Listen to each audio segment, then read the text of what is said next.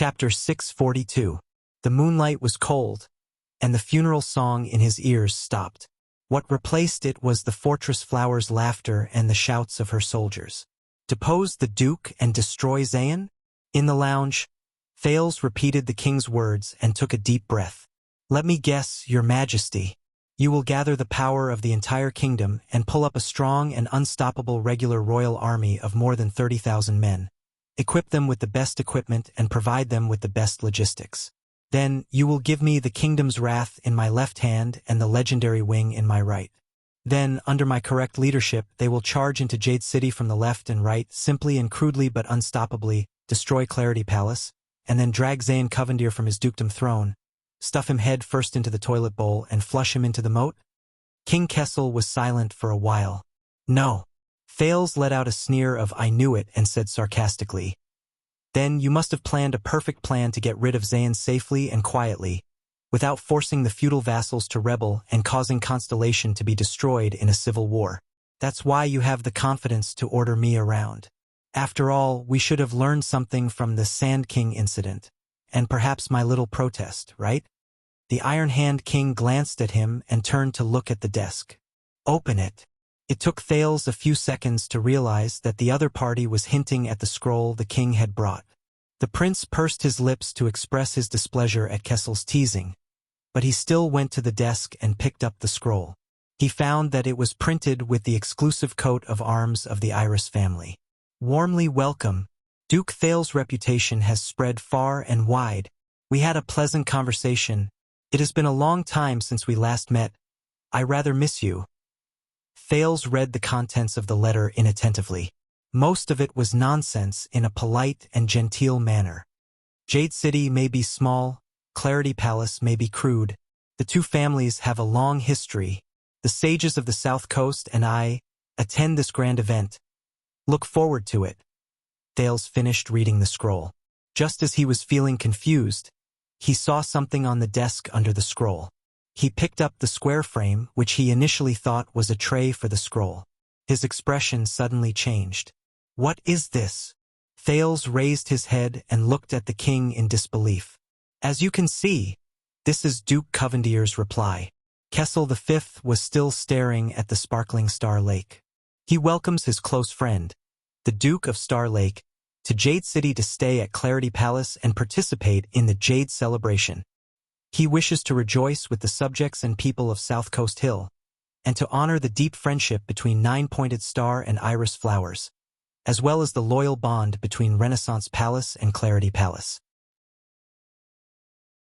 No, I mean, Thales put down the scroll and raised the square frame, which was actually a miniature portrait, to face the king. He raised his voice and spoke in an inelegant manner. What the F***ck is this? King Kessel turned around. Under Thales' shocked and angry expression, a round-faced teenage girl in the picture frame in front of his chest turned her head around from among the flowers and smiled at the king. Her smile was sweet and innocent. On her tailored skirt, the iris emblem was faintly discernible. They must have changed the artist. It's not as good as the last one. The king only glanced at it and snorted unconcernedly. Don't worry. As usual, your portrait was also sent over. It's very fair. Fair. Thales only felt that his forehead was full of blood and was about to burst from his blood vessels. He took a deep breath and used all his strength to ensure that his volume would not break the window. I repeat for the last time, what the F***ck, this F***ck, is F***ck. What? Every time the prince cursed, the picture frame shook along with his fingers. The room was quiet for a few seconds. Nothing, King Kessel said casually. You need a reason to go to Jade City. For example, you are going to greet and take a look at one of your fiancées, Duke Zayn's sister, the Honorable and Noble Lady Hilly Covendier. The king glanced at him as if he was looking at a big idiot. Is there a problem? Yes. A very big problem. No one told me. Thales flipped over the portrait and stared at the round-faced girl in shock. Celie Covendier, Zayn's biological sister. Thinking of the Duke of Iris Flowers' cold and sharp threat, Thales only felt the palm of his hand on the frame turn cold. What the hell? Okay, Please correct me if I'm wrong. So, the purpose of my trip, or in name, is to go to Jade City. For a blind date? Thales tried hard to adjust his emotions and forget the anger of being fooled. The letter won't be too straightforward. But, yes, when the young men and women of important families reach the age of marriage, they will take a look at each other, get to know each other, and it's best if they can cultivate friendship. This has been the kingdom's practice for many years. The king's tone was normal, as if no one should be surprised at all. Thales stared blankly at the girl in the painting. After a long while, he put Lady Hilly down and returned to the conversation with the king. Okay, I know that with your temperament, the possibility of this is very small, but I still want to ask. Thales swallowed hard, suddenly remembering the ultimate goal of his trip.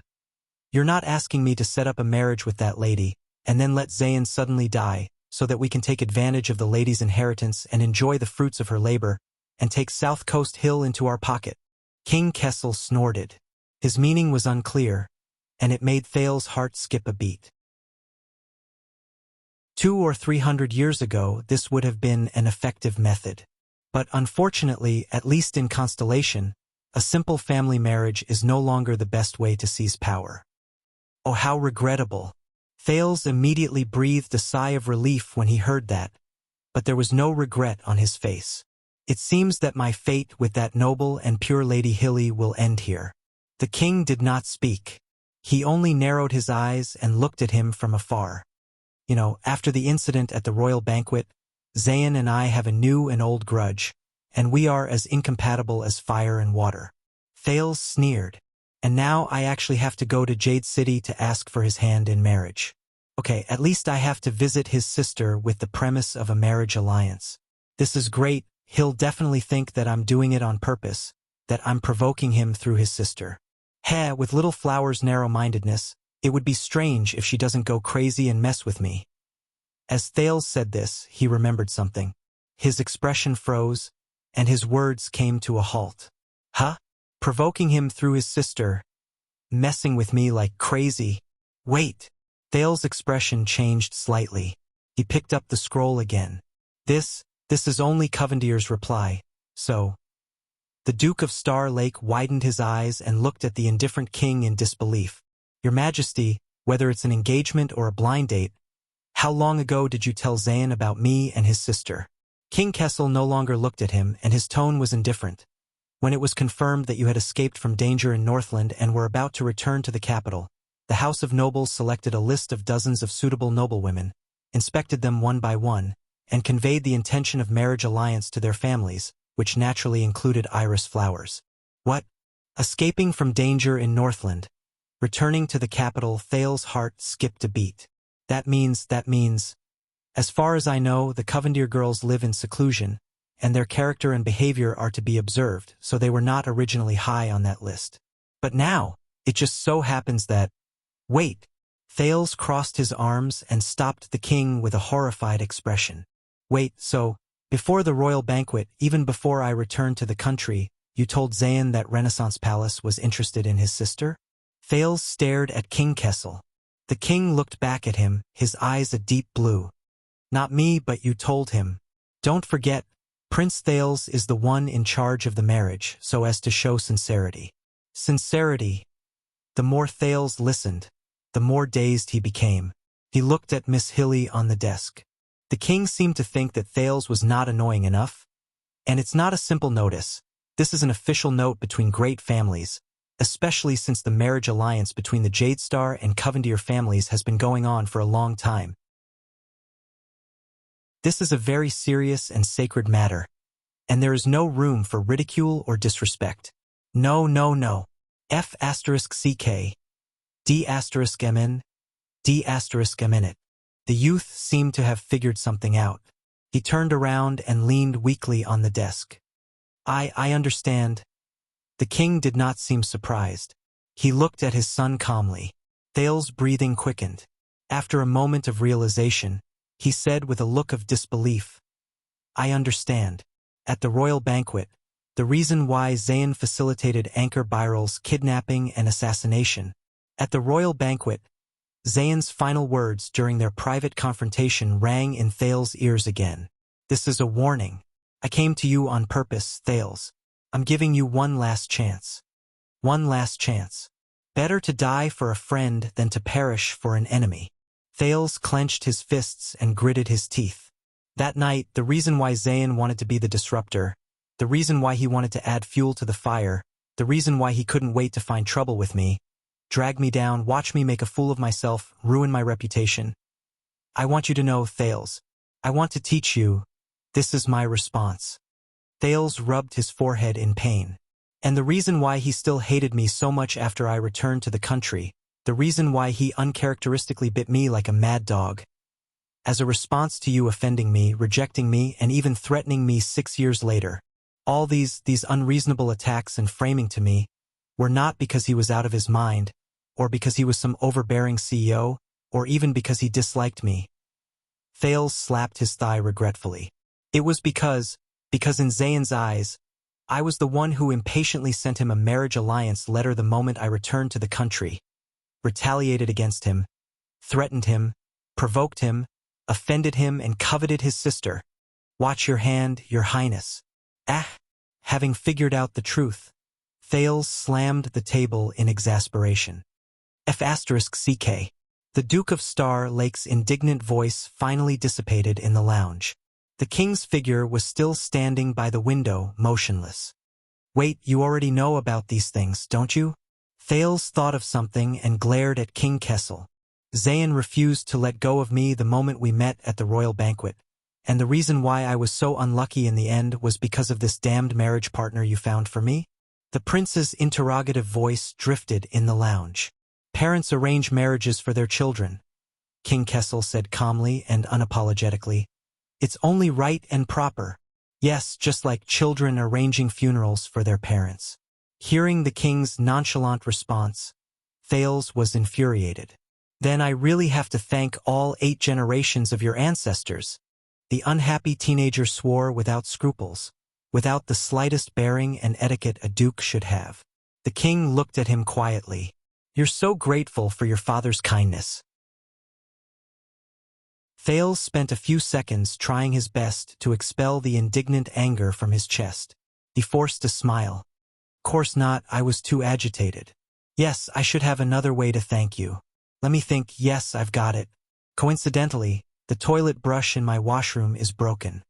Father. The teenager's smile became more and more exaggerated and dazzling. You are so considerate and have such a hard skull. Are you interested in taking over its work? It's very simple, you just need to get into the toilet head first, and then turn it up, down, left and right. The king let out a sound that sounded like a snort and a laugh. It was unknown whether he was expressing his dissatisfaction with the duke's attitude, or really supporting his humor. After figuring out the cause and effect, the furious Thales sighed and waved his hands. But why didn't anyone tell me about such a big thing like marriage? Gilbert should have informed you on the first day you returned and handed you the final shortlist. The king said calmly. Didn't he? Thales sneered and waved his hand without thinking. Nonsense, if he had told me, would I still be so? 14 years old. According to the standards of the empire, you are already a real adult, able to fight with a sword, marry a wife and have children. Gilbert, regarding this, as times change and society progresses, I believe we can discuss it. Thales remembered something, and his words came to a halt. So, Your Highness, you have reached the age this year. You must know that you have the duty to continue the bloodline of the great kingdom. Cough. Cough, cough, cough. Damn it, I remember now. He wanted to say it. Thales said in a daze. From the first day until the day of the banquet, he said it at least 3 times, but every time he said it, I interrupted him, rejected him, and changed the topic. The king said nothing. Even on the day I turned against you, the reason he used to ease his anger was marriage. Thales tugged at his hair in agony. Damn it. Damn it. I should have thought of it earlier. That's what he wanted to tell me. Gilbert. Why are you so respectful and polite? Why do you give up every time I cough? Why can't you be a little more annoying and nag a little? Or at least finish nagging me? The king snorted softly, and his tone was thought-provoking. Then, I guess you have nothing to complain about and can only take up the vacancy of the toilet brush yourself? Thales let go of his hair and glared at him fiercely. Then, he indignantly thought of another person. Damn it, Zayn Covendier. What warning, what response? All beating around the bush. He's a duke after all, why can't he be more straightforward? Thales gritted his teeth. Heh, Thales, why did you write to marry my sister? Was it a threat? No, Zayn, I'm not, you're spouting nonsense. Oh, then it's fine. You go ahead and eat. I'll go get rid of that brother who barged into the banquet with a sword. Isn't that it? Everyone is happy. The gloom and silence in the lounge lasted for a while. Finally, Prince Thales exhaled weakly. So, Your Majesty, are you sure? He said to the king listlessly. So, Your Majesty, are you sure?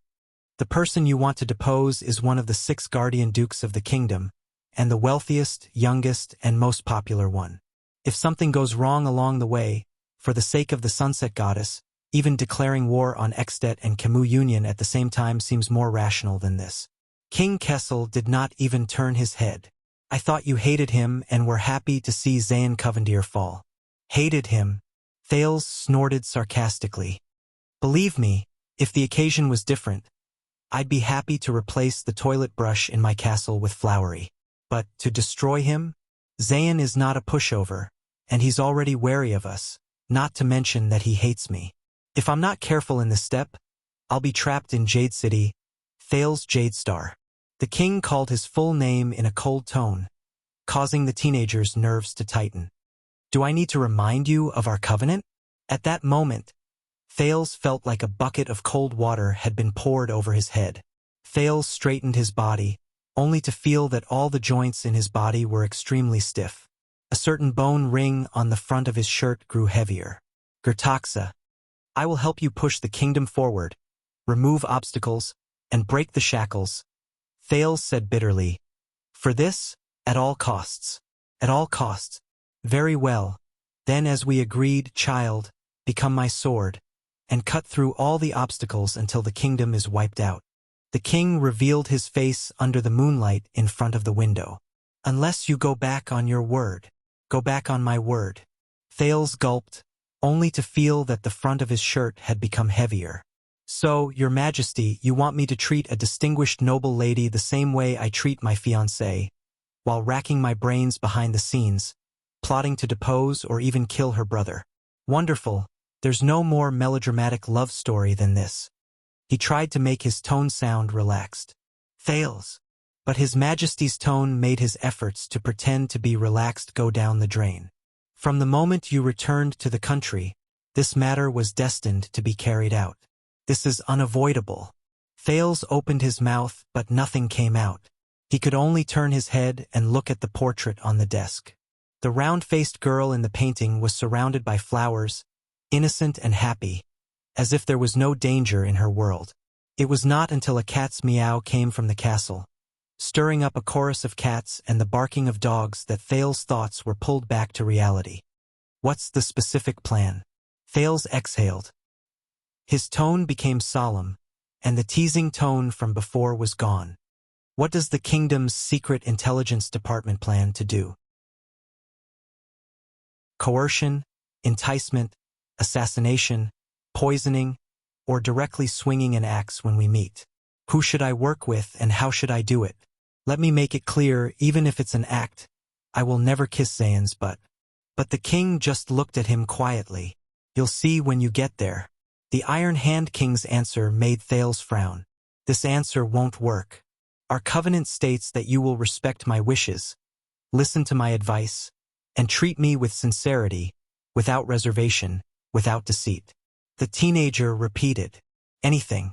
The king was silent for a few seconds, then sneered. Child, why do you think I put on the uniform of the royal guards and came to see you in private? Because the helmet looks better? King Kessel ignored Thales' sarcasm. He came in front of Thales and stared into the teenager's eyes. Our covenant is destined to be a top secret that cannot be revealed to outsiders, even to the kingdom's secret intelligence department. Even to the kingdom's secret intelligence department. Thales' eyes moved. In other words, Your Majesty, in their eyes, We are still a pair of father and son who have different opinions and are at odds with each other? But this is not a reason for you to hide the plan from me and keep your mouth shut. But the king shook his head. The plan of our oath is to gradually turn against each other and use this to win.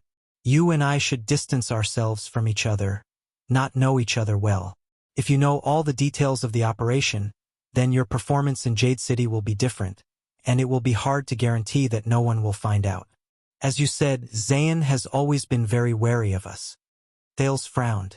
In other words, I will be the same as before, unable to be ordered around, unable to cooperate with the Secret Intelligence Department, and even less aware of their actions? Then how do I complete the mission? King Kessel turned around. Don't worry, you don't need to be the protagonist of this operation. What you need to do is just be a third party in Jade City, an impartial weight in the center of the scale. Listen, observe, witness, and go with the flow. He only needs to listen, observe, witness, and go with the flow? Thales frowned. And this means a lot. Zayn, as a guardian duke, has been rooted in South Coast Hill for many years, and his power is unfathomable. But Thales, he doesn't need to do anything? The king pursed his lips slightly and his tone deepened. As for the rest, there will be others to do it. Others? Is he referring to the kingdom's secret intelligence department or something else? Thales' expression did not change. But what if, like before, I help but hinder them and mess up your plan? The king's expression changed and he glanced at him. This is why I am here. I am here to tell you what the ultimate goal is. As long as it is completed, I don't care what you do, whether you satisfy the Secret Intelligence Department or they satisfy you. What? Thales was a little confused. Don't care what I do, whether I satisfy the Secret Intelligence Department. But in this case. And isn't this exactly what you want, and what you fought for when you broke the rules and barged into the palace the last time? The Iron Hand King did not give him a chance to ask. He leaned down and pressed his palm on Thales' shoulder.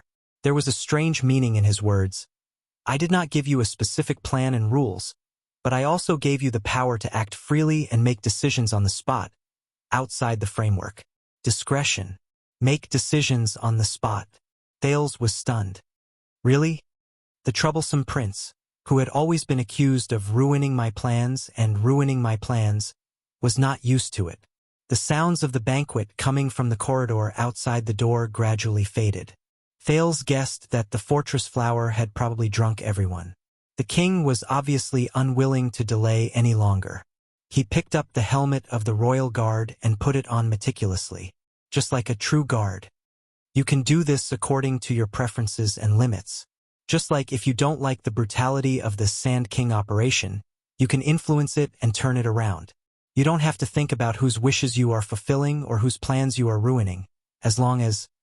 At this point, Kessel V paused for a moment. Thales sucked in a deep breath and took over the conversation. As long as you complete your goal, depose Zayn?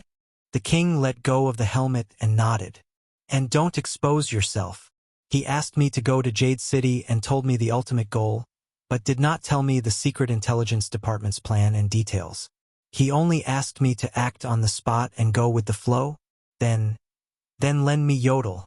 I will need him for such a big thing. Thales looked into the eyes behind the king's helmet and said calmly, Anyway, Ida is back. She can protect you. Yodel. King Kessel was silent for a few seconds. He shook his head and chuckled. This is just the first time, child. This is the first time we are testing the waters after the establishment of the alliance, and I have not seen its results yet. Thales gritted his teeth. Cooperation requires trust, and trust needs to be earned. King Kessel flatly rejected him and turned to leave without hesitation. From his gait to his posture, he completed the transformation from a king to a guard in an instant. Even the people closest to him might not be able to recognize him. Thales smoothed out his chaotic thoughts and subconsciously called out to Kessel. That's it? Nothing else? The king's footsteps paused. Let me think. Oh yes. Kessel turned around, his face hidden behind the helmet. Remember, when you are with that girl, remember to show your gentleness, politeness, respect, sincerity, and thoughtfulness. like a real man. In the next second, the temperature of the king's words plummeted. To soothe her, the pain of losing her brother. King Kessel pushed open the door and stepped into the corridor. Thales was left behind, staring blankly at his disappearing figure. Mallows came in through the door and turned a blind eye to the unfamiliar guard who had just walked out of the room. "Your Highness, if you are not feeling well," the watchman said calmly. "We can end the banquet early." Thales snapped out of his daze. He touched his front pocket and glanced at the girl in the painting. "No, there's no need." The prince's voice was calm, but there seemed to be worry between his brows. "This is just the beginning." It was already nightfall. Sonia's hearty laughter rang out from outside the corridor again, mixing with the endless meowing of cats inside and outside the castle. The former was satisfied. The latter was strange and dreary. End of this chapter.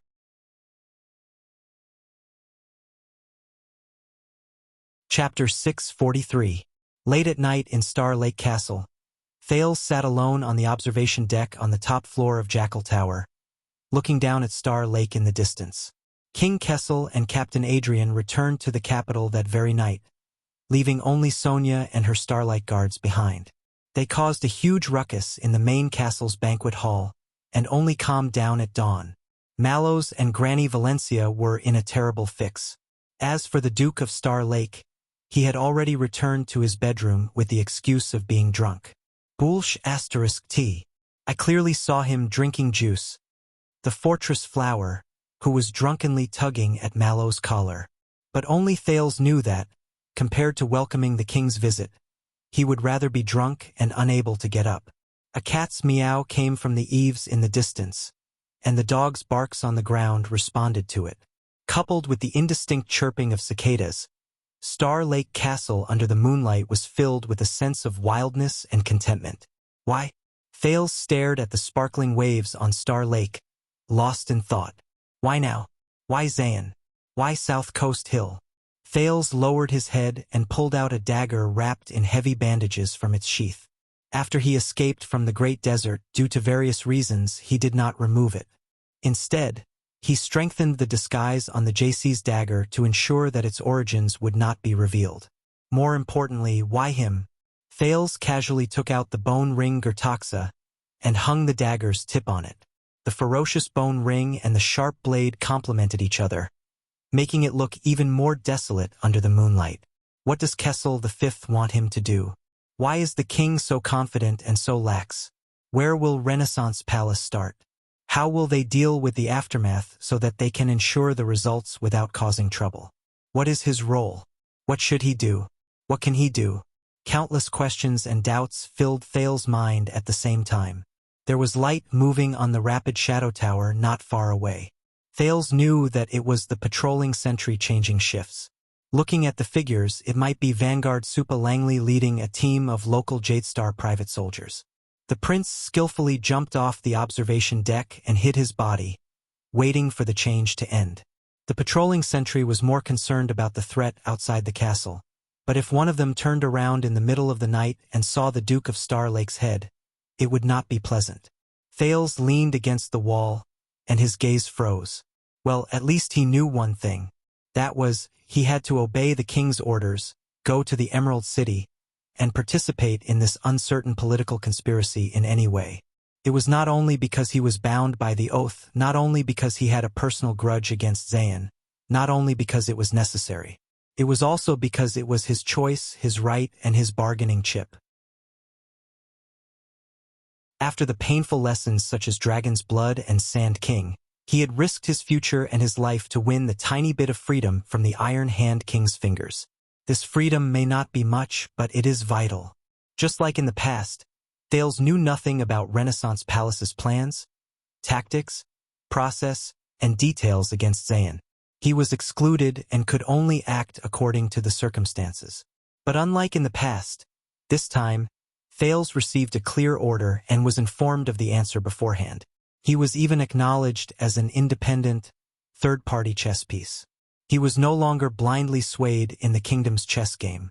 Moreover, as long as I complete it, I don't care what you do. Thales flicked the dagger in his hand. The bone ring covenant flipped into the air and was caught by him. And now what he wanted to do, what he could do. No, sir. I'm talking about Lady Cecere. Lady Cecere, this won't do. This won't do. Really, I can't.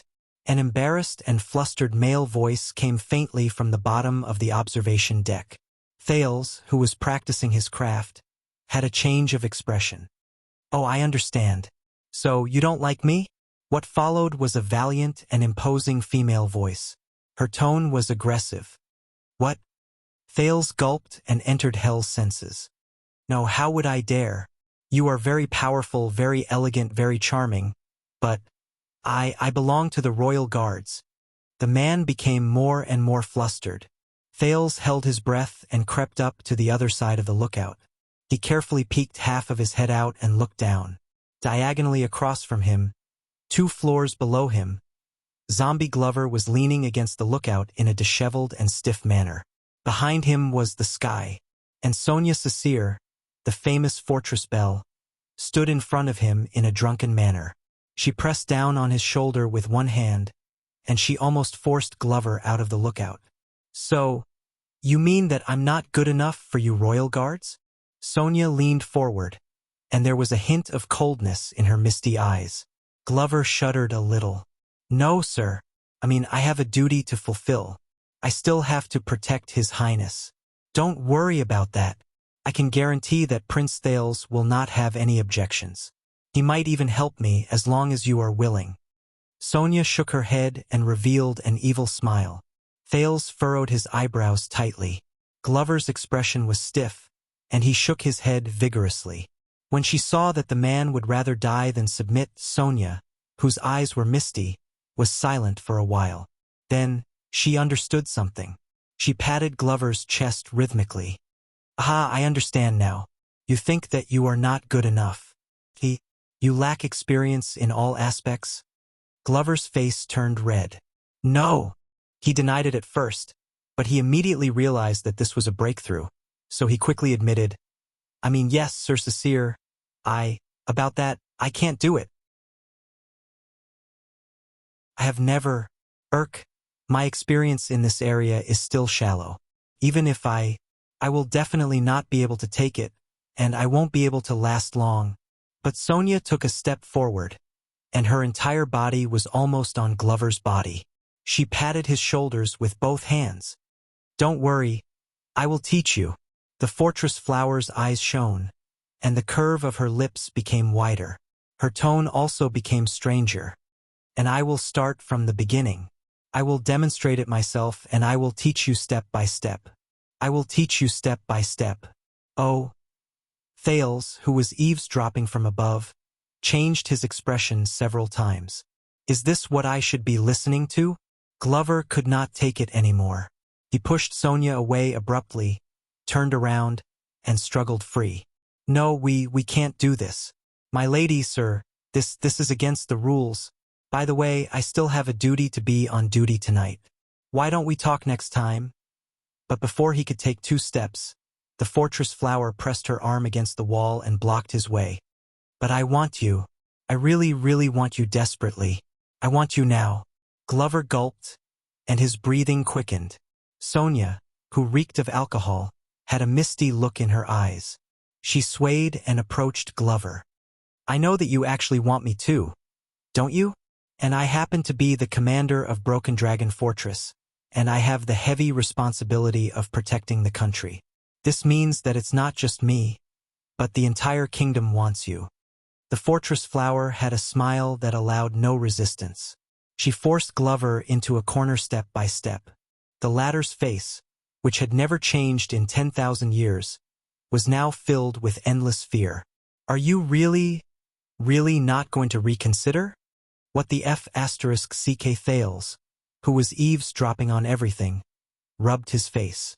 What the F***CK is going on? With complicated feelings, the prince crouched down below the watchtower. He made sure that they could not see him, then forced the sin of Hell's river to surge up his throat and mouth, extremely unwillingly, and adjusted the frequency. A few seconds later, he pinched his nose, took a deep breath, and opened his mouth to speak. Meow, meow.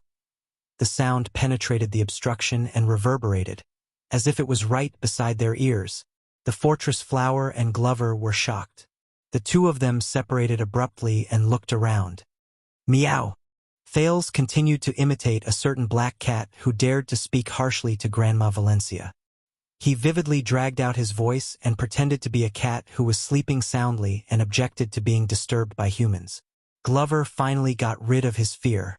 When he thought of something, he immediately put on a stern expression. Ah, it's that damn black cat. It must have gone to the Duke's room to steal food and look at the confidential documents again. This is an urgent situation. It's very, very dangerous. I must go and protect Duke Thales' room. Sonia seemed to have sobered up a little. She stared at him in disbelief. Glover coughed and tidied up his clothes. Chief Sasir, Your Grace, I am very grateful for your favor, but no, sorry, I can't. I have to go on duty. If you need, I can recommend other brothers in the guards to replace me. For example, there's a good young man in the defense division. The fortress flower narrowed her eyes. She was obviously extremely displeased. Glover did not even dare to breathe too loudly. Meow. A third meow came from above his head. Each meow was more urgent than the last. Finally, Sonia heaved a long sigh. Hey, forget it. A forceful melon will not be sweet. The zombie breathed a sigh of relief. Don't worry, we. Sonia patted Glover's chest and curled up the corners of her mouth. She blinked meaningfully. There's still a long way to go. Glover's face was pale. He turned around and rushed to the corridor as if he was fleeing for his life. He rushed down the stairs without looking back. What a pity. Sonia sized up his disheveled back. She was obviously rather regretful. TSK, TSK, TSK. What a good lad. Very good. Mission accomplished. Thales was very satisfied with the way he handled the situation. He did not offend the fortress flower and successfully rescued his subordinates. Even the gloom of the king's visit was reduced by a lot. Based on his past experience, Thales pinched his nose and meowed a few more times to wrap things up and confuse the cat so that it would not look too strange. What I need to do now is to sneak away. In the next second, Thales turned around and met a pair of glowing green eyes. He was stunned. It was a black cat. It stood elegantly and proudly on the lookout. It looked suspiciously at the Duke of Star Lake, who pinched his nose and curled up into a ball in the corner. Why does this cat look a little familiar? Thales was extremely embarrassed. In order not to expose himself, he could only continue to pinch his nose and meow at it in a friendly manner. Meow? The black cat blinked and came to a sudden realization. It blew at its whiskers and showed him a contemptuous expression. It then took elegant and disdainful steps and left while wagging its tail. Thales' face darkened as he stared at the cat's proud butt. What's wrong? Have you never seen a prince meow like a cat? Damned cat that steals food. When he thought of this, the indignant Thales pinched his nose and roared at the black cat in protest. Meow. Wah! The black cat ignored him. It just wagged its tail and disappeared around the corner with graceful catwalk. TSK, damned cat. Thales cursed silently. But in the next second, the light on the lookout dimmed, as if something had blocked the moonlight. The Duke of Star Lake was stunned. He raised his head stiffly. Under the moonlight, Sonia Sasir had at some point crossed the height of the 3-story building and was crouching on the lookout above Thales' head. She looked down at him in a daze. The Duke of Star Lake, who was curled up in the corner, pinching his nose and gritting his teeth. A breeze blew. The two of them, one high and one low, one up and one down, stared at each other in silence. Thales swore to Dark Knight that, at that moment, he just wanted to jump off the tower and end this once and for all. After an unknown amount of time, Sonia tilted her head and narrowed her eyes. Hey! The teenager shuddered. He then loosened his nose and chuckled. What a coincidence. Sonia, you can't fall asleep either? Sonia did not speak, but her gaze became more complicated. Aha! The scenery here is pretty good, isn't it? Sonia still did not answer, but her frown deepened. "All right." Thales exhaled in pain. He stood up and gave up on the idea of bluffing his way out of this. "I'm very sorry, but Glover said that he's not willing to." Sonia snorted through her nose and landed next to Thales. She sat against the wall and muttered indignantly, "I'm very sorry. That's because he hasn't tried." The fortress flower took out a pouch of tobacco and a piece of paper from her bosom. She swiftly rolled the cigarette. Thank God. She did not ask about the cat meowing. "All right, even if you're right." Thales tried hard to forget the awkwardness from just now. "But we still need him to agree to try. He'll agree very soon. He doesn't know what I can give him. It's something he'll never forget for the rest of his life." Sonia put the rolled cigarette into her mouth and pouted. Her tone was rather indignant. "Are we really going to discuss this topic here?" Sensing that the topic was becoming more and more unbearable, Thales had no choice but to cut her off with a bitter expression. "All right. It's not very appropriate to talk about it in front of you." With the cigarette in her mouth, Sonia took out a crystal drop flint and tried hard to start a fire. "But in your position, you'll have to experience this sooner or later." "Stop!" Thales cut off the topic and turned around with a bitter expression. "Why did I have to say this to her here? I still have a lot of things to do, right?" A voice rang in the bottom of his heart. "A lot of things to do, including the legendary anti-mystic equipment." Thales stopped in his tracks. He turned around to look at Sonia. The scene of her holding the shield, subduing Giza on the ground, and watching the latter turn into ashes appeared in his mind. Maybe this is a breakthrough. I can get some information. But the voice in his heart reminded him sternly. "Be careful. Don't forget what Asda said. If the Magic Empress knows or even notices that you're looking for the secret of the legendary anti-mystic equipment." Thales clenched his fists. He had to be cautious, natural, smooth, and indirect. He had to ask her about the legendary anti-mystic equipment without leaving a trace or arousing suspicion. "You didn't bring that shield?" The fortress flower tried hard to rub the flint. She did not manage to react. "What? Oh, that thing. I returned it to Renaissance Palace. I'll go and get it back later." Thales furrowed his brows. "All right, so the Supreme Shield isn't here. Then why did Asda hide in such a hurry?" Sonia was still trying hard to light her cigarette. Her tone was nonchalant. "You know, weapons need to be polished and maintained. Legendary anti-mystic equipment is even more delicate. Legendary anti-mystic equipment also needed maintenance, even more so than normal weapons." Thales nodded. He was about to ask more questions. Asterisk crack. Asterisk as the flame lit up. The fortress flower finally lit the cigarette in her mouth. She took a deep drag with an intoxicated look on her face. A few seconds later, she slowly exhaled. Thales had to wave his hands desperately to get rid of the smoke. Sonia cast a sideways glance at the prince. "Want a puff?" Thales, who had retreated due to the smoke, shook his head in a well-practiced manner. "Children can't." Halfway through his sentence, Thales remembered the glorious history of the Empire's people coming of age at the age of 14. He reluctantly changed his words. "Based on what I know, it's not good for the throat and lungs. If you smoke too much, it will affect your breathing, and if you smoke too much, it will affect your lifespan." Affect breathing and lifespan? The fortress flower smiled in a daze. "Child, do you know what's the most lethal weapon on the battlefield? Mystic gun? Nah." The fortress flower held the cigarette and looked up at the sky. The drunkenness in her eyes lessened a little. "It's not a knife or a sword, but a hammer and a pike. Especially when thousands of people are squeezed together and fighting with their lives on the line. Whether you breathe more or less, there's not much of a difference whether you live to 80 or 50 years old."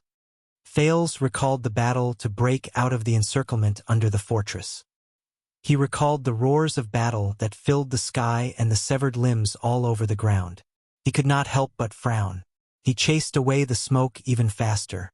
"And when a spear pierces into your chest with a swish like this." Sonia turned her head around and swiftly poked Thales' chest with 2 fingers. There's no difference between a healthy lung and a pitch-black lung. F***ck. The pain in his chest made Thales grimace. He had to move back a little to avoid more physical contact with her. The fortress flower looked at him and chuckled. But if a cheap puff of smoke like this... Sonia took a deep breath and fixed her gaze on the distant lake of stars. Can make hundreds and thousands of soldiers forget their fear, pain, despair, and death. It can increase their morale and unity while they talk trash, and reduce the possibility of a camp explosion and collapse. Sonia looked at Thales and exhaled a thick puff of smoke in a leisurely manner.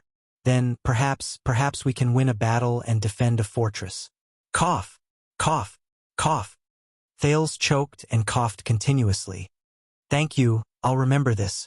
The prince covered his nose in pain. Don't smoke if you're not fighting. Sonia burst into hearty laughter. The smoke lingered in the air. Both of them, who had their own thoughts on their minds, quietened down. The castle watchtower was silent at night. Not enough. Thales reminded himself that he needed a better point of entry. He needed to know more. Speaking of battles and lifespan, how long have you been fighting with that shield? Sonia put down her cigarette and stared straight at him. She stared at him so intensely that Thales immediately tried to salvage the situation. I heard that legendary anti-mystic equipment will shorten the lifespan of its user. I remember that you used it quite a lot to save me. The fortress flower looked at him for a long time and snorted. There is such a saying. Sonia shook her head. But don't worry, the thing in my hand doesn't like me.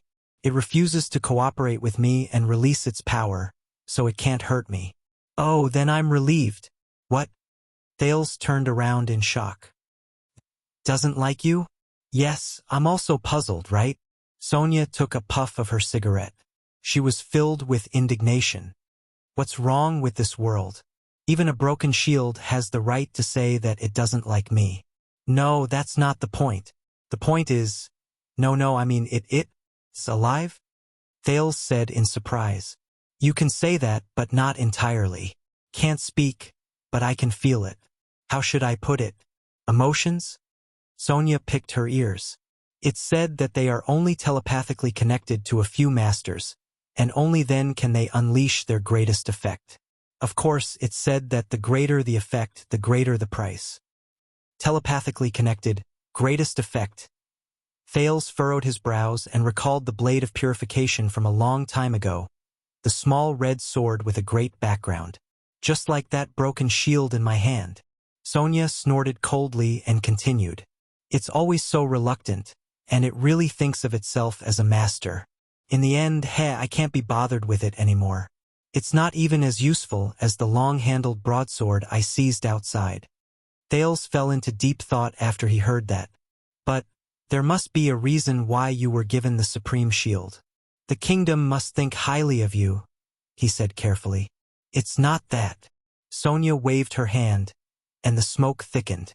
During the bloody year, its master died, and most of the supreme class elites who were suitable for it were killed. They had no choice. At that time, I was about to head north to fight, so I took it on without knowing it.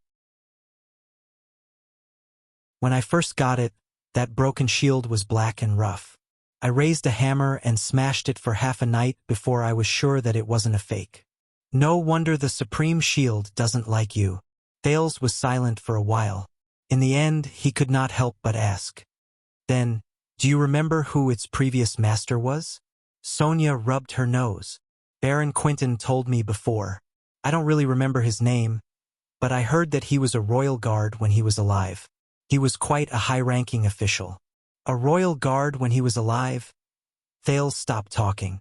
Right, don't tell anyone else. Sonia narrowed her eyes.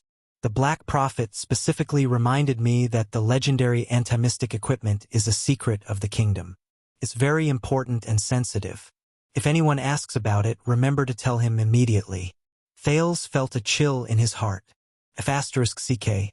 I knew it. The prince remained calm. No wonder he wasn't willing to tell me anything. The fortress flower laughed. Believe me, you're not the first. You'll get used to it. So, everything is fine in the north. Thales changed the topic to avoid suspicion. Broken Dragon Fortress, the border, Lampard? When it came to her old profession, Sonia hummed in acknowledgement and stood up. She leaned on the watchtower and scrutinized everything in Star Lake Castle. It was as if she was unwilling to let go of a single blade of grass and tree. She even wanted to scrutinize the cat on the roof. Thanks to you, child, whether it's Black Sand region or Prestige Orchid region, the Northland barbarians have been busy fighting their own people and have become more obedient. Besides, it's almost the busy farming season. The fields, farms, towns, workshops, and markets are all short of manpower. Not to mention fighting, even the bandits who cross the border to rob are not free. Thanks to him. This sentence brought Thales back to 6 years ago, to the days when he walked out of Broken Dragon Fortress and headed to the north. The vampires, the blood mystic, the heavy encirclement of the Black Sand region army, the game between him and Lampard under the fortress. The scenes of the past appeared before his eyes, and they were incredibly clear. Thales stared at Sonia, and there was a hint of friendliness in his eyes. Of course, it'll be hard to say in a few days. The fortress flower held a cigarette in her mouth and snorted softly. So, I seized this period of time to go back to my hometown and enjoy my vacation. Thales was moved when he heard this. Go back to your hometown? You're a local? Sonia shifted her attention away from an old tree in the distance. Of course, when my parents were alive, they were farmers in a nearby farm. Here, it's in that direction. Just go over 2 mountains. Sonia pointed in the direction for Thales with great enthusiasm. And when I reached the age where I could wield a pitchfork, I came to be recruited and became a guard here. Sonia, the famous fortress flower, was the daughter of a peasant family. Thales thought for a while and came to a realization. I know that you are Duke John's former subordinate. So, did you start as a guard in Star Lake Castle? Sonia flicked the ash off her cigarette and stared at the main fortress of Star Lake Castle with a profound gaze.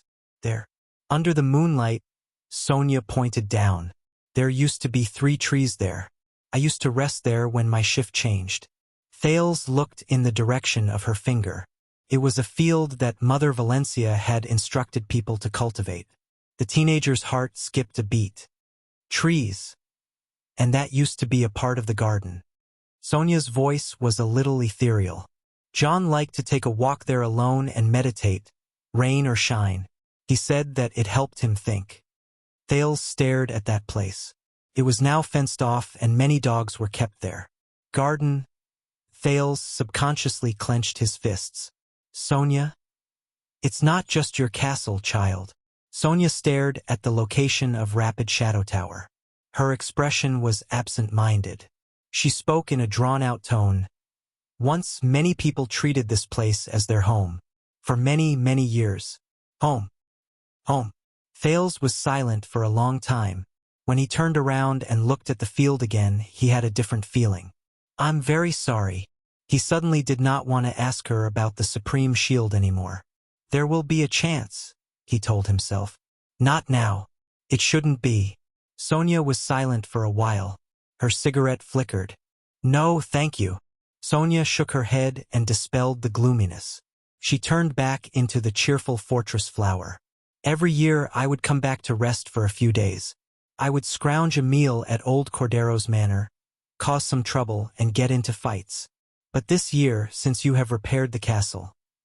In the next second, Sonia revealed a smug smile. Then I don't have to look at old Cordero's face anymore. Ever since I beat his son to tears after my mother rejected his proposal of marriage when I was 5 years old, he has always had a grudge against me. You really don't want to have a taste? Thales stared at the cigarette Sonia extended to him. He smiled and shook his head. Then, welcome home. Thales tried hard to recover from the sadness he felt just now. You and your people can stay as long as you want. Food and lodging are all covered. All covered. The fortress flower had a look of disbelief. Today, I happened to hear an old guard talking sarcastically about how comfortable it is for us to live and eat for free.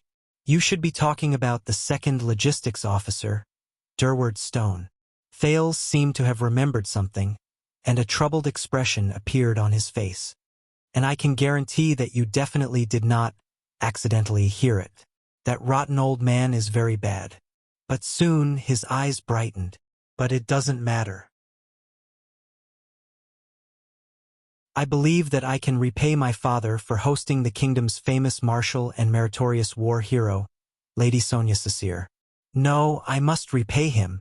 Otherwise, Thales swore that he would lie in Ballard Room and not get up during the next imperial conference. Sonia exhaled a mouthful of smoke and snorted. His Majesty has gone back? Yes. Thales felt that something was wrong the moment the words left his mouth. He frowned and looked at her. The fortress flower grinned. Child, in any case I fought a war. Unfortunately, I am also a commander. If I didn't even know who was in the marching troops, Broken Dragon Fortress would have been overturned 1,000 times. As expected. She also knew about the king's visit. The way Thales looked at her changed. It lost the lightness from before and became a little more solemn. Did she really just return to her hometown to enjoy a holiday? Was this planned? The royal guards escorted the king here in the name of sending the kingdom's famous marshal back to his hometown? Was this King Kessel's idea? Or did he let it happen? What does this mean? Is he trying to hint at me? What does Sonia's appearance here mean? A myriad of thoughts surged in his mind. At this moment, Thales suddenly lost interest in talking to Sonia. The days they ate and lived together in the fortress 6 years ago seemed to no longer be clear. Only the bone ring, the covenant in his pocket, became heavier. Sonia seemed to sense something. She glanced at Thales. If it's convenient for me to reveal, why did His Majesty look for you? The fortress flower asked casually. The cigarette in her hand was mostly burnt and was gradually dimming. She did not seem to know. Or was she just pretending not to know? Sonia Cecere, she is indeed the benefactor who saved you 6 years ago, but don't forget. A voice rose from the bottom of his heart and carefully reminded Thales. She is also one of the 3 marshals of the kingdom, and the person in charge of the regular army of the kingdom. She is the king's sword. Thales gulped. What did the king say to Sonia? What did he instruct her to do? How will it affect me? What should I say and what should I not say? I am going to meet the candidate for my fiancé. I am going to destroy the Guardian Duke of South Coast. What should I say? Business trip. Thales' expression did not change. His gaze pierced through the smoke. I have to go out and do something. Business trip? I guess you won't be heading north to revisit Broken Dragon Fortress? Thales hesitated for a moment. Don't worry, don't be nervous. I am not interested in what you are going to do. Sonia smiled relaxedly, as if she had seen through Thales' thoughts. She fiercely inhaled the last puff of the cigarette before reluctantly throwing the butt away. Anyway, it's the same old infighting. It's either extortion or power grabbing, the kind that I can't handle. The same old. Thales exhaled. He thought of Dragon's Blood, the Sand King, and the mission he was given by the king. King Kessel floated up and down in the treacherous kingdom's politics all day long, manipulating the winds and clouds. But as his sword, his general, and his true fortress of the kingdom, the flower of the fortress before him appeared cheerful, valiant, and magnanimous. How did she do it? The voice in his heart asked. This made Thales feel an inexplicable jealousy. Yes, the same old.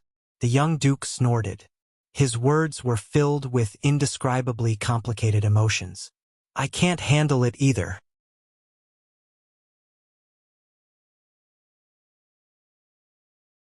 Chapter 644. Sonia stared at Thales' absent-minded face, and she seemed to be deep in thought. You know, when I returned to the capital this time, I realized that everyone is very comfortable. After a while, she snorted softly and took out her tobacco pipe and cigarette again. She started to roll another cigarette. It's no longer as anxious as a few years ago. They're ready to move and flee at any time, and they're constantly worried that the Northlanders will attack again. That's a good thing. Thales nodded. And you deserve the most credit for guarding the fortress. But the fortress flower snorted softly and said in a mocking tone, in fact, I brought some people north to Black Sand region a month ago and camped in Lampard's territory. In other words, I was scouting. Thales did not turn around. He only stared at the distant lake of stars. How courageous. Now it's very quiet there. Sonia's hand was steady and meticulous as she rolled the cigarette. She did not look like she was drunk at all. Black Sand region just went through a civil war, and everything is still recovering. But the taxes for farmers and herdsmen have been reduced, and the customs fees for merchants to cross the border have also been reduced. There are also fewer illegal bandits on the road. There are also fewer group fights between villages where the Northland Bushmen never get tired of it. I heard that no matter what kind of disputes there are, they rely on new officials or a lot of king's decrees that I can't understand to solve them. King's decrees. Thales did not speak, but his thoughts slowly drifted away from sadness and lamentation. Most of the rotten and stinky Northland suzerains I've dealt with before, Levon, Mend, Devinson, Peruno, and Ika, have disappeared. Some lost their heads in the Civil War, some moved to Black Sand City, and some have been replaced by new heads who listen to the king's every word. The rest are hiding in their castles, struggling to survive. Listen to everything. Thales slowly furrowed his eyebrows. Many young Northlanders have also left the countryside. I heard that some of them joined the king's army during the Civil War, and some of them went to live in the city after the war. Those who stayed behind are also excitedly talking about how they can go to further places, such as Black Sand City, and work hard to be like other outstanding commoners, to get an official position or even a noble. Our spies further north, as well as the spies from the Secret Intelligence Department who occasionally come to rest, also said that every day, every hour, from the fallen nobles and wandering knights, to the commoners and local ruffians, there are newcomers who enthusiastically head to Black Sand City, hoping to make a career there. Stand out from the crowd. Make a career. Thales' gaze became sharper.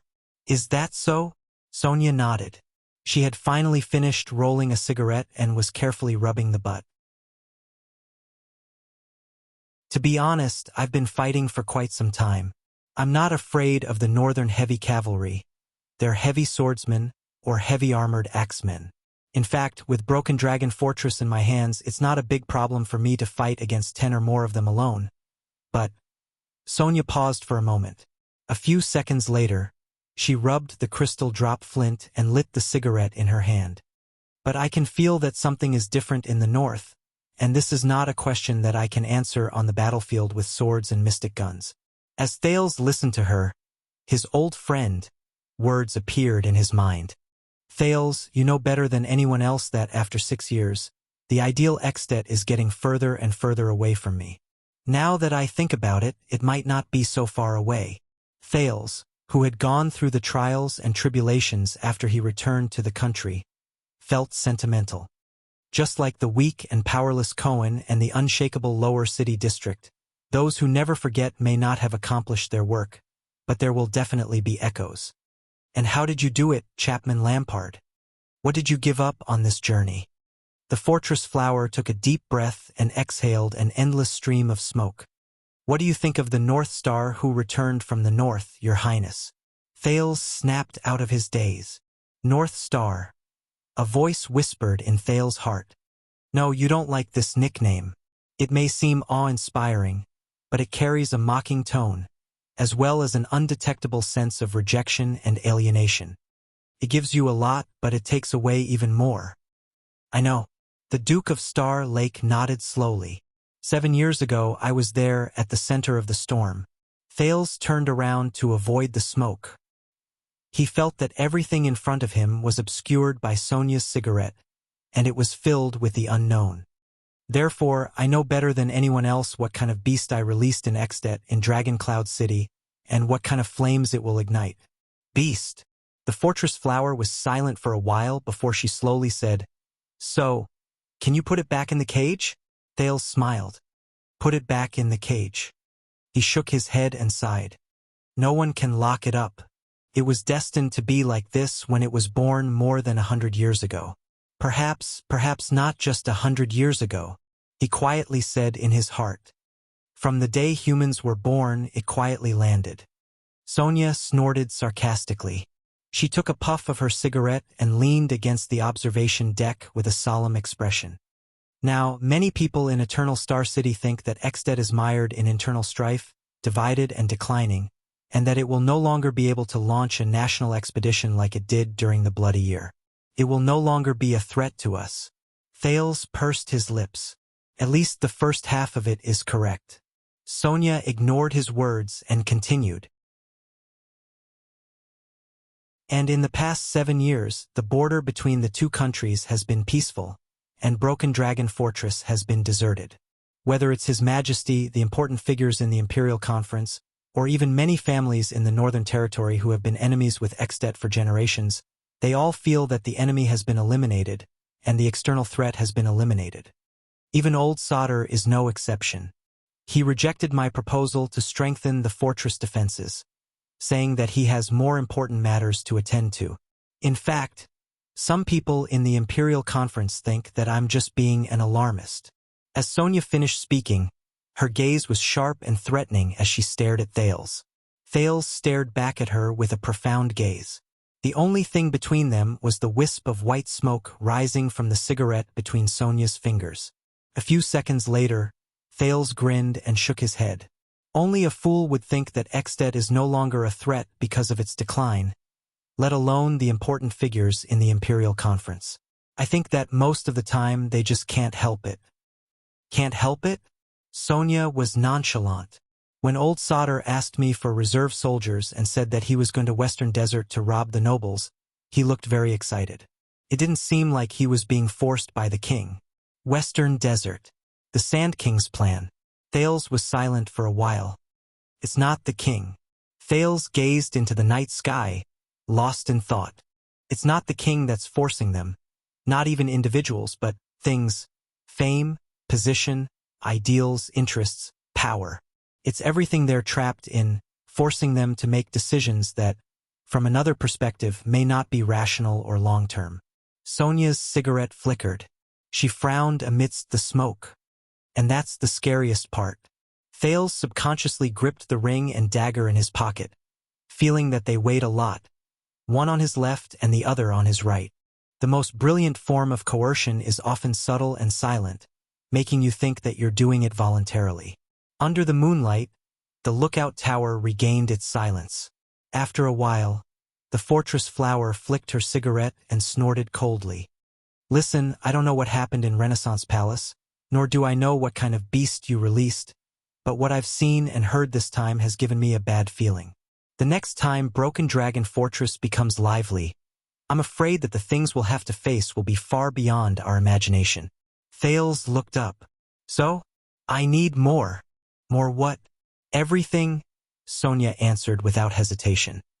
Anything that can prevent my ominous premonition from becoming reality. She took a puff of her cigarette and exhaled softly at Thales. Soldiers, money, equipment, provisions, intelligence, morale, support, and perhaps government bureaucrats who won't hold us back. Although in my experience, the last one is basically impossible. Thales frowned. He lowered his head and coughed, then waved his hand to disperse the smoke. Sure enough, it's not as simple as returning to her hometown for a vacation. Nor is it a coincidence that she just happened to pass by your castle. A voice said in his heart, everyone has their own goals and desires. Even the candid and magnanimous fortress flower, who was famous for her reputation, could not avoid this. When he thought of this, Thales felt a little gloomy. Sonia has a favor to ask of you, so you should agree to her or at least leave a message. Let's see what you can discover in the future, he whispered in his heart. Even if this is just an empty promise, this is in line with the alliance you made with the king. Make use of the enmity between you and your father to reveal every crack in the kingdom, even the fortress flower.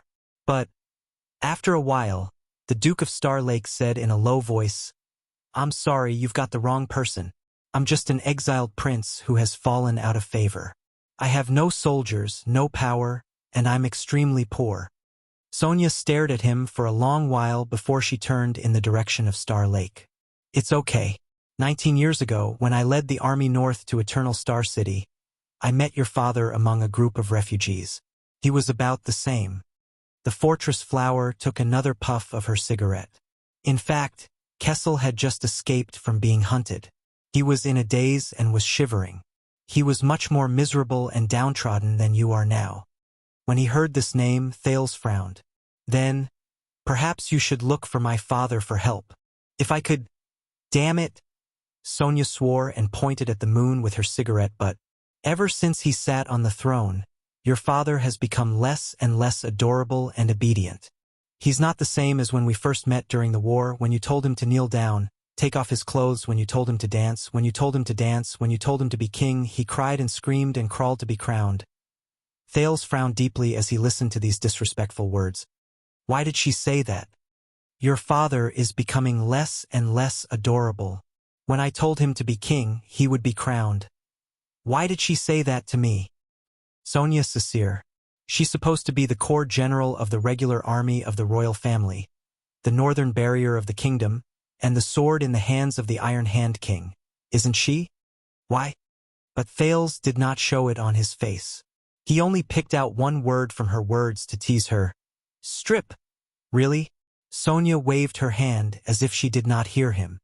In short, I don't expect you to do anything now. Look at your pitiful little body. But I can wait. Wait. Amidst the smoke, the fortress flower flashed him a smile. But at that moment, Thales only felt empty inside. Wait. Wait for what? What else? Another voice in his heart whispered. Between you and the king, what else can she wait for? But no, Sonia, Thales suddenly panicked. He subconsciously rubbed the bone ring in his pocket and remembered his agreement with King Kessel. Sonia switched her hand to hold the cigarette and sighed. As for you, just keep what I said in mind. If the kingdom has any problems, it must be in the north. You have to be prepared for the future. Thales gulped. To be prepared for the future. The future? No, impossible. Thales dispelled the inappropriate thoughts. Sonia was the commander of the fortress. She was only concerned about the threat of Extet and the defense of the north. If the kingdom had any problems, it must be in the north. That was the crux of her words. So what? Another thought emerged from the bottom of his heart again. She said that because as the defending general of Broken Dragon Fortress, she had to say that, because the enemy in the north is her capital. The threat of Extet directly affects Sonia's safety and future, affects the regular army under her command, affects the resources she can obtain, affects the degree to which she is seen and valued, and affects her authority and status in the kingdom.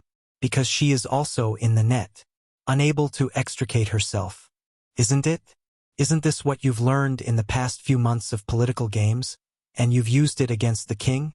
And you, Thales, you have to see through this. Her request for help is not that simple. No. Thales closed his eyes and interrupted his thoughts. He was thinking too much. Sonia, the Sonia he knew, was not that kind of person. Why me? Thales opened his eyes, looking a little tired. I believe that there are other knowledgeable people in the capital who can give you more substantial help. Sonia enjoyed a mouthful of tobacco and pondered for a moment. Perhaps because you are more special? For example, daring to break into the palace to rebel and threaten your father with a sword? Thales turned around abruptly. The fortress flower raised the cigarette in her hand. Don't look at me, rumors travel fast. It definitely wasn't old Solder who told me. But Thales' heart sank. See, you're right, Thales. She came to you because you broke into the palace to rebel and yet left safely, because you proved your worth and became the second most powerful person besides the supreme throne. Hence, the situation in the kingdom changed drastically. Even the seemingly valiant, magnanimous, and heroic fortress flower was seen. She knew, and she felt, just as the king and Thales had foreseen, that Thales might be able to contend against King Kessel. So she came. Not just to return home, not just to the north, not just to your pathetic personal friendship. Thales looked at Sonia in silence, feeling vexed and uneasy. Sonia did not notice the change in Thales' gaze. She continued to smoke, immersed in the hazy smoke, completely at ease. Perhaps it's also because you are one of the few who can cure Lampard?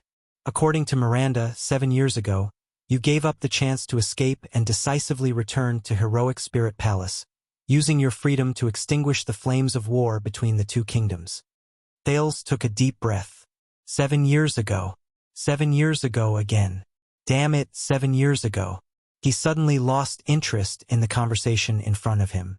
Whether it was for the defense of the fortress or for the future of the kingdom, at the end of the day, she was here to express goodwill, rope him in, ask for help, take sides, or any other euphemistic or unpleasant synonyms.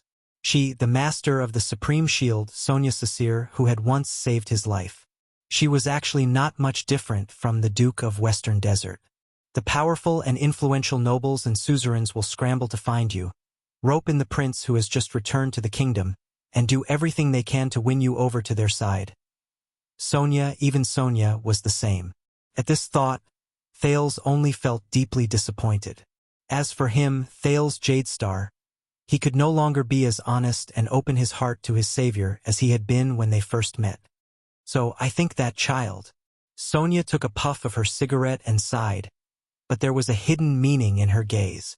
The child who balanced justice and forgiveness under the gallows, the child who dared to charge at Lampard, the child who dared to swing his sword at his father, should have some hope?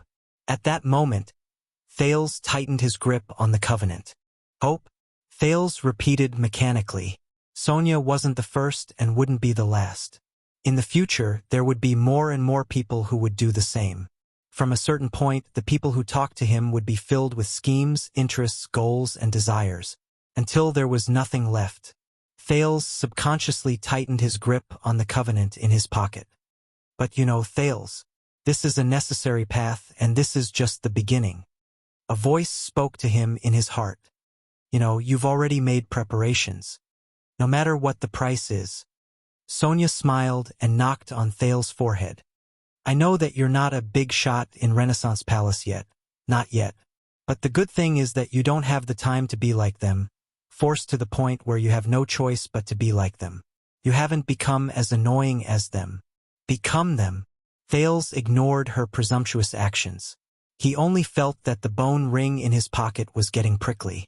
She thought she knew, but she did not know at all. Thales stared at her.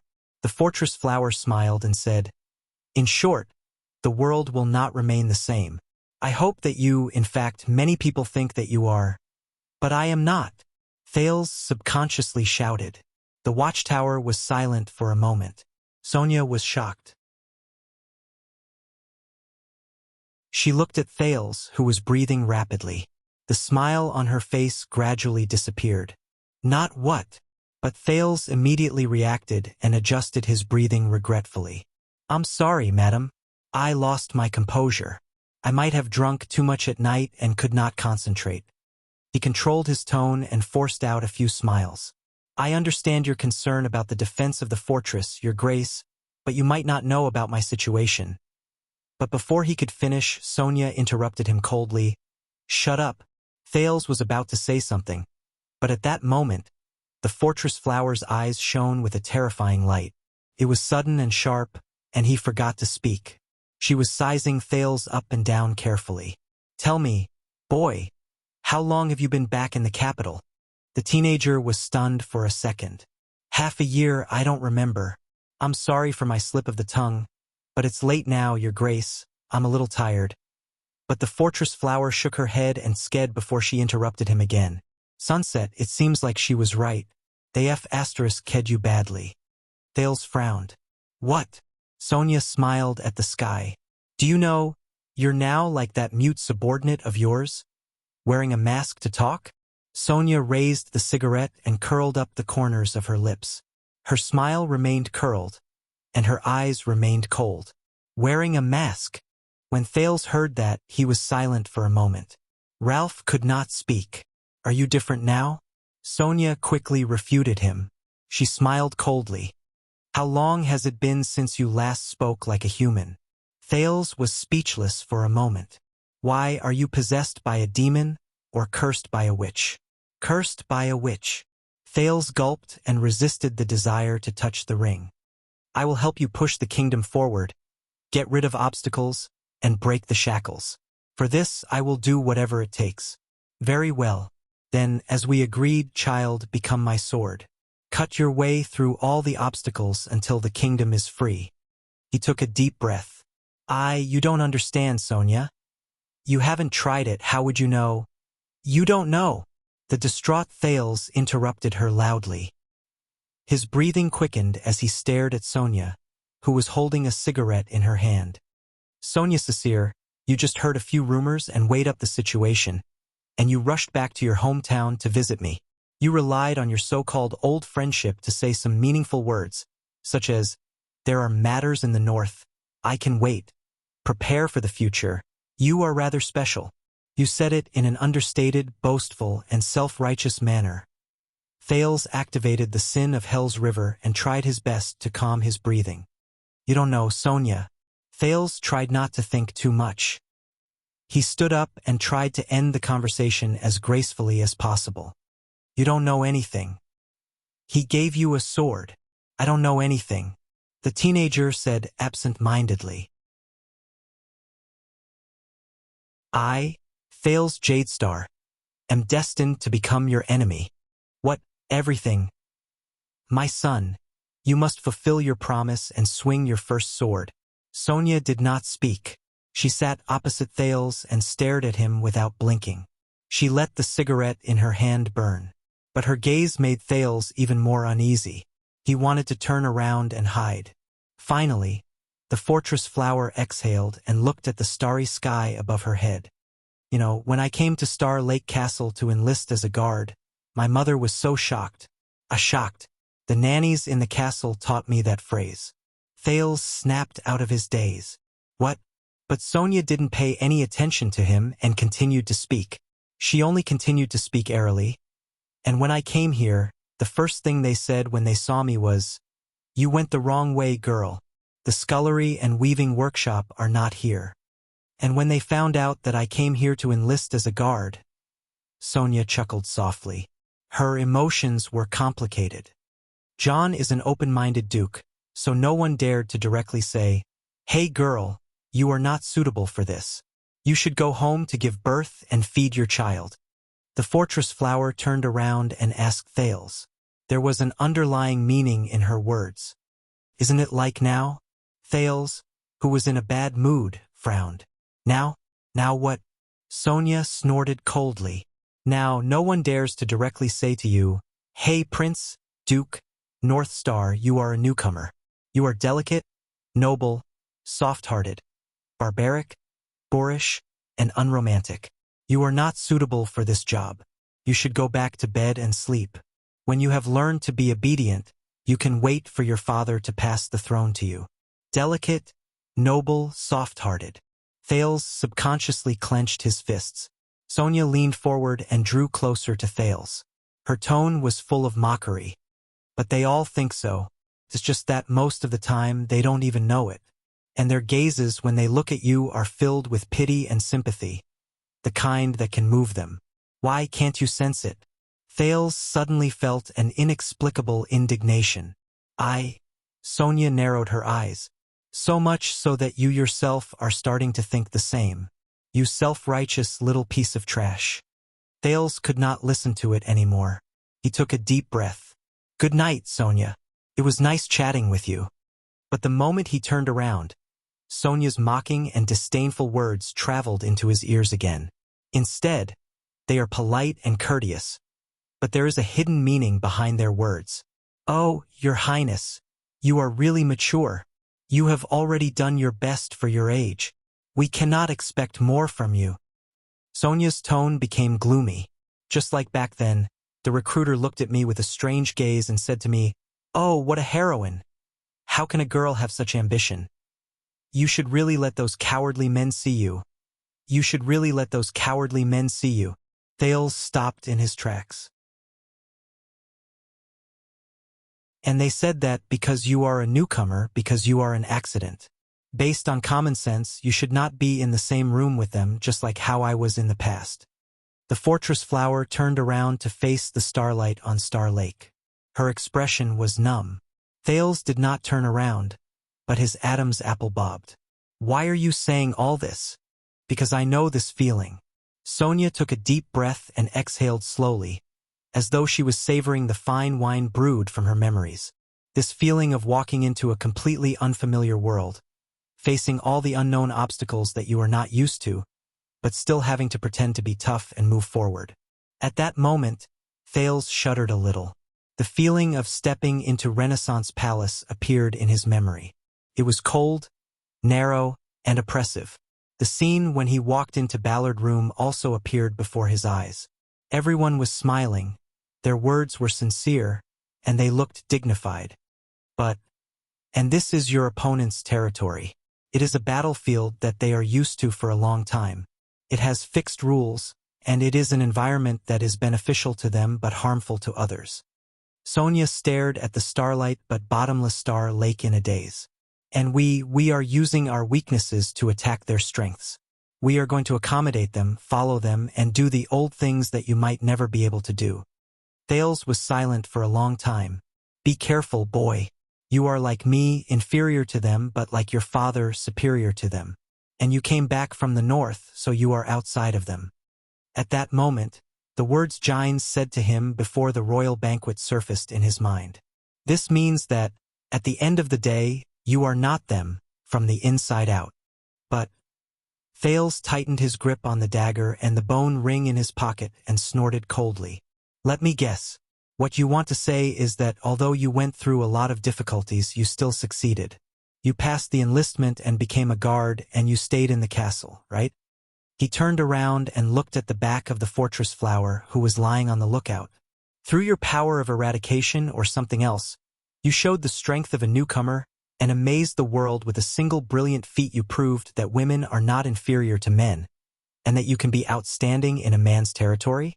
Not only that, you even reached the peak and shocked countless people, including Duke Johns. In the end, you became one of the 3 marshals of the kingdom. So now you want to give me chicken soup and say, hey, don't give up, you are from the fallen roar, right? Sonia did not answer. She only sighed deeply and pressed the cigarette, but in her hand on the lookout. Thales shook his head sarcastically. Save it. This is not the same at all. Once he finished speaking, Thales no longer hesitated. He turned around and left. They say that women are not suitable for the battlefield. Sonia's voice came from behind him. She was getting closer and closer. So, be careful. The sin of Hell's river surged. Thales frowned. What? But in the next second, he felt pain in the back of his knee. Thud. Thales was knocked down. When he finally reacted, he placed his arms on the ground. What are you? But the moment he turned his head in shock and anger, he saw Sonia's cold face and the bottom of a military boot slowly growing larger before his eyes. Bang. The sin of Hell's river roared madly. Thales blocked the fortress flower's kick in a split second, and the impact made his arm bones numb. His entire head was ringing. What's going on? Sonia's power of eradication was reflected to his senses. It was like an unbreakable ice. Strong, sturdy, powerful, and heavy. But his good luck ended there. Sonia's next knee strike came along with the momentum and completely broke through his defense. Thales felt his vision go black, and he immediately fell on his back. Sonia knelt on his chest, grabbed his neck, and pressed him firmly on the ground. The sin of Hell's river flowed madly in the air, but it could do nothing. Damn it! How can this gap be so big? CKU. Thales cursed in exasperation, but what followed was a merciless slap from the fortress flower. Slap. The slap could not be said to be unbearably hot. Not only did it make Thales dizzy and see stars, it also slapped the prince's anger back into his mouth, and he could only pant. Children should not swear. Sonia, who was suppressing him, said coldly.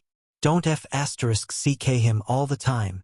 The lookout was located in the middle of the castle, and the guard's focus was mainly on external threats, which was also the reason why Thales chose this place.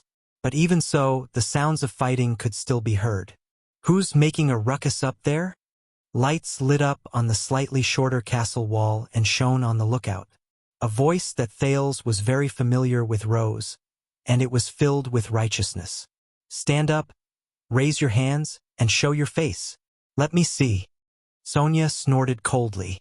She turned her knee and pressed down on Thales' neck. Damn it! Why is it my neck again? Furious Thales. I'm King, a man here. The fortress flower straightened her body and revealed half of her head. Her roar shook the entire castle. Do you have a King problem with that?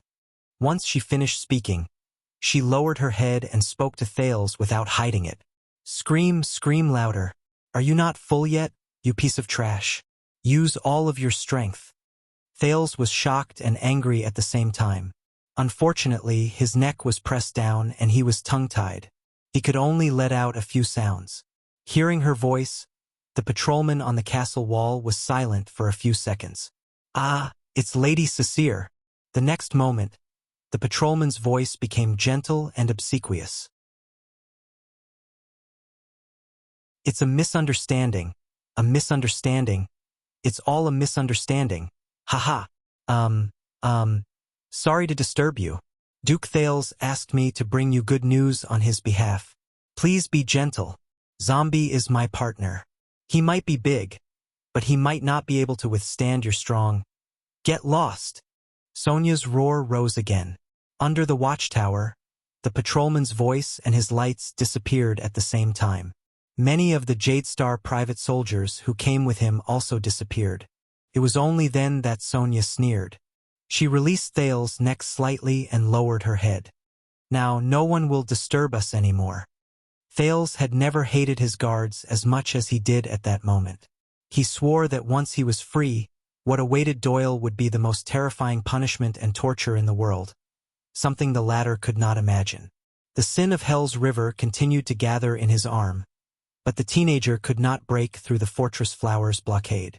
Sonia, whose gaze was originally cold, suddenly grinned and giggled as she watched him struggle in a pathetic manner while tears and mucus flowed down his face. In the next second, she let go of her knees, dragged Thales up from the ground, and leaned against the watchtower.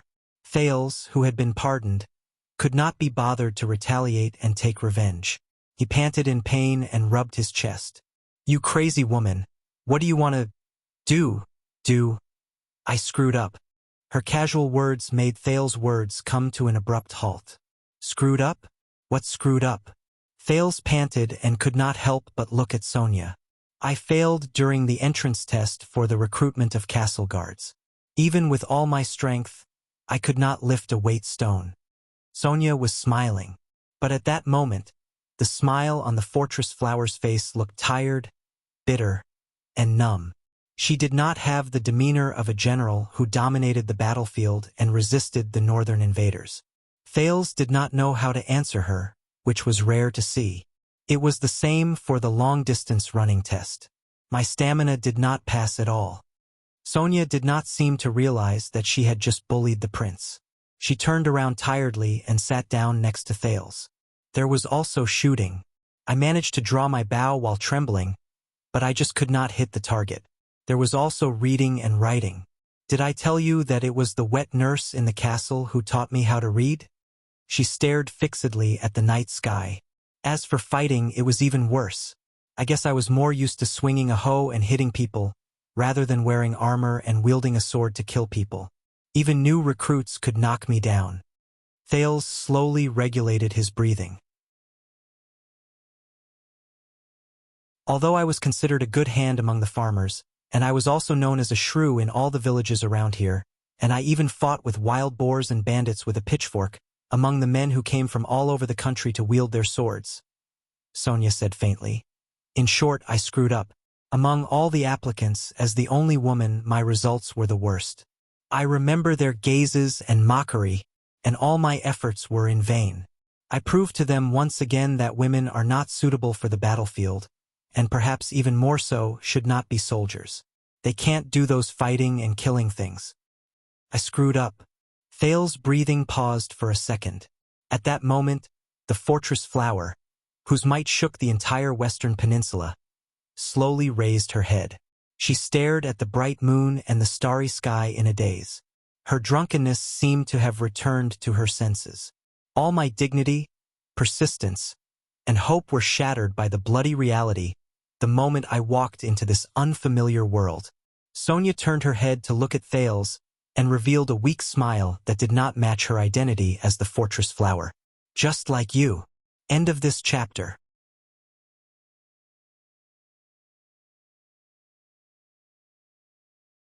Chapter 645. And those people, of course, took it for granted. I told you so. It's okay. It's normal. You're already great, you just have to accept reality. This job is more suitable for men. Sonia took out her tobacco pouch and started rolling a third cigarette. You know, they always sound so righteous and convincing. Always so rational, neutral, objective, and sincere. Sonia's gaze focused on the tobacco in her hand. In the end, I almost believed it. Maybe I really messed up? Maybe I'm really not suited to be a soldier? The fortress flower turned around and grinned at Thales. Right? Thales did not answer immediately. He sat on the ground with his back against the observation deck and his hands on his knees. His expression was deep.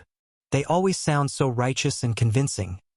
At the royal banquet, the scene where Vice Captain Vogel asked Doyle to die was still fresh in his mind. I'm different from you. I didn't mess up. The teenager suddenly spoke. I can solve it. I'm just trying, adapting. I need time. Sonia paused in the act of rolling the cigarette. She turned to look at Thales. Adapting. The fortress flower smiled at first, but her expression immediately turned cold. Oh, Sunset. Looks like you really messed up. Thales furrowed his brows. Sonia finished rolling the cigarette and sneered. And not just a little. Otherwise, you wouldn't be living in a dead man's house. Your father wouldn't be sneaking around to look for you, and Gines wouldn't be yelling and threatening me to fix you. Thales was initially unconvinced, but when he heard that, he looked up in surprise. Gines, Madame Gines? Sonia held the cigarette in her mouth skillfully and took out a flint. Are you sure you don't want a puff? Thales looked at the crude appearance of the cigarette and twitched the corner of his mouth. Sonia shrugged, lit the cigarette in 2 or 3 puffs, and took a satisfied puff before sighing. All right, kid. Maybe between the two of us, you're the one who's not suited to be a soldier. F***ck Thales waved the smoke away and shifted his butt to the side. His expression was unpleasant. I know, you've just returned to the capital, which means you've stepped into a new battlefield. But every rule of the new battlefield is disadvantageous and unfair to you. They make you feel unfamiliar, lost, desperate, and unable to see a way out. Thales frowned and did not comment. Sonia exhaled a puff of smoke. It's different from what most people think. It's not difficult to wield a sword in battle. Even the so-called risking one's life sacrifice is just a matter of being hot-headed and clenching one's teeth for a moment. What's truly difficult is knowing what to fight for. As he listened to her words, Thales suddenly remembered what Mallows had said after punishing D. When you decide to trade, make sure that it is your own balance. But when you look upwards, away from the specific opponents, when you see more, when you look higher, when you realize that the rules of battle are so kept up from the very beginning, when you realize that your battle is just a monkey's show in a cage, and you can never change the cage, then battle will become very, very difficult. It's like my sword is no longer hitting a body of flesh and steel, but an invisible wall. No matter how I swing my sword, it's useless. For some reason, Thales suddenly recalled Cohen's words in Lower City District. The fortress flower blew at the half-burnt cigarette butt and said calmly, nervousness, fear, panic, mistakes, regret, wavering, self-doubt, and even numbness and giving up. We've experienced all of these. There's nothing to be ashamed of. Under the moonlight, the lookout tower was cold and quiet. With the smoke from Sonia's hand, everything felt like a dream. You failed to enlist as a guard just like that? Thales suddenly asked with an expressionless face. Sonia crossed one of her legs and curled her lips, but she shook her head. I got lucky. An important person happened to pass by, and I got a second chance. I stayed here and waited for the next recruitment. The fortress flower's voice was a little gloomy. An important person. Thales looked around Star Lake Castle. John Jadestar? Sonia chuckled. She held the cigarette in her mouth again, leaned back, and supported the back of her head with her hands. The days after that were tough. I ate and slept with the guards in the castle, trained hard, and prepared to pass the next assessment. At this moment, there was something else in Sonia's gaze. Pretty words of comfort disappeared from then on. No one was nice to me. Everyone was isolating me. And I also understood that I had taken advantage of them. I did not follow their rules and entered the game. This made the group of men feel that their rights had been violated. A woman who was given special treatment took a shortcut to get in. It's too unfair to men, and so on. From the arrangement of beds and shifts to my daily routine, from the frequent emergency training to the increased weight training, to the fact that I was coincidentally assigned to the cleaning job every single time, they used all kinds of methods to embarrass me. After they were done, there would always be someone who had been through it and would say, "They're not targeting you, they're just upset," or "I'm very sorry, but maybe you should give up." Thales listened quietly, but he remembered the moment at the royal banquet, when Anchor had taken hostages and forced him to abdicate the throne for a duel. At that moment, all the guests at the banquet, all the reputable people in Eternal Star City, raised their heads and stared at him, including every friendly match within the team. Sometimes I would bite the bullet and win, and they would say, "You're lucky. I'm going easy on you. I'm a little tired today. I'll let you win." Or, "You cheated. Fight me head on if you're good enough." The outcome of the battle would have been different on another occasion. Or even, "You're definitely going to die if you fight with your life on the line. A real battle won't be that simple." Blah, blah, and so on. Oh, right, and my favorite line, "Winning against me doesn't prove that you're better than men. If you're good enough, go and compete with a stronger man." Sonia flicked the ash off her cigarette and chuckled. "Does every man say this? I call it a few sharing spells. Every time I beat one of them, they would say this. It's as if as long as I say this, the defeated guy would instantly share a few stronger men's bigger hands. He would then puff out his chest and regain his masculinity, turning from weak and weak to invincible. A few sharing spells." Thales could not help but snicker, but his smile soon faded away. "There are also people like this in my battlefield, aren't there? And when I lost, they would say in unison, 'See, I told you so.' This is perfectly normal.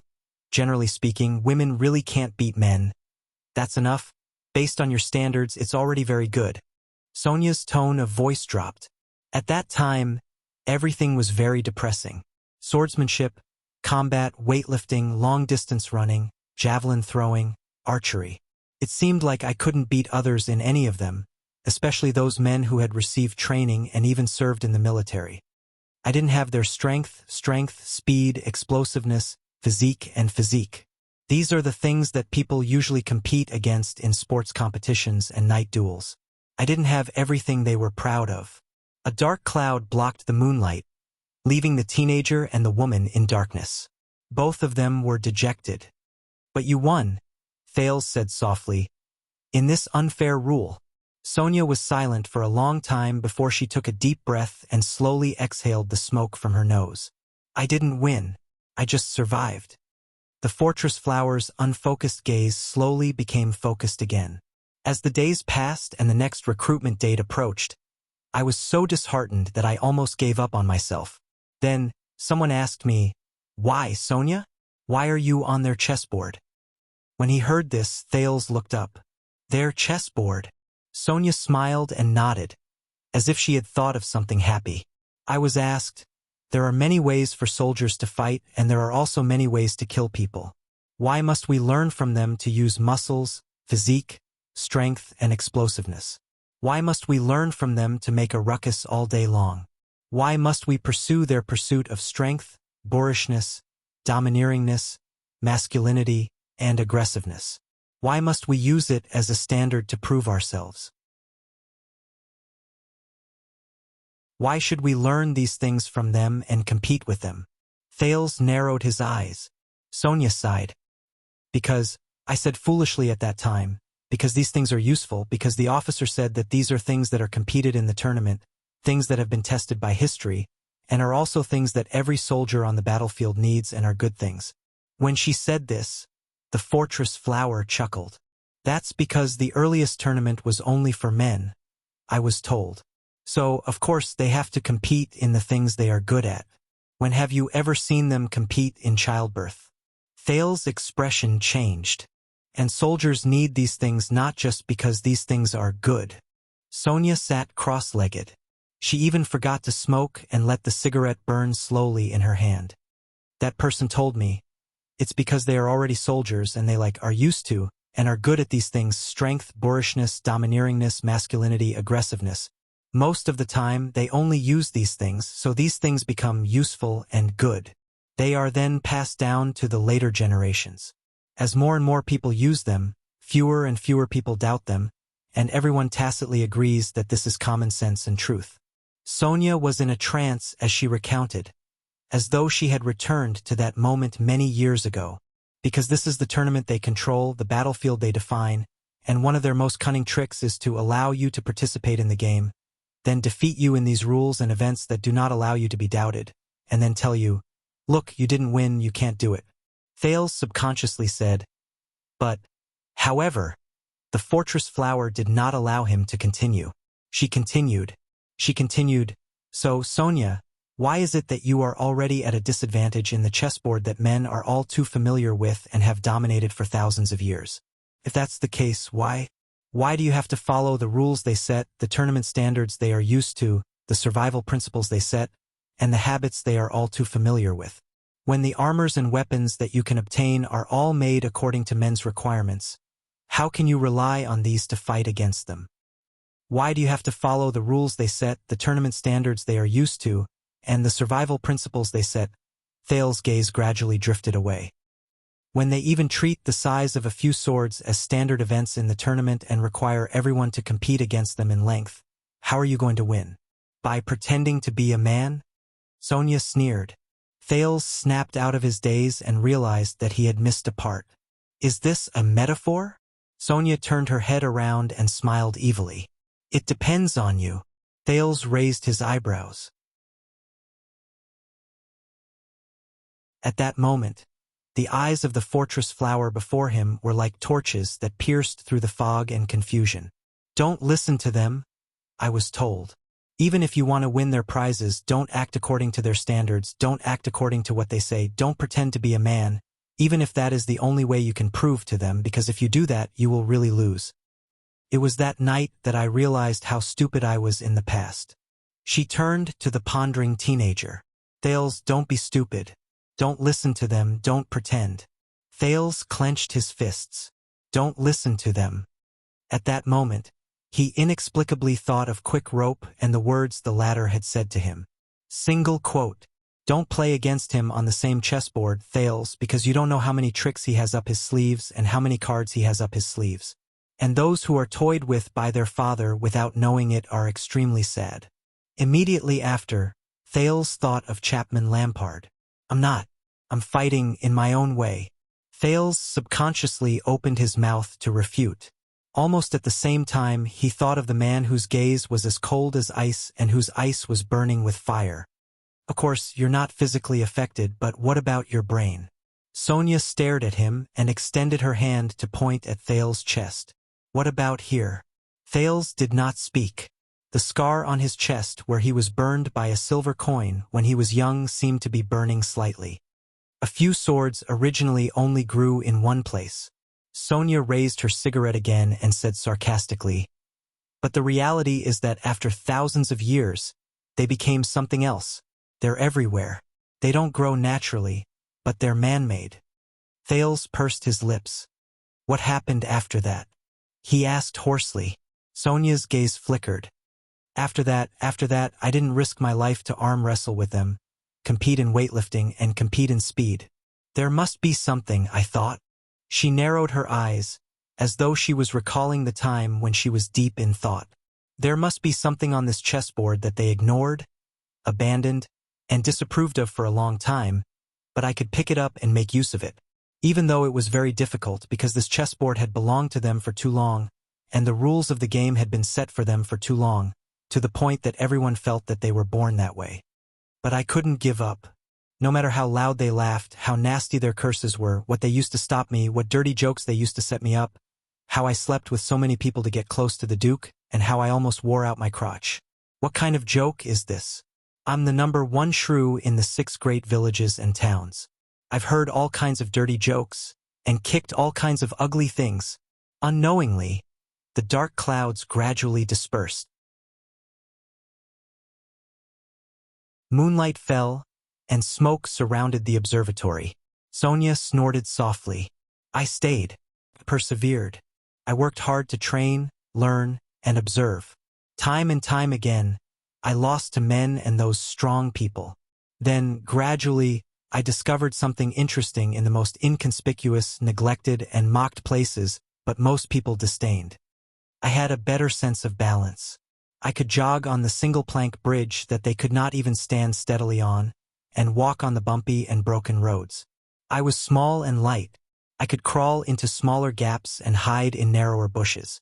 I could be equipped with different kinds of mounts. Sonia opened her mouth and gently exhaled a hollow ring of smoke. I had more coordinated and flexible fingers and wrists. My weapon belt was tied more finely and tightly than theirs. It was easier to adjust it. My longbow was more accurate, comfortable, and tight than theirs. My sense of smell, sight, and hearing was more sensitive than most people. There was a time when John said that my nose was even more sensitive than his hound. I could endure pain, cold, and hunger better than a considerable number of soldiers. This was probably because of my mother. When I was young, she had to work in the fields to earn money for the family. She had to squat by the river for several hours and wash countless basins of clothes. I still don't know how she did it. In harsh environments, I could hide and persevere for a very long time. Although I was weak, I used up less energy. Even after I exhausted all my strength, I only needed to rest for half the time and eat half of their food before I could stand up and jump around again. In long-distance running, which was even longer than the longest long-distance running or cross-country running, I might not be faster than them. I might not be more conspicuous than them, but I was steadier, more precise, and less prone to fatigue, drowsiness, dizziness, and disorientation. Thales listened with rapt attention. That's it.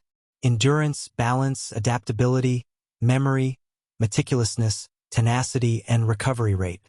Low energy consumption, high agility. And did you know that I only recently realized that women live longer than men? Even in peaceful times. The fortress flower curled her lips. So I learned to display my ability to endure pain and use a more reliable body part to receive attacks. When they were surprised by, "Why didn't you fall down?" I gritted my teeth and counterattacked. I learned to choose a battlefield environment that was more suitable for me instead of sitting down on flat ground and arm wrestling with them. If these didn't work, I would simply avoid a head-on confrontation and fight a war of attrition. I would hide myself and maneuver my opponent. I would bet that he would be exhausted, frozen, or faint from hunger before me. She slapped her thigh and sighed. Of course, men would rather die than admit that I'm better than them with all these qualities. There would always be people who would retort, and there would always be people who would say, "Why don't you compete with the royal guards?" But there was one thing they admitted. Sonia blinked and pointed at Thales' head. My head. Although I think it's because John said, "She's smarter than all of you" first, and no matter how unwilling they were, they did not dare to offend the Duke. Thales chuckled softly. Sonia became excited as she spoke. She held a cigarette in one hand and waved the other. She did not care about her saliva splattering everywhere. People always think that men are smarter, more rational, calmer, better at hiding their emotions, more determined and rational, while women are slower, less rational, weaker, emotionally unstable, and only know how to be hysterical. But in my long military career, I have never noticed this. Almost every soldier is hot-tempered, easily angered, and impulsive. They can't help but want to masturbate or get into a fight if they haven't been forced to do it for 3 days. They don't seem to be any better than women. Sonia shook her head. I don't know where the conclusion that men are more rational came from. From men, Thales suddenly said.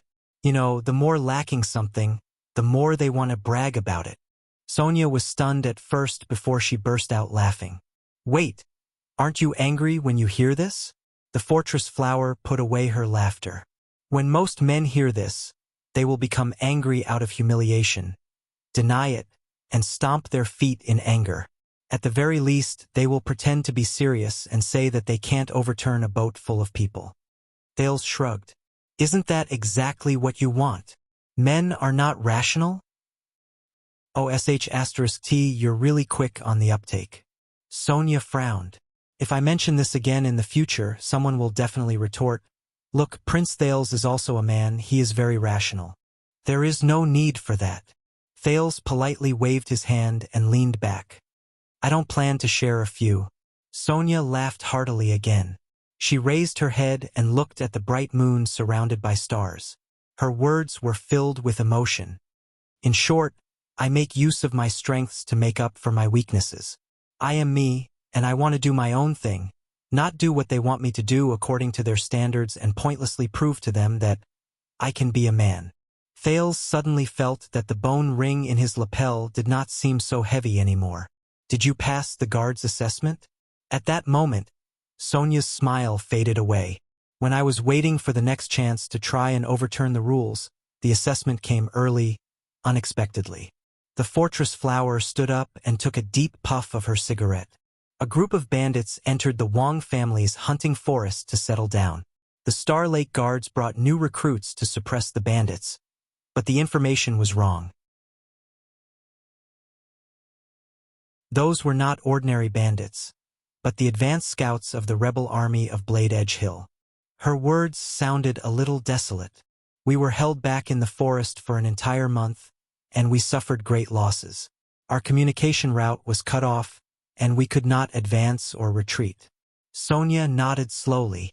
It was during that battle that I passed the assessment. As Thales listened to her nonchalant and calm words, he suddenly realized that there was a soul-stirring story hidden behind all of this. But I also understood one thing. On a real battlefield, when people on both sides pounce on each other like wild beasts, when your enemy only wants to stab your stomach with a knife along with his own hand, when your comrade's intestines are mixed with blood and are leaking out, the fortress flower's expression turned cold. She raised the remaining cigarette in her hand. No one cares if you are a man or a woman. Her words made Thales remember the countless bloody scenes he had experienced. His expression could not help but darken. He stood up as well. I am very sorry. Sonia shook her head. She did not care. Just like that, I discovered another advantage of mine, my mind. No matter what kind of environment I am in, I can grit my teeth and calm down. I can endure what others can't. I can force myself to think, to summarize, to consider the situation of the battlefield, where each of our teams are, what condition everyone is in, what the enemy might do next, what we should do next, and what we should do next to make a more beneficial and rational decision. Thales' expression was strange. But I remember that you said before that you only fought blindly in Broken Dragon Fortress? Sonia chuckled and slapped her thigh. That's why I don't have a few. Thales was stunned. He was momentarily speechless. There's another example. During the Bloody Year, we were caught in a tug-of-war with the extensions along Shepherd's River. Bloody Year. When Thales heard this term, his smile faded. Araka and his Fury Guards were the vanguard. They fought without regard for their lives and were not afraid of death. They dared to fight against Extet's army in the field. Countless Northland warriors died in his hands. The kingdom's wrath became famous in the Western Peninsula. It was said that even King Nuvan's first question when he woke up every day was, "Is Araka Murch dead?" The fortress flower shook her finger and pursed her lips. Just as Araka's name became more famous and more constellations died, they became more desperate and fanatical. Your father even wanted to recruit young soldiers into the army and perish together with the Northlanders. At that time, I calmed down. I thought, we can't do this, and then I went and did something. What was it? Sonia took a deep breath. Before Araka's method of exchanging one for one mad dog killed him and his subordinates, I bypassed the main battlefield and went deep into the enemy's rear. I suddenly found the northern territory occupied by the extensions. I recaptured Cold Castle. She said this in the same casual tone, as if it was of no importance. Bloody Year, recapture Cold Castle. But when Thales connected his memories and figured it out, his expression instantly changed. What? Why, you don't believe me? Sonia raised her eyebrows. Thales blinked hard and tried hard to recall his historical knowledge. No, wait a minute, as far as I know, 200 years ago, Conqueror of the North Erica mobilized all the soldiers in the kingdom and laid out a three-sided pocket. During that time, she came up with countless strategies and fought ceaselessly. Thanks to luck, she was able to seize the largest and most fertile cold castle in the Northern Territory, forcing the extensions to retreat to the Northern Plains and Black Sand Mountain. He stared at the fortress flower in disbelief. But during the bloody year, you went north alone, without any reinforcements, and faced the threat of 100,000 soldiers. How did you do it? Why haven't I heard of this at all? But Sonia only smiled mysteriously. According to Old Solder, one of the prerequisites for King Nuven's willingness to negotiate was not to disclose the truth about the loss of Cold Castle. 100,000 mighty Northland warriors, unstoppable and invincible, were stabbed in the ass by a woman. Thales recalled King Nuven's voice and smile and instantly had a strange expression. Are you suspecting me? Sonia was very dissatisfied with his attitude. Hey, why do you think that arrogant Valorund has been so respectful to me for the past 10 years, and has never been short on supplies? And why did his daughter, Miranda, willingly serve under me? Because I was the one who took old Duke Dylan's head down from Cold Castle's gate and returned it to the Arund family. And conversely, why did your father send me to guard the fortress instead of Araka Merch, who is more famous and can intimidate the Northlanders? With the cigarette in her mouth, Sonia crossed her arms. Could it be because I'm good-looking? Thales pondered and nodded. You are indeed good-looking. In that instant, Sonia's expression froze and the cigarette fell from her mouth to the ground. Thales came to his senses and quickly explained, I mean that when you fight you're very good-looking, you dropped your cigarette. Sonia seemed very unused to such an answer. As she bent over to pick up the cigarette, she was surprised, doubtful, secretly delighted, introspective, and in denial. Her expression kept changing and lasted for a few seconds. TSK, good-looking, you mean including these? She snorted softly and straightened her body. She lifted her clothes to reveal the skin above her ribs, then pulled open her collar to reveal her shoulders and collarbone. And these? Thales was shocked. Those are scars. Oh my God. Under Sonia's clothes, from her abdomen to her back, from her shoulders to her neck, there were bumps and hollows everywhere. They were filled with crisscrossing scars from knives, arrows, and burns. There were also sunburn scars. The old and new skin were intertwined together, and the depth of the scars varied. This is the price for transforming from a farmer's daughter to the fortress flower? Thales stared at the scars on her body in a daze. After a while, he realized something and turned his face away in embarrassment. Yes, including these. You're also good-looking based on other standards. The fortress flower furrowed her brows. She tied up her clothes and sized up Thales again. That's strange. You don't seem to be trying to smooth things over out of politeness, like saying things like, you look very heroic, or very unique. She scratched her head. Ever since my parents passed away, no one has ever praised me for being beautiful. My nanny even advised me to ignore my appearance. Damn it, it feels weird to be praised for being beautiful. Is this William's daily life in the Western Desert? Thales' expression darkened. No, I can guarantee that no one in the Western Desert would dare to praise the legendary wing for being beautiful. At least not to her face. Thales coughed. Actually, just saying thank you will do. But he remembered something. No wonder. Thales sighed. No wonder King Nuven, that stubborn old man, was willing to sit down and negotiate with Constellation during the bloody year. It was not because of Gilbert's glib tongue, nor was it because of the kingdom's wrath, which was terrifying and intimidating, nor was it because of my father's young soldier. It was because of you. Thales stared at her.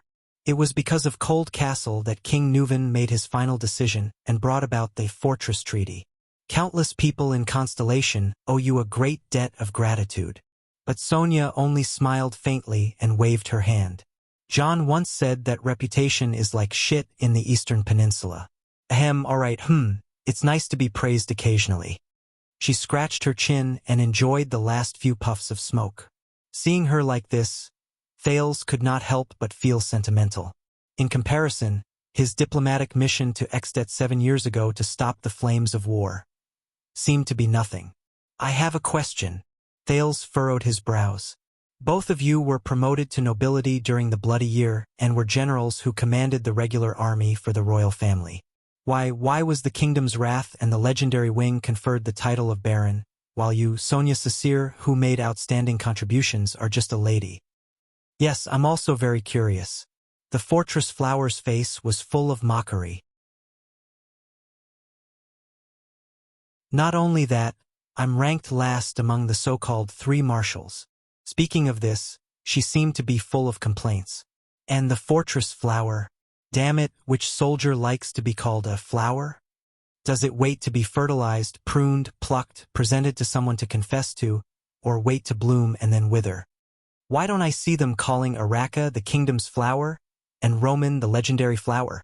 Really, if you met that pretty boy, you would understand that this is the nickname he should have. Okay?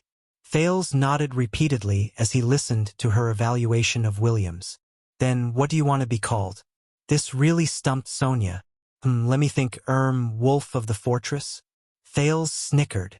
Very good. The fortress flower stared at him for a while before she suddenly smiled. Now, you make me feel like you're still the same child who saved a deserter when you first arrived at the fortress and I carried him on my shoulder. You're still the child who cried because you were afraid of heights. Thales' smile froze, and he looked embarrassed. I did so many impressive things in the past, and you just had to bring this up. Sonia shook her head and hinted at something. To me, this is much more impressive than your stupid act of forcing me to abdicate with a sword. Thales fell silent and seemed to be deep in thought.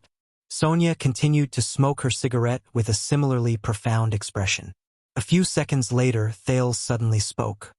Can you give me a puff? Sonia was stunned at first, but she seemed to have understood something. She smiled evilly. Oh, where did children can't smoke go? According to the Empire's custom, men become adults at the age of 14. Thales did not look ashamed. Sonia exchanged glances with him and smiled. The former extended her cigarette-holding hand to him. Take it easy, smuggled goods from Dragonkiss Land are very expensive. Then I'll provide you with free food and accommodation. Don't worry, I'm just sharing cigarettes. Not sharing a few with you. Oh right, I still remember that slap you gave me just now. F***CKU. Hey, if you want to F***CK me back, I'll be waiting for you any time. Forget it, I don't dare to F***CK the wolf of the fortress. Thales took the cigarette from the fortress flower without hesitation, put it in his mouth, and inhaled deeply. Cough, cough, cough, cough, cough. It was only the first puff, but Thales was already choked by the strange spiciness and coughed continuously. He trembled in the cloud of smoke he exhaled. He quickly handed the cigarette back and swore that he would never take a second puff. Oh, I misjudged you. You can't be a soldier. Sonia took back her cigarette and gloated. You can still be a smoker. Thales was busy coughing and had no choice but to raise his middle finger in response. What is this? I think I saw that mute do it to Miranda.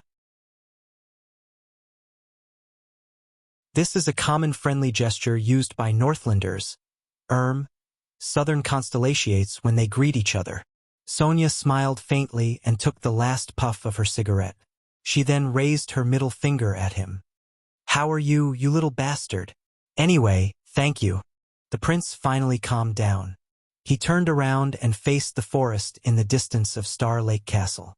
I've thought through a lot and I feel much better. Really? Really?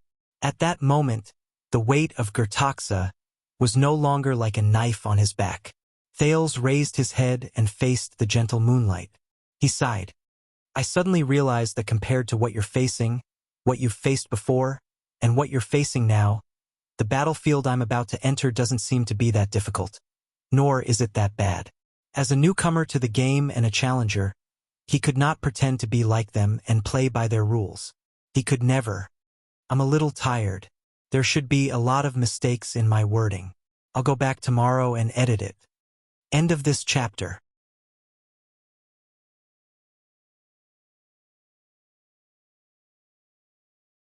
Chapter 646. In the spacious starlight courtyard of Star Lake Fortress, commonly known as the lumberyard, soldiers, guards, workers, farmers, and many others gathered together to form an open space. The atmosphere was lively. Go, go, go. Give her a good one. Yes, that's it. Float. Wow, that's a good fall. It's okay. Believe in yourself, lad. Get up and continue beating her up. Oh, your sword is so soft. Are you always like this? Are you having too much fun? Or are you hoping for your wife to cheat on you? In the center of the open space, Miranda Arun's figure moved agilely between two warriors. She was engaged in an unfair 1 versus 2 duel with the guards of the Star Lake Guards, Ness and Bastia. As usual, the young vanguard trainee attacked like a tidal wave and became more courageous as the battle progressed, while the iron tower-like guard officer stood firm and impenetrable. And what's that? An iron bucket or an iron tower? On the wooden watchtower, the fortress flower Sonia leaned against the railing and leaned half of her body out. She waved her arms enthusiastically and cheered for the battle below. Don't just stand there. Pick up your hammer and hit her head with all your might. That's right, that's it? Does it get into a pit when you pee? In the storeroom on the second floor, Thales sat by the window and watched the battle with great interest while oiling and maintaining the ancient sword, Sentinel. He quickly realized that although it was 1 against 2, Miranda was the one leading the battle. The swordswoman of the Arund family deliberately instigated Ness to continue attacking to deplete his stamina, while forcing Bastia to act as her shield to block Ness's blazing attacks. Unfortunately, Ness and Bastia's teamwork was not smooth, and their hands and feet were tied. There was no sign of the advantage of a 2-man pincer attack. Just like that, Miranda skillfully controlled the pace of the duel, and as the battle progressed, she became more and more proficient. She's different. The feedback from Hell's senses allowed Thales to make a judgment. Compared to 7 years ago, her movements and footwork appeared disorderly and casual, no longer displaying a distinct rhythm and style. But whether it was Ness or Bastia, the moment they initiated an attack, they would find themselves in the worst possible situation, giving Miranda the biggest opportunity. It felt as if Miranda was not the one taking the initiative, but the opponent was rushing to attack her, shaping the environment and situation of the battle, stimulating a bunch of originally messy and meaningless notes into a lively and orderly movement, waiting for Miranda to play it. She's improved. Thales stopped what he was doing and was slightly lost in thought. 7 years ago, her movements clearly showed the style of the northern offensive and defensive. The transition between offense and defense was like an undeniable stress that could instantly turn the tide. But now, no. Although the style of the Tower of Eradication's Pegasus faction is rather influential, her foundation of the northern faction is still there. Mallows sat next to Thales and sharpened a short knife without raising his head. It's just that the tactical style on the surface is hidden in a deeper tactical style. You will understand once you see more of it. Here it comes again, King of Constellation Yuyen. Thales curled his lips sarcastically. So, you've seen quite a lot? It's not that bad, Mallows replied calmly. When I was still a young probationer, I did record work. So, which battle left the deepest impression on you? Here. Thales raised his head. Mallows did not stop moving. He only switched to another side and continued to polish his blade. A long time ago, an elite from Star Lake Fort sparred with a senior of the Royal Guards. I was ordered to be the flag-bearer's assistant. I listened to his explanations while observing and recording. An elite from Star Lake Fort, a senior of the Royal Guards. Thales narrowed his eyes. Due to the limitations of the conditions, they did not attack each other. They only shifted their positions on the flat ground to attack and defend. Their power of eradication was like a flash in the pan, like a dragonfly skimming the surface of the water. It stopped abruptly before it was fully displayed, so they could not enjoy themselves to the fullest. Mallow's gaze was slightly dull, but in those short 12 seconds, the two of them advanced and retreated back and forth. Every detail was at the peak of supreme class or even higher. It's enough for me to reminisce for the rest of my life. Thales was about to ask further when he heard boos erupt from the crowd. Miranda sheathed her sword nimbly and turned around elegantly. The crowd consciously parted to form a path for her to leave. Behind her, Ness and Bastia collapsed to the ground, one exhausted, the other bruised and swollen. The outcome has been decided, Your Highness. Mallows did not even turn his head. Now, follow the essentials I taught you and focus on maintaining your weapon. Order was restored on the training field. Everyone returned to their positions. Those who practiced and those who were on duty. Only in a small corner, a few Star Lake guards were still gathered together in a heated discussion. They were not satisfied with this exciting and asymmetrical battle. Quick, quick, quick. The outcome has been decided. Those who bet must accept their losses. Doyle squeezed through the crowd with a righteous look on his face, but he flashed a coin pouch under his elbow. Before Mallows comes down, don't try to cheat. I remember who bet how much. Damn it. Losing when it's 2 against 1. How unlucky. Vladivostok painfully counted a few coins and threw them into Doyle's coin pouch. The others who lost the bet, including Ralph, who snorted in dissatisfaction, also took out their money reluctantly and stuffed the coins into the coin pouch. I know she's in Broken Dragon Fortress and belongs to the Fortress Flower. Paul Bosdorf, the son of the Count of Black Lion, calmly handed over a gold coin. But I didn't expect, you don't have to keep the change, that she's fighting 1 against 2, and she's actually not at a disadvantage. You bastards, how did you know to bet on her? Korsta asked in annoyance. It's obvious that she's killed before. Her sword is stained with a lot of blood. At the front of the team, Glover rejected the coin that Doyle handed over. He looked at Miranda's receding figure with a sharp gaze, eager to fight. Quite a lot. Chief, Miranda's swordsmanship is quite profound. I've experienced it before. But gambling is still wrong.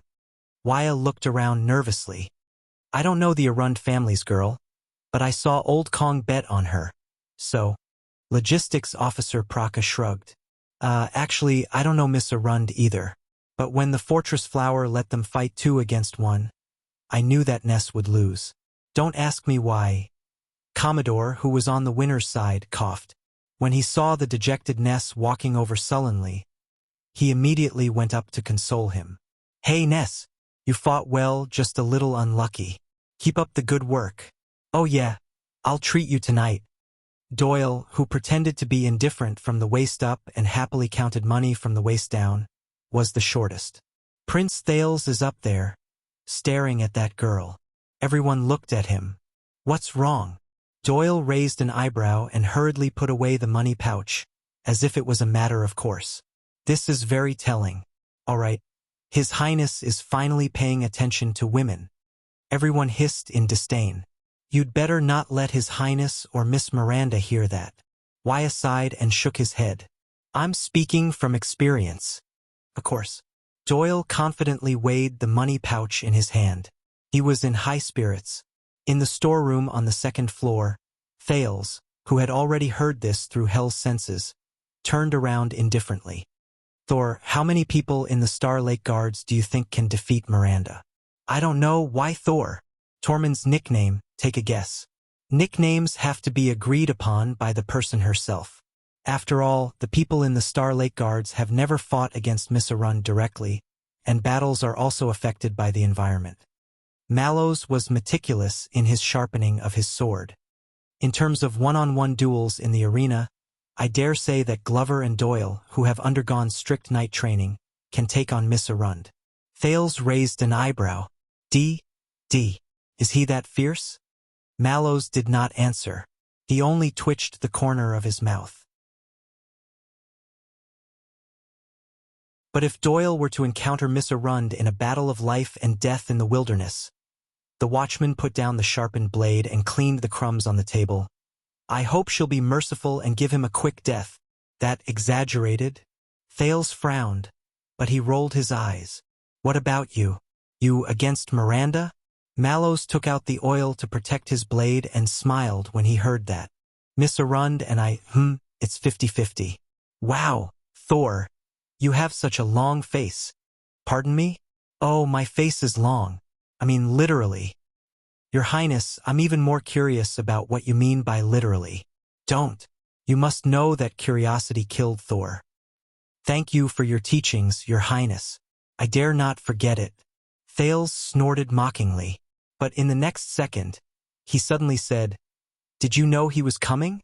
The question caught him off guard. Mallow's hand that was oiling the knife paused for a moment. Know what? Who's coming? What for? Mallows continued his work. His tone was calm and unperturbed. Tormund Mallows. Thales stared at the watchman in front of him, who he could not fathom. He recalled the moment they first met and pondered the identity and position of this personal guard captain. He was the personal guard appointed by King Kessel, the watchman of the royal guards, and the person with the highest status by his side. But, Mallows, what kind of role would he ultimately play between Thales and the king? Attendant? Protector? Instructor? Watcher? Or traitor? Thales stared at Mallows for a long time and finally shook his head. Nothing. Then, do you know what I'm going to do now? Mallows' expression did not change. He was unperturbed. Sharpen the knife. You have to learn how to take care of your weapon. Looking at him and listening to his ambiguous answer, Thales could not help but sigh. He handed the oiled sentinel to Mallows for inspection. All right, Thor, let me ask you this. Who can you trust in the current Star Lake Guards? When he heard this nickname, Mallows sighed as well. He took the imperial sword and helplessly checked Thales' maintenance. People I can trust. Why are you asking me this? Thales raised an eyebrow. Because I'm the one paying your salary? In the face of Thales' answer that changed the focus, Mallows clearly wanted to probe further into the question of whether he was the one paying his salary or his father. But the Duke's covetous gaze made him give up on the idea. The watchman raised his head and sighed. People I can trust? Your Highness, are you saying that I can trust that they will bow down and work hard without complaint, or that they will go through fire and water without hesitation? If it's the former, Mallows swung his long sword and his expression became stern. The Star Lake Guards are carefully selected elites among the royal guards. Most of them have the title of royal knights, and they are all heroes. Nodding and bowing, working hard without complaint, every single one of them was a hero, relying on the guards under you whose defense is practically non-existent, and who can't even notice that the prince is being beaten up on the balcony? Thales nodded. His expression was rather thought-provoking. What about the latter? Oh. Mallows instantly regained his indifference. Toledo, Tang Exon, and Sephanov from the Command Division are my old subordinates. Glover from the Vanguard Division is alright. Maybe there's also Morgan. Morgan, that old soldier with a sour face all day long? Where did he serve in the past? Throat cutter guards from Blade Edge Hill. Yes, there aren't many times when he's not angry, but fortunately, he's not responsible for warming your bed. Warming my bed? Really? In the Guard Division, I can pick out Bastia and Korsta. Doyle can also be considered a bonus. Doyle counts as well? Forgive me for being dull, but I can't tell if you're frightened or surprised. Other than that, Vincenzo Itariano from the Logistics Division can be used, and Francisco Capone from the Punishment Division. As he muttered these names, Thales scratched his chin. Among your old subordinates, Attendant Casso and the Mute, thank you, I know his name is Ralph, are both good. Willow is fine too, just don't let him do anything that requires him to use his brain. In fact, don't let him do anything other than throwing his life away. Just these few people. But we're going to take down Jade City. How reassuring. Thales counted with his fingers and was all smiles. That sounds great. Then, is there anyone who, what if, the kind of person who would raise the flag and rebel for their master, and isn't afraid of losing his head? Mallows inspected the Empire's ancient sword without raising his head. How much did you drink last night? Thales pretended not to hear him. He picked up a rag and began to wipe his hands. Very well, then bring all the people mentioned above, pick a few good-looking men, Leave the guards behind and get ready. We're going on a long journey. Mallows was not surprised by the words, going on a long journey. His tone was calm. As you wish. Not bringing anyone else? Maids? Chefs? Coachmen? Jadestar's private soldiers? And Nanny Valencia? It's not that I don't want to bring them. Recalling the nanny's cat-chasing stick, Thales exhaled. Let me put it this way, if I want the people around me to be able to fight, use their brains, and run. Mallows nodded.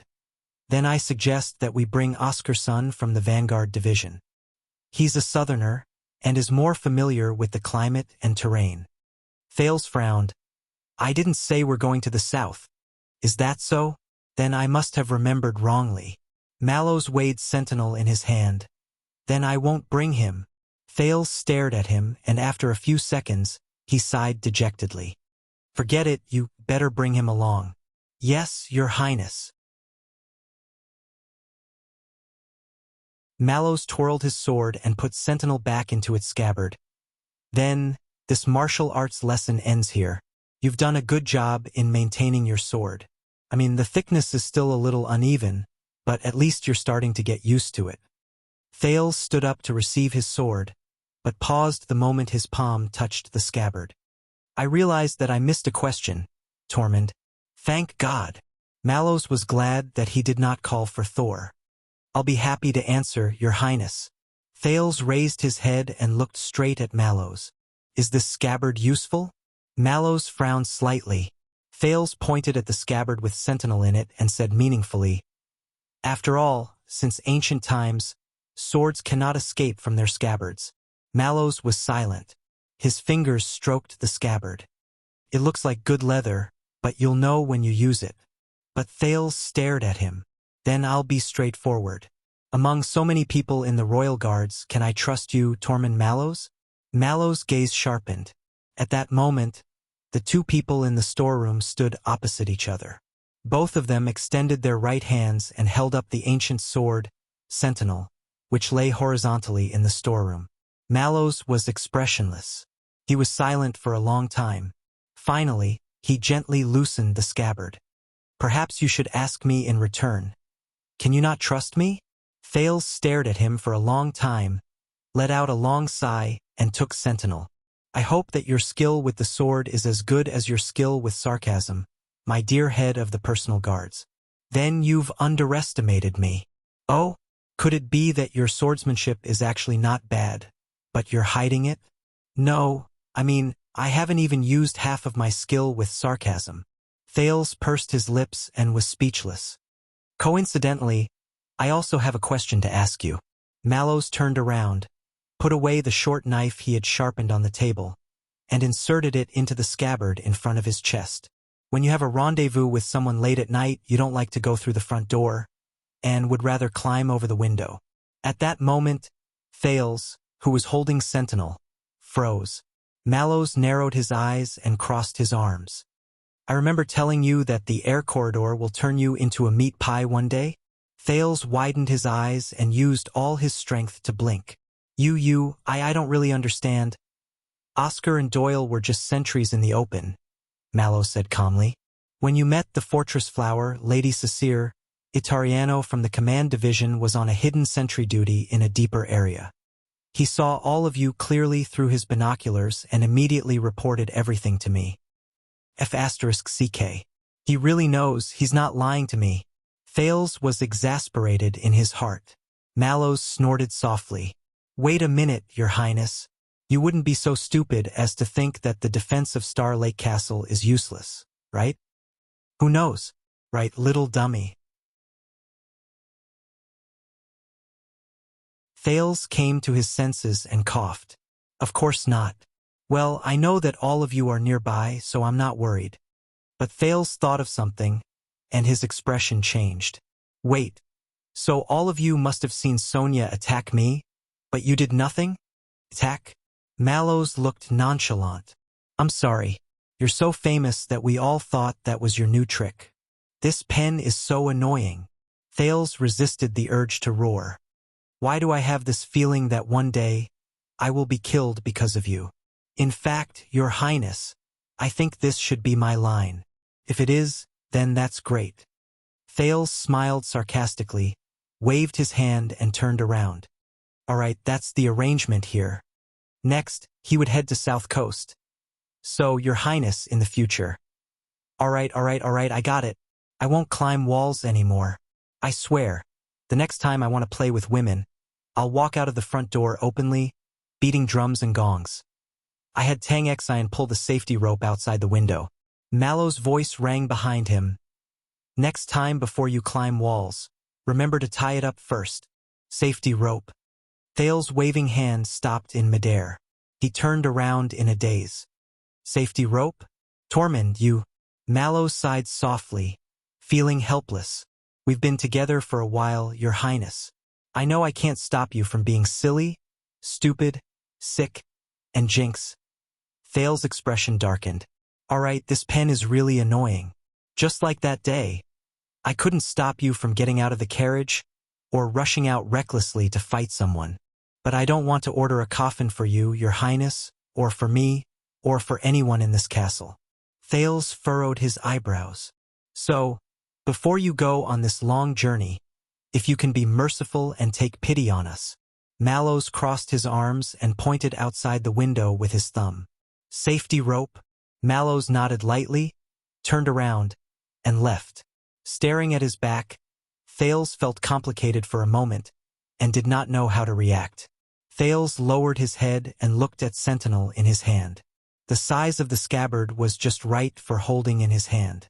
It should be the same when I unsheathed the sword? Thales took a deep breath. Hey! Thales called out to Mallows. After returning from Renaissance Palace, I haven't had the chance to say it.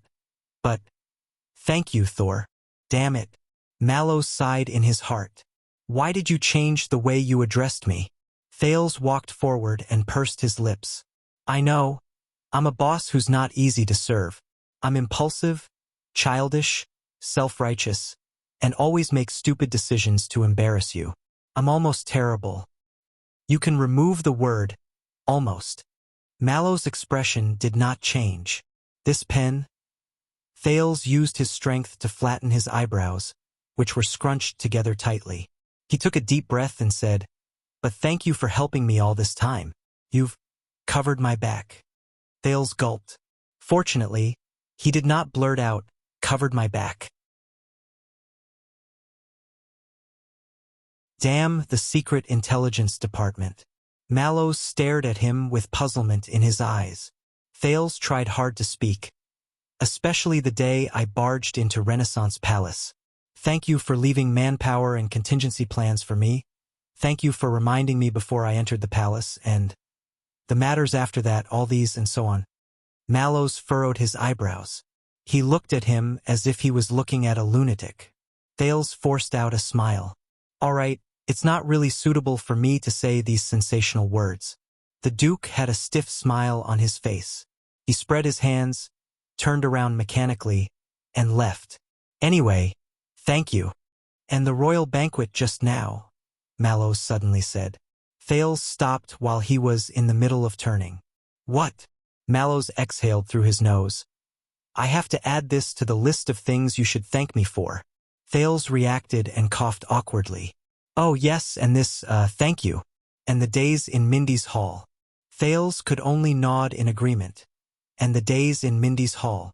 And the day I came back from Western Desert. Thales closed his eyes and sighed.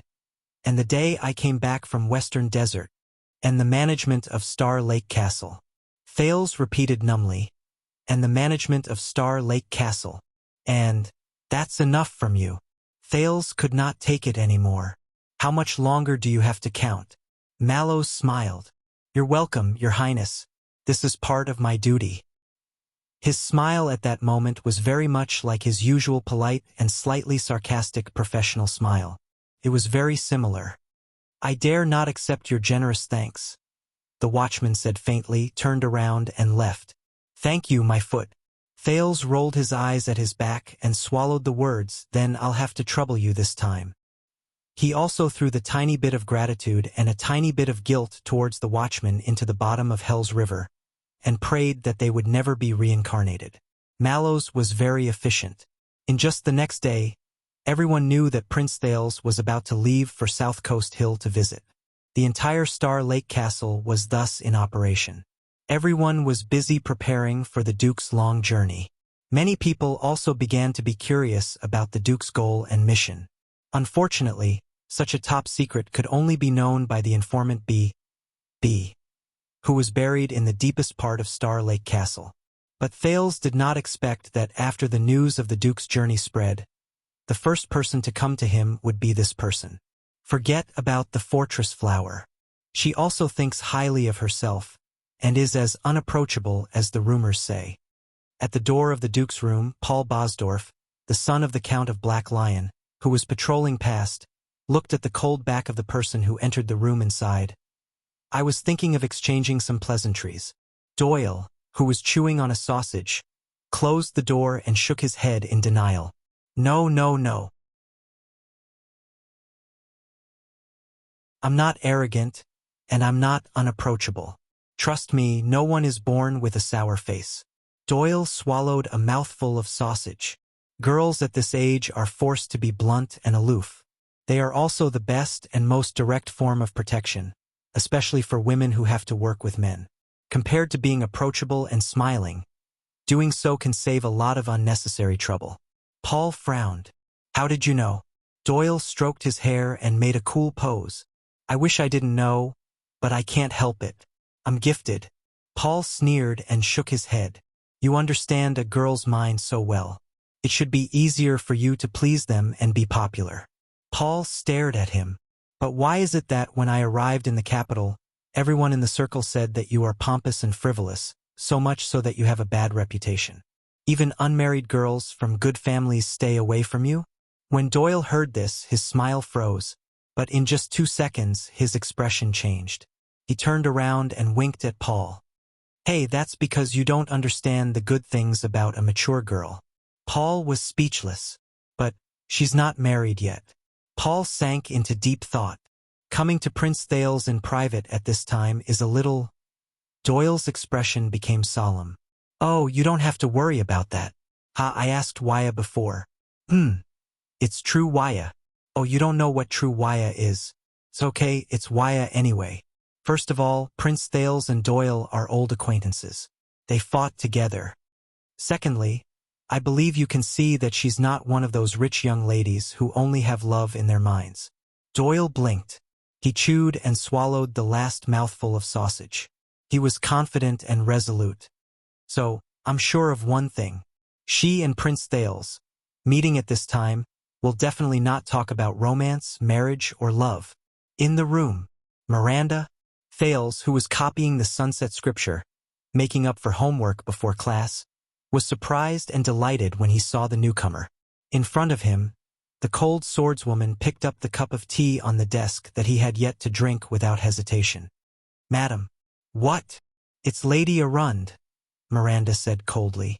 You're a prince, so you should address me appropriately. Thales' face darkened. Really? Again? Isn't it enough for you to mess with me? You want it too? All right, Honorable Madame Miranda Arund, the daughter of the Duke of the Northern Territory, the glorious descendant of the Snow Eagle family, the proud chief seat of the Pegasus of the Tower of Eradication, the sword of Neverwinter of Cold Castle, the flying falcon in the sky of Broken Dragon Fortress. Thales had no choice but to push the scripture aside and lean back. Welcome. What can I do for you? Miranda put down the teacup expressionlessly and stood in front of his desk like a sharp blade in the snow, cold and sharp. Yes. Miranda stared at him with an indecipherable gaze. A few seconds later, she took a deep breath. Her gaze was firm. Do you want to marry me? With a bang, the legs of the chair shattered. Thales fell on his butt on the floor.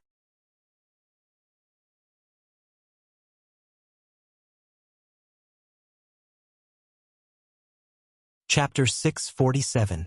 Thank you, I'm fine. It's okay. It's just that I have to. Damn it, this chair was just ordered not long ago. Thales held Miranda's hand and used it to struggle up from the broken chair. Miranda quietly watched the boy in front of her. Perhaps he was a teenager now. She watched him pull the broken chair in a flustered manner with a rich expression on his face. This reminded her of the Bright Moon Temple 7 years ago, the little boy who stood on a wooden box covered in dirt, but still waved his young fists and roared, "Are you coming?" Miranda could not help but curl her lips. "All right, I give up. Next time, I'll have to ask them to find another carpenter." After a flurry, Thales could only raise his hands in resignation and announce the end of the chair. The moment the young duke raised his head, Miranda's smile disappeared. "Now, Your Highness, can we get back to the main topic?" "The main topic? What? Oh yes, that's right. So what we were talking about just now is, do you want to marry me?" When he thought of this, Thales' expression became solemn, and his voice deepened. "Are you joking with me, Madame Miranda Arund?" Marry Miranda? Felt like the bargaining chip he used to threaten others had come true. In the next second, he seemed to see Raphael Lindbergh appear in front of him. His eyes were glowing red, and he sneered maliciously. This made Thales' expression tense. In the face of the tense Duke, Miranda's expression remained the same, and she was as calm as ever. "No, this is not a joke. Even if it is, it's not funny. Looks like you know it too." At that moment, countless thoughts flashed through Thales' mind, including she's working with that Baron Bone boy to take revenge on me. He took a deep breath and straightened his back. "All right, if it's not a joke, then my suggestion is, I'll look for Grandmother Valencia and Mallows and maybe Stone from the logistics division. We have to hold a meeting to discuss the livelihood issues around Star Lake Castle, especially the quality supervision of traditional handicraft products. We'll also deal with this chair, or what's left of it." Miranda did not speak. "As for you, Madame Arund from the standing military camp of Broken Dragon Fortress, as a typical example to promote the closeness between the army and the people and the Central Northern Territory, go to the kitchen and order a cup of mate tea, then." Thales waved his hand and pointed resolutely at the door. "Come find me when you're sober." What a joke. I'm in an important position with heavy responsibilities on my shoulders. I have to attend to a myriad of affairs every day, not to mention the end of the world and the pain in my tailbone. But Miranda did not leave. Instead, she scrutinized Thales from head to toe, as if she was inspecting goods. "But you haven't answered me." The swordswoman's tone was cold, and her gaze was aggressive. "You, Thales Jadestar, do you want to be my husband?" "Fuck me, no, no, no." Thales took a deep breath and kept reminding himself that he was now the Duke of Star Lake. He had to maintain his manners and grace, and pay attention to the rhythm of his speech. "I'll King be your sister." Miranda was stunned and did not understand. But in the next second, Thales grabbed the swordswoman's arm and pulled her to the side. "Are you crazy?" Thales lowered his voice and looked at the door warily. "I'll marry you? Do you know that saying this will cause a huge uproar? Jadestar and Arund, Renaissance Palace and the Northern Territory, the relationship between them. Do you know what will happen to the people outside if they hear what you say here? Do you know who is in charge of collecting and handling information and public opinion in the Kingdom Secret Department?" Miranda looked at him. Her expression did not change, but she slowly loosened her grip on the hilt of her sword. "You're the same as before, Your Highness." The swordswoman replied with a cold snort. "Once you're nervous, you're especially talkative, and you say crazy things that no one else can understand." "I'm nervous? I'm talkative? That's because you haven't seen the prince's ass." Thales' expression was originally cold, but when he looked at Miranda, he remembered how they went through life and death together, especially when he remembered her life experience and her father's misfortune. He could not help but sigh. "All right." Thales pulled her to the window, as far away from the door as possible. Then he exhaled impatiently. "Tell me what happened. Is it the anniversary of our breakup? Or is it a revenge affair? Are you in such a hurry to find a new lover?" Miranda stared at him carefully and frowned. "Hey, don't tell me it's Mr. Raphael Lindbergh who secretly went to Red Street Market to flirt." Thales clapped his hands and said sarcastically with great comfort, "In the end, he left behind records and witnesses, and you found out that you wanted to break up? When she saw Thales deliberately changing the topic with another name, Miranda snorted coldly. This has nothing to do with him. Thales shrugged. Of course. Sorry, it's my fault. I forgot that you're an independent girl, so no matter what happens, you won't use other people's mistakes, especially your ex-boyfriend's, to punish yourself, and you won't trouble others. But Miranda's expression turned cold. She took out a letter and a portrait from her bag and stuffed them into Thales' arms. It has something to do with you. Thales was stunned.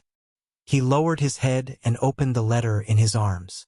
This is a greeting letter from you, personally, Miranda said disdainfully.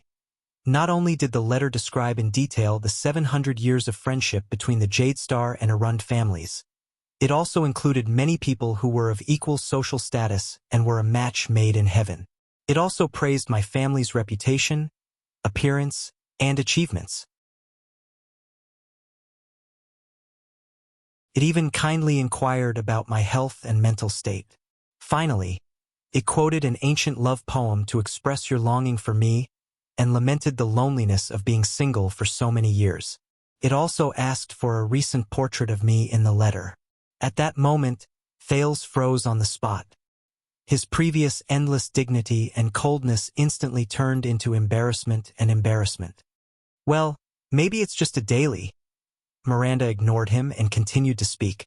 Scholar Alpasoni said that according to the kingdom's tradition, this is in fact a marriage notice. Thales gulped unnaturally. Actually, it's not that. Then, of course, Lord Bustamante removed all the polite words and rhetoric and helped me summarize a sentence. Miranda glanced at him from the corner of her eyes. Do you want to mate? It's really my problem. Thales put down the letter with an expressionless face. The room became completely quiet. Kessel Jadestar, I will never forgive you. My dear Lady Arund. Thales tried hard to ignore the god of war who was unleashing his demonic energy to destroy the world in his mind. He suppressed the urge to barge into Renaissance Palace again and forced a smile. He was gentle and kind.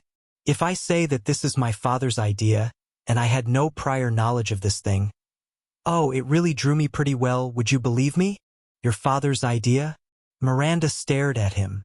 Her sharp gaze seemed to see through more things. After a while, she untied her sword, supported herself with one hand, and sat on the windowsill. I believe you. Thales sighed in relief. At least Raphael, whose eyes were glowing red, disappeared from the bottom of his heart. Since the misunderstanding has been resolved, I am actually preparing to go on a long journey. Why don't we talk about it later? So, Thales Jadestar, Miranda spoke again. This time, she was extremely serious. Do you want me to be your queen? Thales paused again. *T. Thales sighed. He was no longer as awe-inspiring as before. He could only smile helplessly. You asked this question before. I did not, Miranda said coldly. They are different questions. Thales' smile disappeared. It seemed that at this moment, everything was different. Which part is different? Thales leaned back and sat on the desk. Is it mine, or queen? Miranda sized him up for a while before she snorted and shook her head. It's a pity. If our marriage was real, it could solve many problems, from the right to rule to the right to inherit. Thales fell silent. It can solve many problems. The key is, what problems? You don't want to sit there. Thales looked at Miranda, who was leaning against the windowsill. He said gloomily, when the sun is at its hottest, a few cats are used to coming to my study to cool off. The food and water in those bowls are prepared to feed them, so that they won't push their luck and enter my room. Cats? Miranda frowned and saw a few bowls by the window. Thales crossed his arms and sighed. If they find out that their old place has been occupied, they, especially that cunning old black cat, will be unhappy. Then they will start to give me a headache. Miranda was silent for a moment. It's okay. That's why I'm carrying a sword. Thales furrowed his eyebrows. Sword? Isn't this a little too cruel?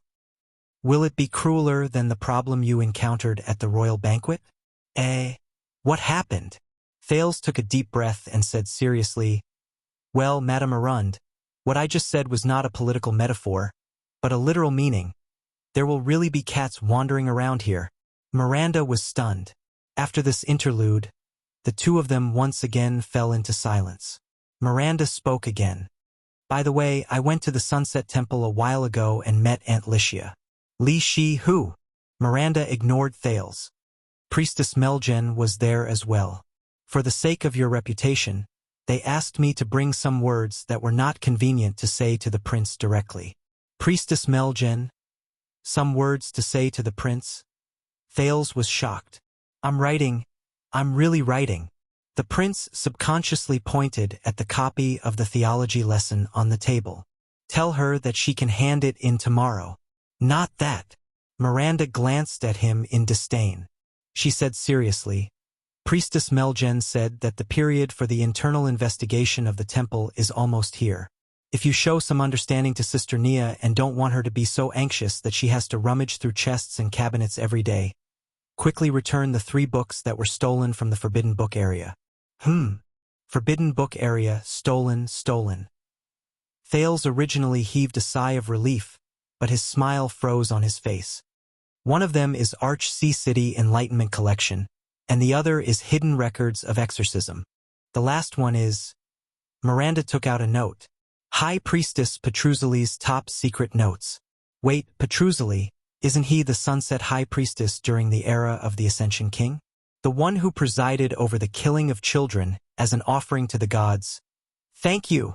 Thales snatched the note and forced a smile. "I know now." Miranda pursed her lips. "Aunt Licia also said that if you want to borrow some books next time, you don't have to be a thief. You can just say it directly. Don't worry, she won't tell your father." Thales felt as if his face was burning. The atmosphere became a little awkward. Then, Miranda spoke to break the silence. "I heard from Wuxia that you are going to the south for an inspection?" "Which Wuxia? Oh, you mean that Wuxia?" Thales nodded and sighed slightly. "Yes, it's obvious that everyone is busy with their work. Since even someone like me, who is known to be unsuitable for a house and home, has received it, I guess that quite a number of suzerains in the south have also received your 'Do you want to mate?' Quite a number of suzerains in the south." Thales looked as if he had just eaten a fly. "Regarding this, I cannot disobey my father's orders," he said sarcastically. "And the king's orders cannot be changed." Miranda's voice was cold, and it made Thales' heart tremble. What is she trying to say? Thales said seriously, "Listen, Miranda. I'm sorry, it's Madame Arund. I'm very grateful that you came to see me, and I'm also very sorry that my matters have caused you inconvenience, but if there's nothing else, enough, I don't want to beat around the bush with you anymore." Miranda cut him off directly, and her next sentence made Thales stunned. "I'm here to help you." Help me? Please forgive me. I don't quite understand." Miranda glanced at him, and it was just a glance, as if she understood everything. But it made Thales very anxious. "Stop pretending. You are definitely not going to the south for a blind date," the swordswoman said with certainty. "Based on your habits, everywhere you go, the capital, the fortress, Dragon Cloud City, Western Desert, will not be peaceful." "Huh?" Thales was stunned at first, and then he scratched the chair indignantly. "Star Lake Castle is very peaceful. Only a few rats died. At most, I'll add 2 more chairs." But Miranda ignored him. "And no matter what kind of shady business you want to do that is inconvenient to talk about, you need trustworthy and competent people. It would be best if they are acquaintances who have worked with you before and have even gone through thick and thin with you. So, I'll go with you on this journey. Shady business that is inconvenient to talk about. Damn it, what does she know?" At that moment, Thales and Miranda's eyes met. "Since you don't like to beat around the bush, Madame Arund," Thales said doubtfully, "I know that our experience in Dragon Cloud City is unforgettable, but our friendship doesn't seem to be so good that we can help each other from afar." Miranda did not answer immediately, but stared at him. Her eyes were different from the others. They were calm, cold, sharp, and had a vague sense of alienation. "Right? The Duke suddenly remembered that although the lady in front of him was from Constellation, Arund was from Northland. Most of the time, Thales could not help but forget this, and treated her more as a typical Empire bigwig. Finally, Miranda spoke softly. If you really want a reason, Cohen told me that the prince is in a difficult situation and urgently needs help, but unfortunately, he does not have enough people around him. Or to quote his own words, they are all idiots. Cohen? Thales was stunned when he heard this. Did he ask Miranda to come? He subconsciously asked what was on his mind. How is he recently? Pretty good, Miranda said in a low voice. First, he was transferred from the Highway Administration Maintenance Department to the Archives Management Department, and his daily work changed from sweeping to drinking tea. Yes, thanks to me. Thales felt a little guilty. Maybe I should pull some strings and transfer him to Star Lake Fort as compensation? Until he tidied up the files without rest and found a lot of dubious old files, which involved a large number of retired police officers and magistrates who were enjoying their old age, and even quite a few former high-ranking officials. His superior had no choice but to transfer him to the police academy under the Academy of Knights to train reserve police officers. After a second of careful consideration, Thales decided to let Cohen continue to train in the police station. I understand. A strange feeling surged in Thales' heart. I have to say, I am very grateful and honored, but you are Madame Sonia's right-hand man and a strong fighter. If I abduct you, she will not. She will. Miranda interrupted him. Madam, she will understand. She understands better than anyone else. Miranda stared out the window. Thales paused for a second. Are you serious? You want to serve me? I don't have the habit of lying. So you are not good at lying, at least not as good as I thought. In that second, Miranda's gaze turned fierce. The Duke of Star Lake took a deep breath and felt the color in the room turn darker. You are not here because of Cohen's request. Thales straightened his posture and looked at her seriously. It's not that he doesn't want to help me, but even if that blockhead has 20 brains, he will not think of saying that the prince is in a difficult situation and needs help. Miranda's frown deepened. 7 years ago in Dragon Cloud City, you did not manage to deceive Child Vlad with this soaring eagle. The Duke of Star Lake looked at her coldly. 7 years later, you will not be able to deceive me either. So I want to ask you one more time, and it will be the last time. There was a chill in Thales' words. Madame Arund, why did you come here to help me? Miranda leaned against the window and did not say a word. She was like a winter plum flower facing the wind and snow. But Thales was also very patient. Finally, the swordswoman spoke expressionlessly. Because I am tired of it. Tired of what? Miranda raised her head suddenly. Waiting, she said coldly. I am tired of waiting for a chance to change, tired of going with the flow. I am tired of being a happy, pitiful, innocent and pitiful woman who is content with the status quo and has no self-awareness. Just like the past 20 years. Miranda did not shy away and met the prince's eyes. Happy, pitiful, innocent, content with the status quo. These words. Thales slowly furrowed his brows. What are you talking about? Miranda let out a cold laugh. Everything. She turned her head and looked at Lake of Stars under the sunlight. 7 years ago, my father was imprisoned for the crime of harming a foreign politician, that unfortunate Prince of Extet. But everyone in the circle knew that Iron Eagle Val Arund's crimes were far more than that. He had ulterior motives, colluded with foreign enemies, and committed the shocking crime of treason. He nearly caused the people of the Northern Territory to be plunged into misery and suffering, and caused the kingdom to be doomed eternally. His debt of sin was great, and he could not be punished. Thales recalled the Hall of Stars 7 years ago. He remembered the scene of the courtiers pressuring the prince to abdicate when the flames of war were about to descend. He did not speak. Miranda's words became more oppressive. The Arund family suffered a blow, and their prestige was swept to the ground. Their reputation was ruined, and they were ridiculed countless times over the past 7 years. The forces and families who were once on good terms with Cold Castle fought to keep their distance and draw a clear line between them. She said dejectedly, "The truth is, our family's name has gradually faded, and the Northern Territory no longer looks up to the White Eagle at the top of Winter Summit." Thales spoke softly, but there was a faint uneasiness in his heart. "I'm very sorry." "There's no need for that," Miranda denied flatly. "Since we've done it, we should bear the consequences. This is what we deserve." Thales looked at her, but he remembered the Archdukes of Extet who fought against each other in heroic Spirit Palace in another country. "So this is why you came to me, and even wanted to serve me.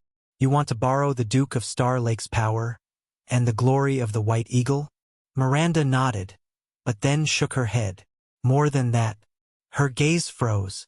You know what else he did? Him. For some reason, Thales understood that she was not talking about Duke Val. Miranda left the windowsill and walked slowly towards Thales. Thud. Her voice was steady, but her words were piercing. "He kept my father in prison for 7 years, even though he deserved it. He did not take his life, nor did he strip him of his title and status. At the same time, he showed the king's mercy and Renaissance Palace's cruelty." Thud. He never explicitly stated that I, a female first heir, was the legitimate heir. Similarly, he did not acknowledge that the other Arun branches had the right to replace me. He allowed us to have disputes everywhere and cause dissension in the family. Thud. The swordswoman from the Arun family's footsteps seemed to have a certain rhythm. With every step she took, her imposing manner increased, and it complemented her words. He never mentioned or approved my marriage. He even rejected the suggestions of those with ulterior motives. He made me gradually become the fruit of power in Northland. The more it was delayed, the more tempting it would be for others to pluck it. Thud. He also incited Zamunto and Fries and gave them small favors to boost their ambitions. He made these two families in the Northern Territory, who were second only to the Arun family, think that they could replace Cold Castle's position in front of Renaissance Palace. Thud. Thales felt the sin of Hell's river stirring. A strong premonition forced him to take a deep breath and cut her off. The Northern Territory is geographically crucial, and the people there are fierce. When Renaissance Palace handles related matters, they naturally need to be cautious. "That's right," Miranda said sharply and cut him off. "The Northern Territory has a special status. There are many traditions that are different from those in the kingdom. One of them is that the suzerains of Northland do not have to follow the Elam law's system of inheritance of the eldest son. They can even follow the legacy of Northland and choose the best to inherit the legacy. Or, in the words of the people in the land, they are barbaric and backward." Legacy of Northland. Thales suddenly thought of Black Sand region and how Chapman Lampard obtained the Archduke's position. "But I know his plans." Miranda changed the topic, and her tone was piercingly cold. "You know it too. He used the difference in inheritance laws and disputes, as well as my gender, to keep me, the Arund family, and the entire Northern Territory in suspense, so that he could continue the story of Blade Edge Hill. In the name of the royal family, he would carry out his laws in the Northern Territory, spread his authority, convey his will, and appoint officials who were close to the royal family, until the rebellious Cold Castle did as he wished and became the second northern field camp of Renaissance Palace after Broken Dragon Fortress. Miranda finally stopped in front of Thales.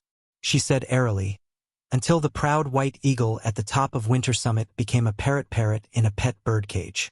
Thales could not help but let out a long sigh. "So now, I, Miranda Arund, the daughter of a duke, have become a sacrifice for the kingdom, an abandoned child of history, and an obstacle to the Northern Territory. My status is neither high nor low, my authority is undecided, and my future is dark and uncertain." Miranda snorted coldly, as expected of a father and son. "Just like you, he knows how to make use of women, especially women who are vulnerable, right?" Thales' gaze shifted. She He resisted the urge to retort, but he could not stop his mood from sinking. So, Miranda, you came here for... At that moment, Thales only felt a deep sense of sorrow. And I am just tired of it, Miranda said expressionlessly. Thales sighed. So you asked me just now if I want you to be my queen. You are looking for a way out. Miranda's expression darkened. She nodded. Yes, this is indeed the fastest and most effortless way to solve the problem.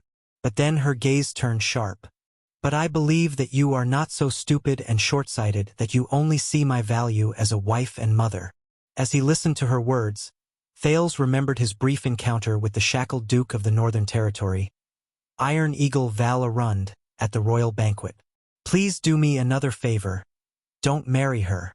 If you have no choice but to marry her, don't plant a seed in her belly. Duke Val, you foresaw this. You knew this would happen, didn't you? You know your daughter. You know that she is an Arund. She is the White Eagle of the Northern Territory. Under the day before the bitter cold winter, she may temporarily retreat, but she will not remain mute for long, much less bow her head forever. So what do you want? Thales asked softly. What do I want? Miranda repeated this sentence. She slowly lowered her body and met Thales' eyes. It's very simple. I am a descendant of the White Eagle Arund.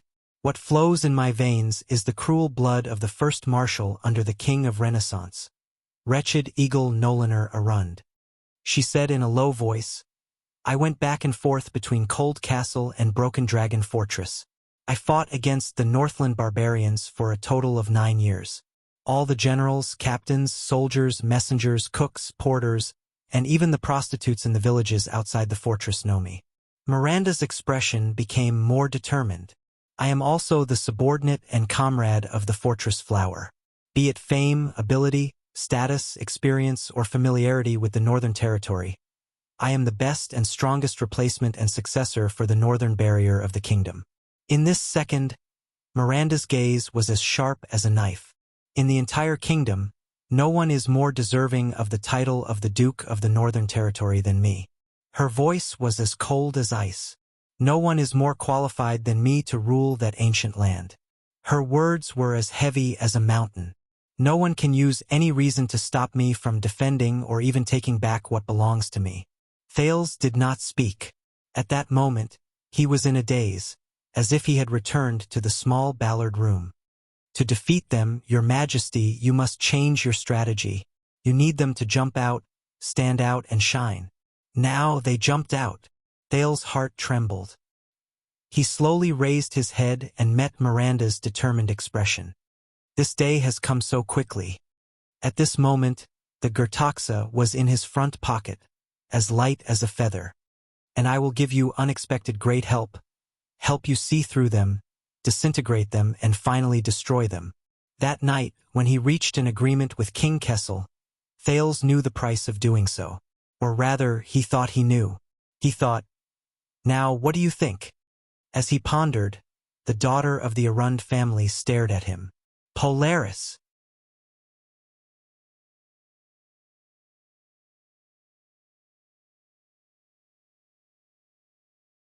Chapter 648. Thales was silent for a long time. A myriad of thoughts ran through his mind. Some of them were memories of his adventures with Miranda in Dragoncloud City, and some were related to the Covenant Bone Ring. In the end, he sighed and turned away from Miranda's burning gaze. He stepped over the chair that had died of old age and sat on the desk. If Grandmother Valencia was here, she would probably reprimand the Duke for his indecent behavior with a straight face. But she was not here. Fortunately, she was not here. So, Madame Arund, you came to me for title, land, and power. Thales sat on the desk and stroked the scar on his left palm in a daze. Miranda did not move. She only watched the Duke of Star Lake from afar, who was immersed in his own thoughts. I have to say, this is really impressive. Thales made up his mind. He took a deep breath. But unfortunately, forgive me for refusing. Strange. Miranda interrupted him. Thales frowned and looked up. the daughter of the Arund family spoke softly. Isn't it only natural for the heir of a duke's family to work hard for the sake of titles, land, and power? Thales could not help but frown and look up. Miranda shook her head and said, "Then why did you say it was impressive when it came to me? As if this is something rare, something worth writing about." Thales was stunned and did not react. "What? No, I didn't think that way." Miranda sneered. "If I were a male heir, would you still say, as the son of a duke, you actually want title, land, and power? Wow, that's really impressive." Thales was even more stunned. But Miranda took a step forward and said aggressively, "Why? Is it that I or someone like me is not worthy, not suitable or unable? Or is it that I don't have the ambition to fight for power and shouldn't be so impressive, Duke Thales?" "What?" Thales, who was a little dumbfounded by her rebuke, took a deep breath. "Please don't misunderstand, Madame Arund. I mean no harm." The young man tried to ease the conversation. "I don't mean to look down on you. It's just a polite remark." This time, Miranda stared at him for a long time, as if she wanted to dig out the thoughts behind his eyes. It was only when Thales felt embarrassed and could not help but cough to remind her that she averted her gaze. "I know." Miranda's voice dropped, no longer aggressive. "I know you mean no harm, Your Highness."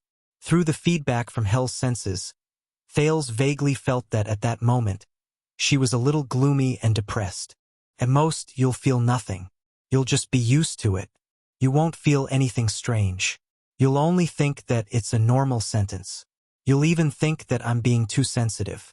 Miranda gazed at the Star Lake, which had become languid and numb from the warm summer breeze, and the waves that were unable to calm down. But this is the problem. The cold light in her eyes slowly froze. "This is why I had to come here." The moment he finished speaking, Thales looked confused. But for some reason, when he looked at Miranda's profile, he felt that the study was eerily quiet. "Madame Arund, I really didn't—" Thales wanted to explain more, but he paused and changed his words. "I'm very sorry, madam. If I said something wrong or expressed the wrong attitude in a way that I didn't realize, then I apologize to you. Really." Miranda was silent like a statue for a long time before she slowly turned her head around. She curled the corners of her lips at Thales and smiled faintly. That smile was very natural and bright. Even the sunlight behind her could not cover it. This made Thales a little dazed. "She's beautiful, isn't she?" A voice in his heart reminded him softly. "That smile is like the first sprout on the peak of a snow-capped mountain when the snow melts in early spring." But such a feeling disappeared in a flash. Just like that smile, fragile and fragile. "To be fair, you shouldn't be the one to apologize." The swordswoman became expressionless again, as if she had never smiled before. This brought Thales back to reality. "But it's also fair to say that I accept your apology." Thales was stunned again. The Duke snapped out of his daze. He quickly coughed and changed the topic. "So, madam, do you want to join me and tour the South with me? Let everyone see that you've chosen your side and stand under the Duke of Star Lake, the future king, so that you can accumulate experience and fame to invest in your future?" Miranda thought for a while and crossed her arms. "No, not to join you." She raised her index finger gently and pointed at Thales. "But to help you." Thales frowned. "As your supporter." Miranda's eyes sparkled. "Not as a follower. Not as a follower, but as a help. Not as a follower, but as a supporter." As he mulled over her words, Thales also crossed his arms with a serious expression. A few seconds later, he took a deep breath. "Dear Madame Arund." Thales' voice was a little hoarse. "You know, after Dragon Cloud City, although I haven't contacted you much, it's not that you haven't contacted me much, it's that you haven't contacted me at all," Miranda suddenly said. Thales was instantly rendered speechless. Miranda sneered. "In comparison, I have at least met Wuxia a few times over the past 7 years. Yes, that Wuxia. Although I don't know how many Wuxias there are here, or if everyone is a Wuxia. If only Mother Valencia was here. Pay attention to your etiquette, child. When the Duke speaks, shut up. She would definitely say that. She waved the pointer in her hand. All right. Thales suppressed his displeasure at being interrupted and continued. This may sound hypocritical, but madam, I cherish the experience of that night in Dragon's Blood very much. I have always treated you as an old friend, a comrade who has gone through thick and thin with me. Miranda nodded slightly. It is indeed hypocritical. Thales sighed. He thought that this girl should have a good chat with Mallows. So I don't want to lie. What you said just now, madam, is not a good idea for now. Miranda's gaze changed. What's not a good idea? She chuckled and said, marry you? Or join you? Or fight for what I deserve? Neither. Thales suddenly raised his voice, causing Miranda to frown. You said you want to go south with me, but... The Duke exhaled, pinched the bone ring in his pocket, and sighed. You don't understand.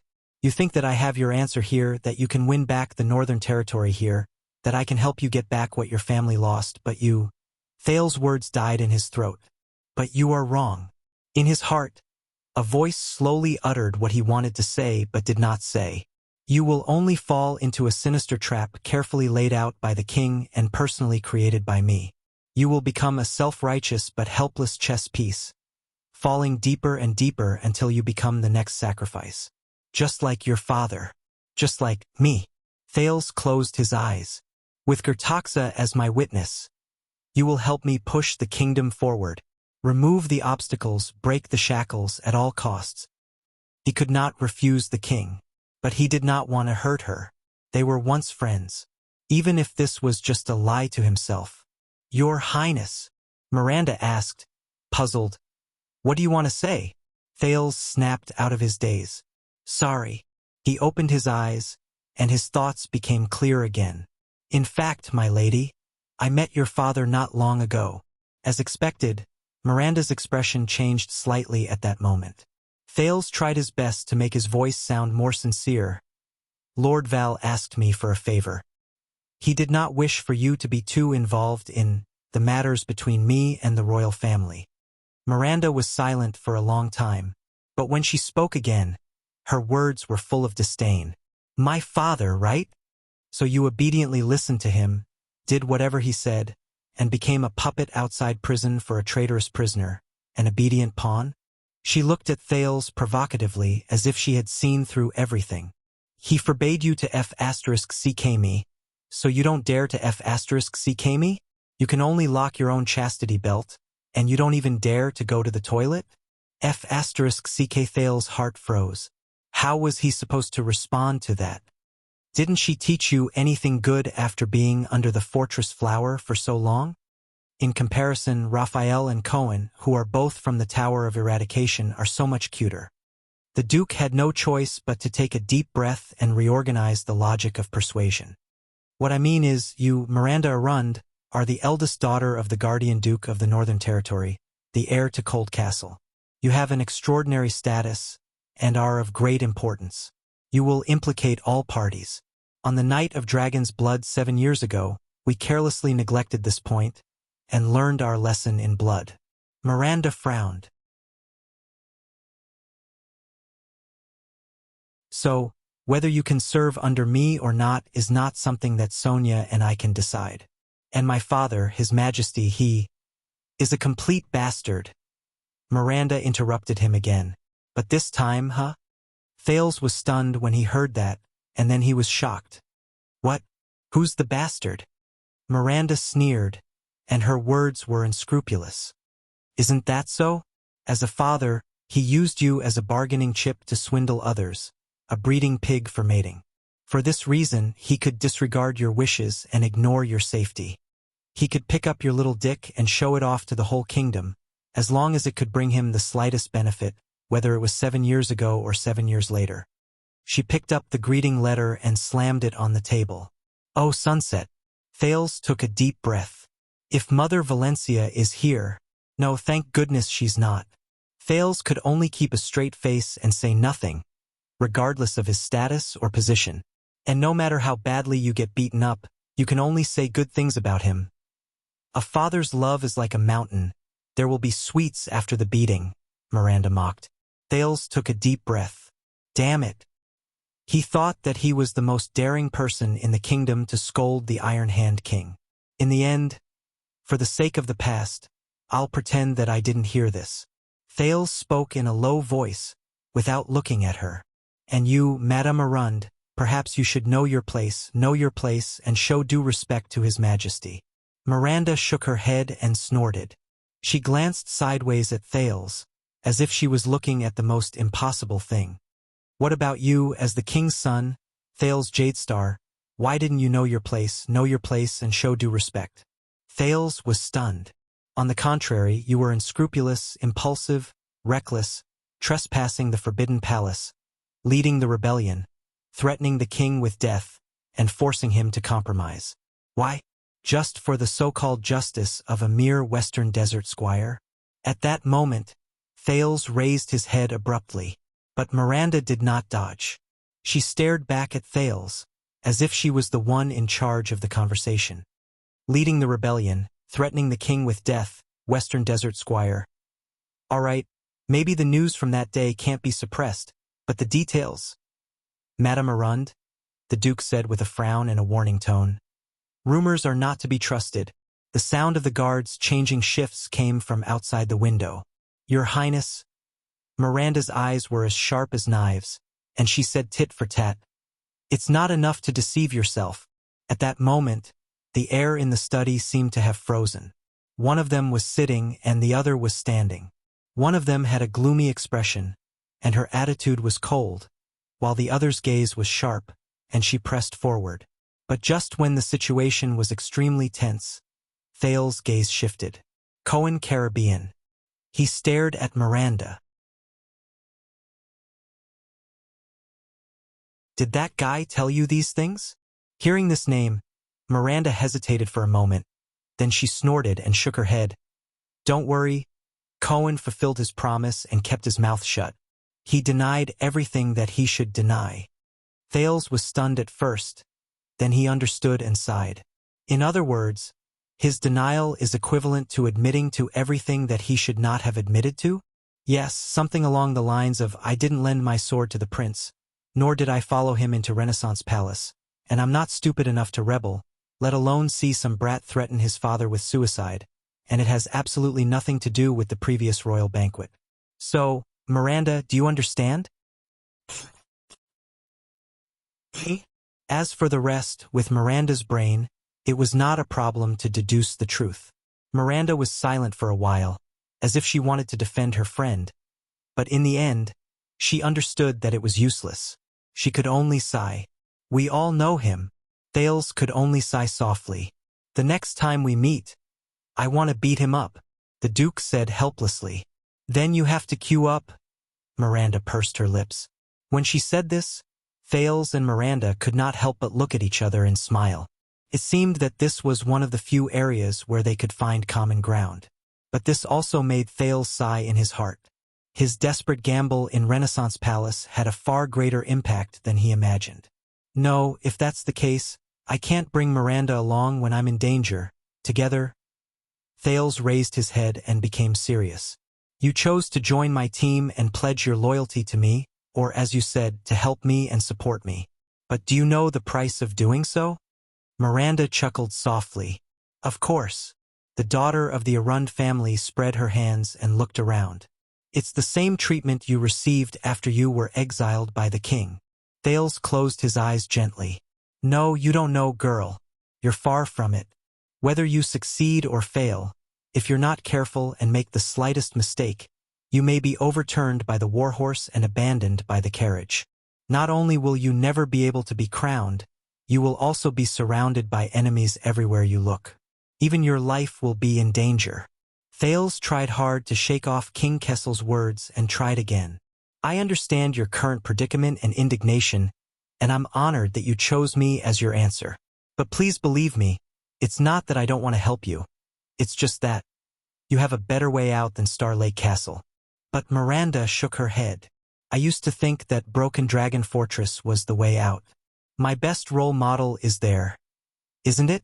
As long as I stay by Officer Sonia's side, learn her military strategy, inherit her reputation, shoulder her responsibilities, prove to the kingdom that I have the ability to wield the sword, prove that I am indispensable to ruling the Northern Territory. I can. But I was wrong. Miranda lowered her head and looked at the letter stamped with the 9-pointed star seal. She smiled sarcastically. Officer Sonia can teach me everything on the battlefield, but there are always some things that she can't teach me. She raised her head again and stared at the silent Thales. There are more things that I can't get on that battlefield. Thales looked at her with a complicated gaze. He could sense her determination at that moment. But the more determined she was, the more he felt that those who are deceived by you and support you will gather into a rolling wave. They will use their reputation, stance, camp, interests, connections, situation, and everything else to force you to move forward. You will not be allowed to defend yourself, you will not be able to control them, and you will not be allowed to go back on your word. The two of them sank into a long silence. Then, Thales took a deep breath and broke the silence. I met Raphael in the Secret Intelligence Department not long ago. Miranda trembled a little. Although he doesn't admit it, he cares about you a lot. Can't even take a joke. When he thought of this, Thales could not help but smile. But this smile was very pale. It was just like Miranda's expression.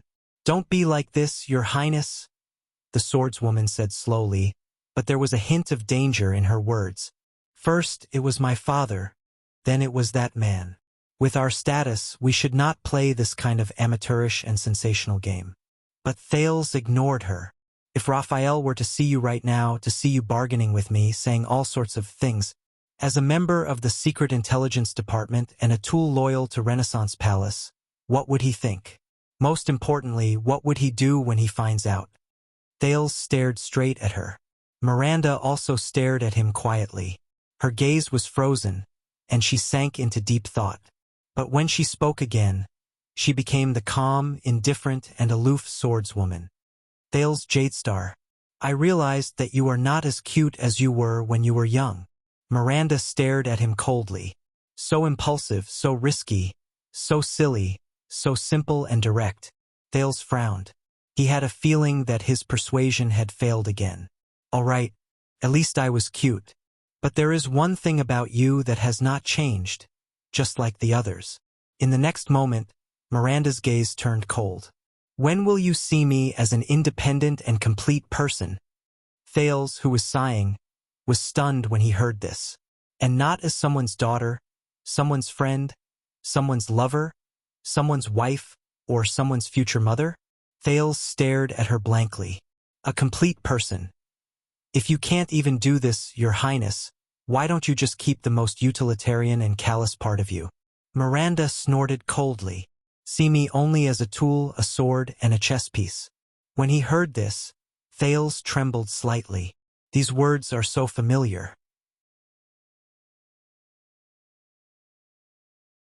Let me do it, Your Majesty. Let me be your enemy. Your spy, your chess piece, your bargaining chip, your sword. Utilitarian. Callous. At least that will make both of us feel better. Miranda finished her words coldly.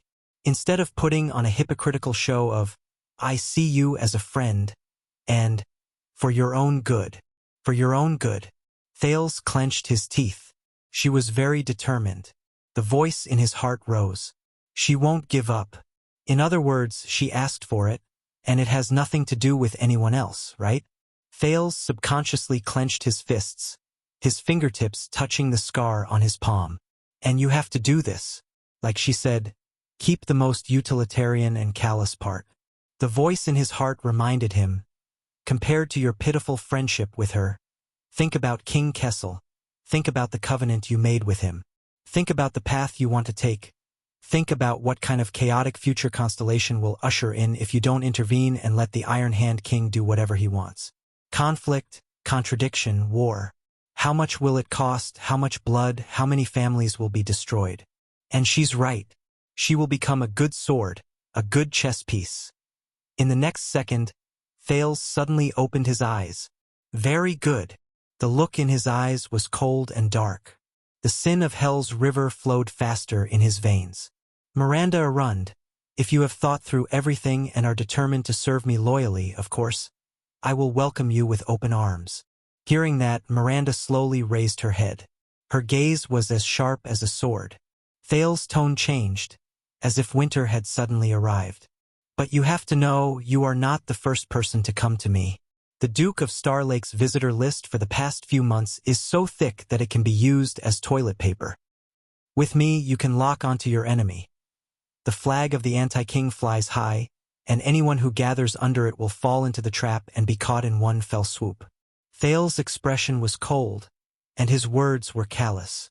If I take you in, accept you, allow you to join the Duke of Star Lake's team, allow you to share the halo and glory of the prince's vassal. The Duke narrowed his eyes and sized up the swordswoman in front of him. Then what benefits can I get?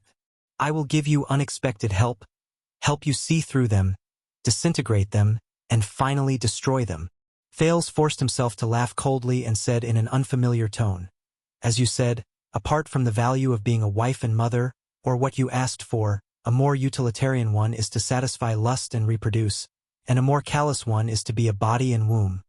The prince's words were frivolous and presumptuous. Miranda subconsciously clenched her fists. Thales bent down on the study table and rested his elbows on his knees. He felt the coldness that made him extremely uncomfortable, and the corners of his lips curled up. What else can you give me?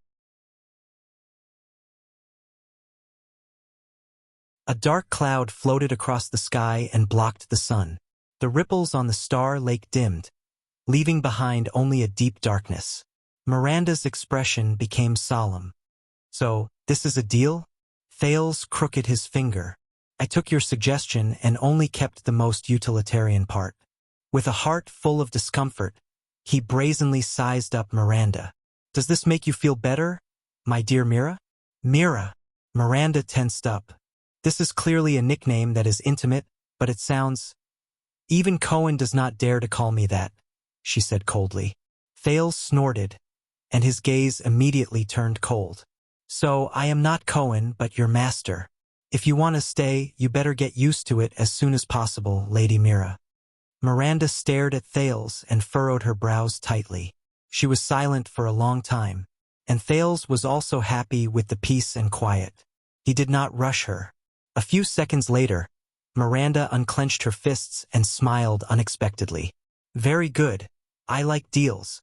The swordswoman licked her chapped lips, as if she was licking the blood of her prey. It makes everything direct, simple, naked, and bloody. Thales was stunned at first, but then he smiled as well. You know, I was thinking that if Raphael knew about our conversation right now. Thales shook his head and said sarcastically, he would definitely kill me. Then he or anyone else would have to step over my longsword first. Miranda said coldly, or a corpse. The two people in the study looked at each other, as if they were swords clashing. This is the first benefit that my loyalty has brought you, Your Excellency.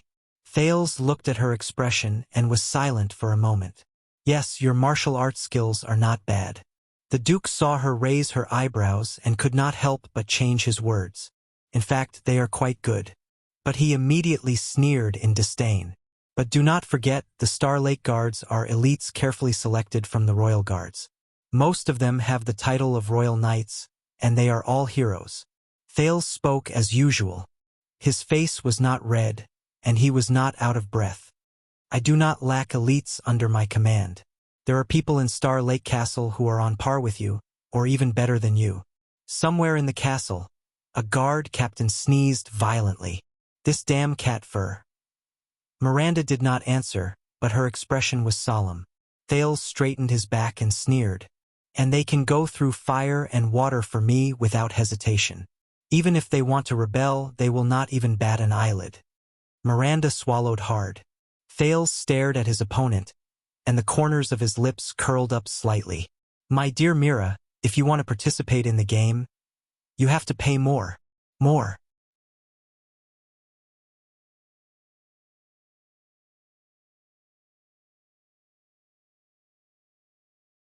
Chapter 649. Miranda was silent for a long time, but her gaze never left the Duke of Star Lake, as though she was still getting used to Thales's behavior. You said that you have no lack of elites under your command, and that you're even better than me? A few seconds later, Miranda said disdainfully, but as far as I know, that duel of 2 against 1. Those were the weakest 2 in the Star Lake Guards. Thales interrupted her firmly to prevent her from digging up his past. At the same time, he felt sorry for Ness and Bastia. Others aside, my personal guard captain, Lord Tormund Mallows, also known as the Sharp Blade of Terror, can suppress both of them with one hand. Achoo, there's more and more cat hair. Only an idiot would come up with this idea of raising a cat and limiting a mouse. Mallows, who was inspecting the supplies, said unhappily. In the study, Thales sneezed softly and rubbed his nose. Terror Sharp Blade? Miranda repeated the word, a puzzled look on her face. Thales' expression was solemn. That is Lord Mallows' nickname. All the Northlanders know all the constellations. What I mean is all the enemies who have suffered losses in his hands, whether it is the extensions or the constellations, call him that behind his back. Miranda furrowed her brows. Thales sneered. A hint. Don't mention it to his face. Mallows doesn't like this nickname. He'd rather die than admit it. Miranda thought about something, her expression gradually turning solemn. The Mallows family was once part of the 7 Jadestar attendants, nicknamed Razor. I know that. But Sharp Blade of Terror? In that case, Lord Mallows is skilled in swords and sabers? Or short-range daggers? Thales had to cough more frequently. Well, why don't you spar with him some other day? But let me warn you in advance, as my most trusted guard captain, Lord Mallows' martial arts skills are unfathomable. Even the most powerful and terrifying powerhouse in the world would only have a 50-50 chance of winning if they were to go against him. Why do I feel like you're exaggerating? No, I'm just emphasizing that the martial arts skills you're so proud of are not rare here. Hearing this, Miranda was silent for a while, but she quickly continued. Not just martial arts. Considering the discord between you and Duke Zayn, Your Highness, no matter what your purpose in going to Jade City is, you will definitely be hindered in all aspects. It will not be as smooth as going to the capital or Dragoncloud City. Thales remained silent. Actually, things did not go very smoothly in the capital and Dragoncloud City either. But she was right. His goal in going to Jadeite City was not only dangerous, but it was also very tricky. He needed more capable people. And we worked together in Dragoncloud City. You know what I'm capable of other than using a sword? Miranda's gaze became shrewd. There are some difficult problems that can be solved by me. It will be more reliable and effective than handing them to Wuxia, Mute, the boy from the Doyle family, or that big man with a zombie face. Wuxia and Ralph. Doyle and Glover. Thales recalled the encounter at Red Street Market and Laurel Club that day. He could not help but frown. Accept me, and you will receive my identity and surname. Miranda saw a slight change in Thales' expression, and she continued to increase the stakes. Your Highness, although you are the heir to the supreme throne, ever since the royal banquet and the prince's accident of breaking into the palace, you have affected the interests of many people.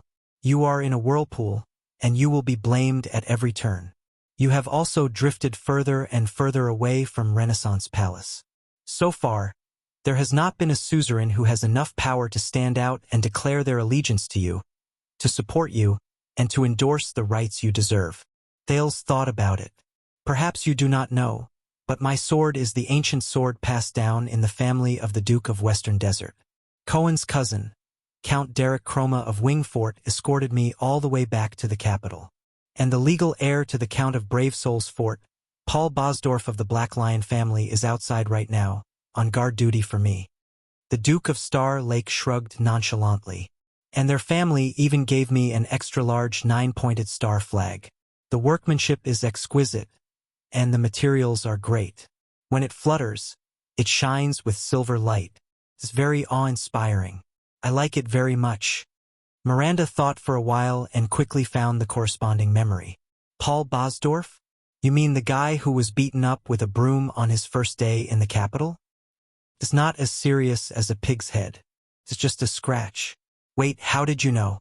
Miranda sneered. But unfortunately, Paul's father, Count Louis, is still in his prime. He is not in prison, nor has he lost all of his authority. He cannot leave behind a huge power vacuum so that his heir can become the hottest future count who is closest to the throne. That's easy. I'll just kill his father later. Thales's expression did not change, and his heart did not beat so violently.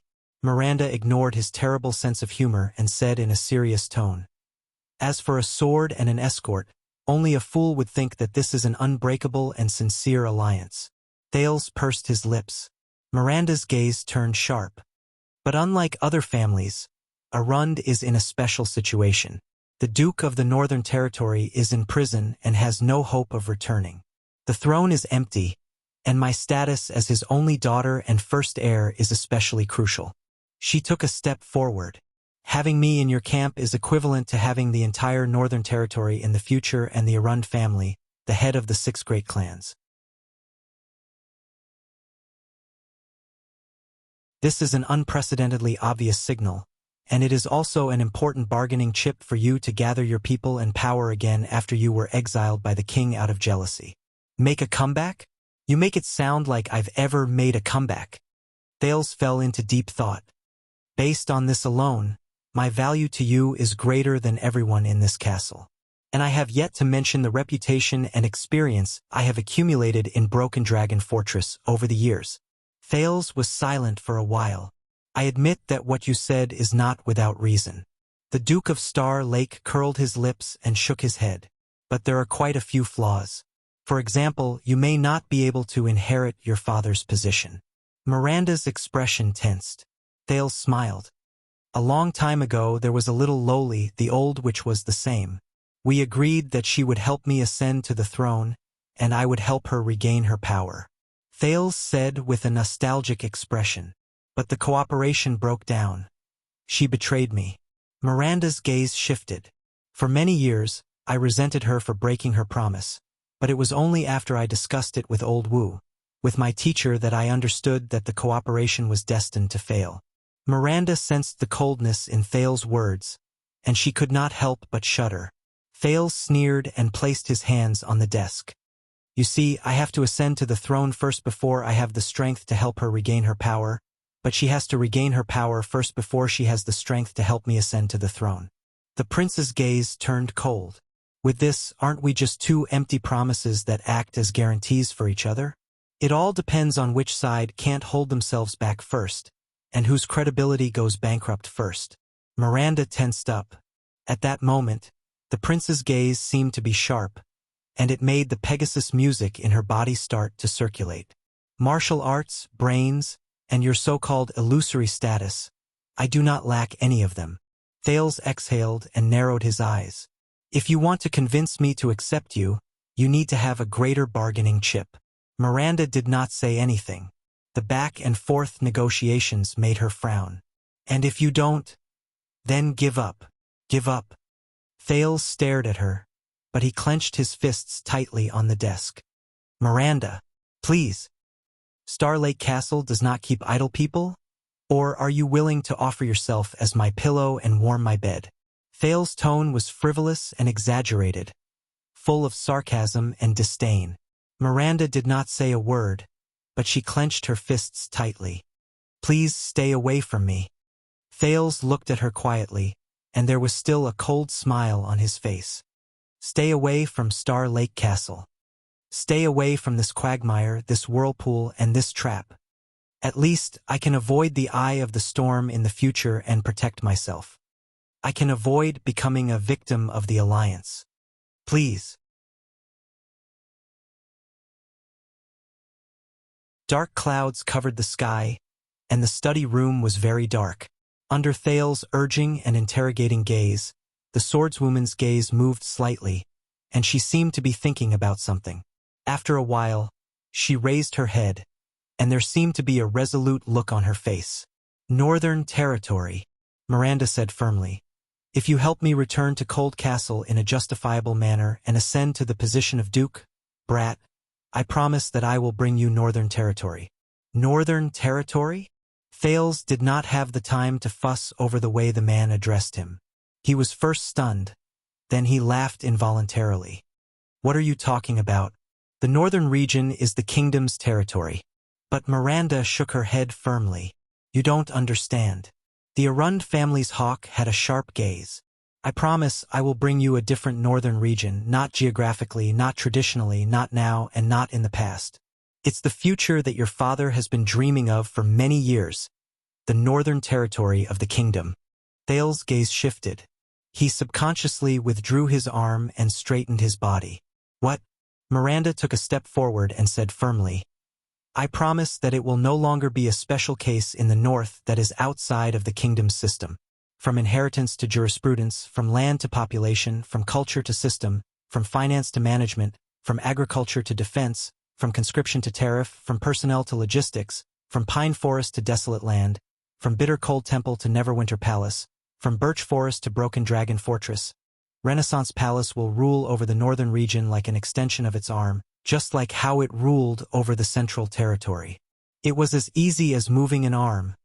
Never going back on his word. Thales' gaze changed completely. The prince looked at Miranda in disbelief. My lady, what are you talking about? Miranda snorted coldly and did not hesitate. That's right. There will be no outdated traditions, no annoying customs, no old-fashioned families, no annoying suzerains, and no awkward compromises. The Northern Territory, the kingdom's best source of soldiers and bridgehead, will be completely and utterly integrated into Constellation's system and governance, just as your father had hoped. Miranda gritted her teeth. There will be no echoes under the royal authority. Completely and utterly, completely integrated, Thales could no longer sit still. He jumped off the desk and did not even bother to maintain his previous cold and utilitarian demeanor. Let me clarify. You said that after you become a duke, you will not only give up the Northern Territory, but also the power in your hands. Thales gulped with difficulty and asked, even if it means that the Northern Territory will no longer be the territory it used to be, the suzerains will no longer have their former rule, and the dukes will no longer have their former status?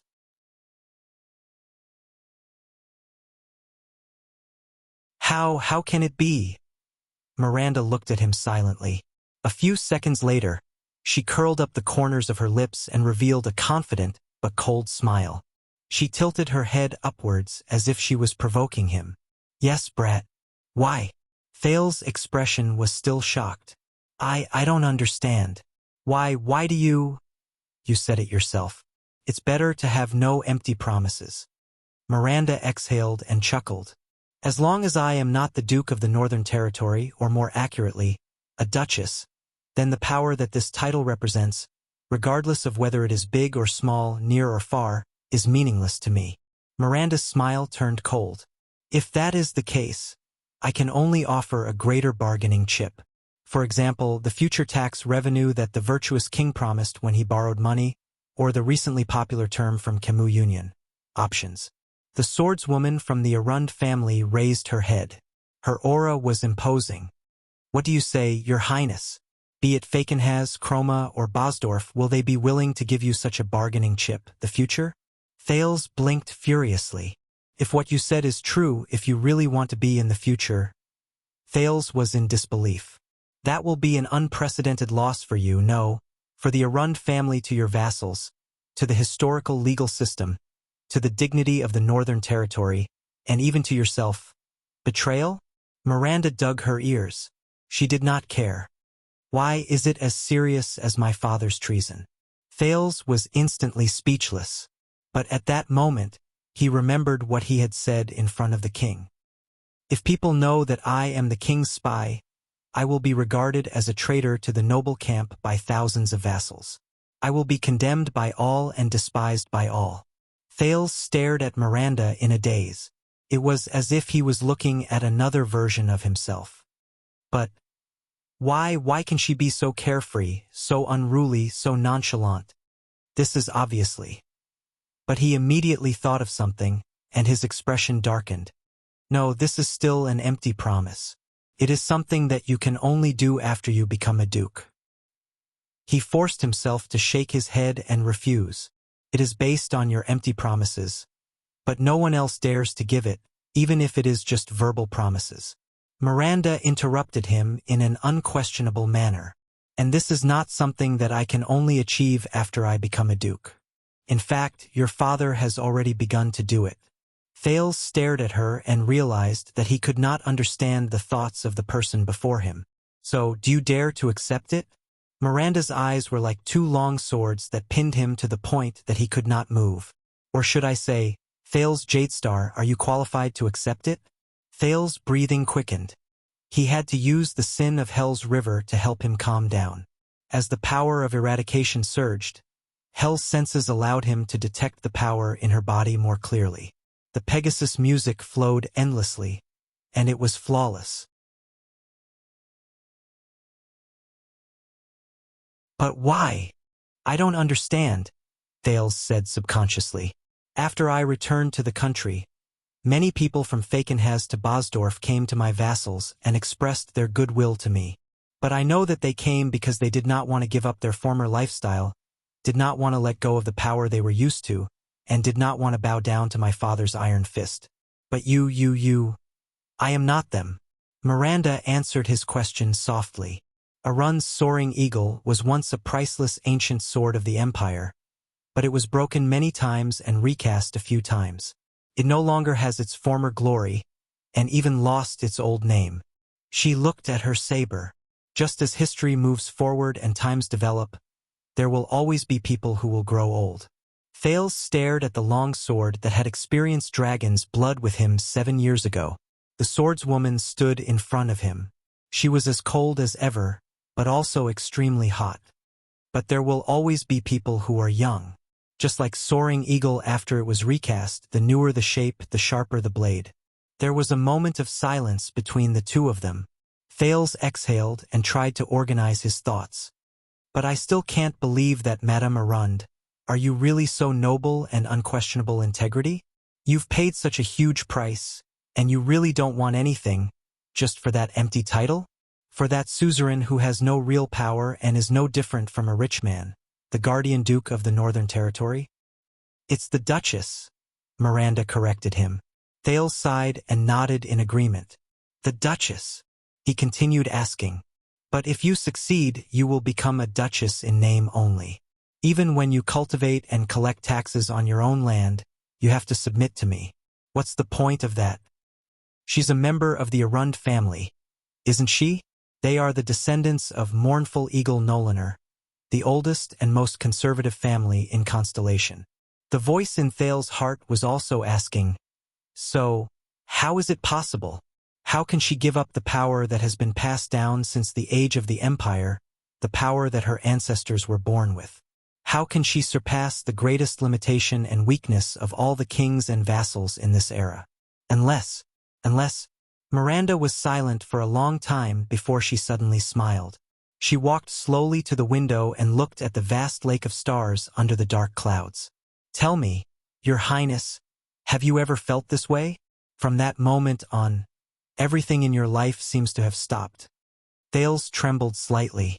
The swordswoman said faintly, everything you see and feel has been set. Everything you do is fate. No matter what you do, no matter how hard you work, you can't break through the limitations in front of you. You can't bring anything new, and you can't see a new way out. Miranda looked out of the window, lost in thought, at the cloudy sky and the dark, bottomless lake of stars. As for the seemingly good life, you can actually see the end of it at a glance. All that's left is to repeat yourself day after day, waiting for the final end. Can't bring anything new, and I can't see a new way out. Thales did not speak. At that moment, he seemed to have returned to Dragon Cloud City, and in front of him were the heads of the poisoned Alex and King Nuvan. But he also seemed to have returned to the royal banquet, watching Doyle's gloomy face as he prepared to sacrifice himself, or the kingdom's secret intelligence department, watching the people walking back and forth in the interrogation room, watching the light in Anchor Biral's eyes gradually disappear.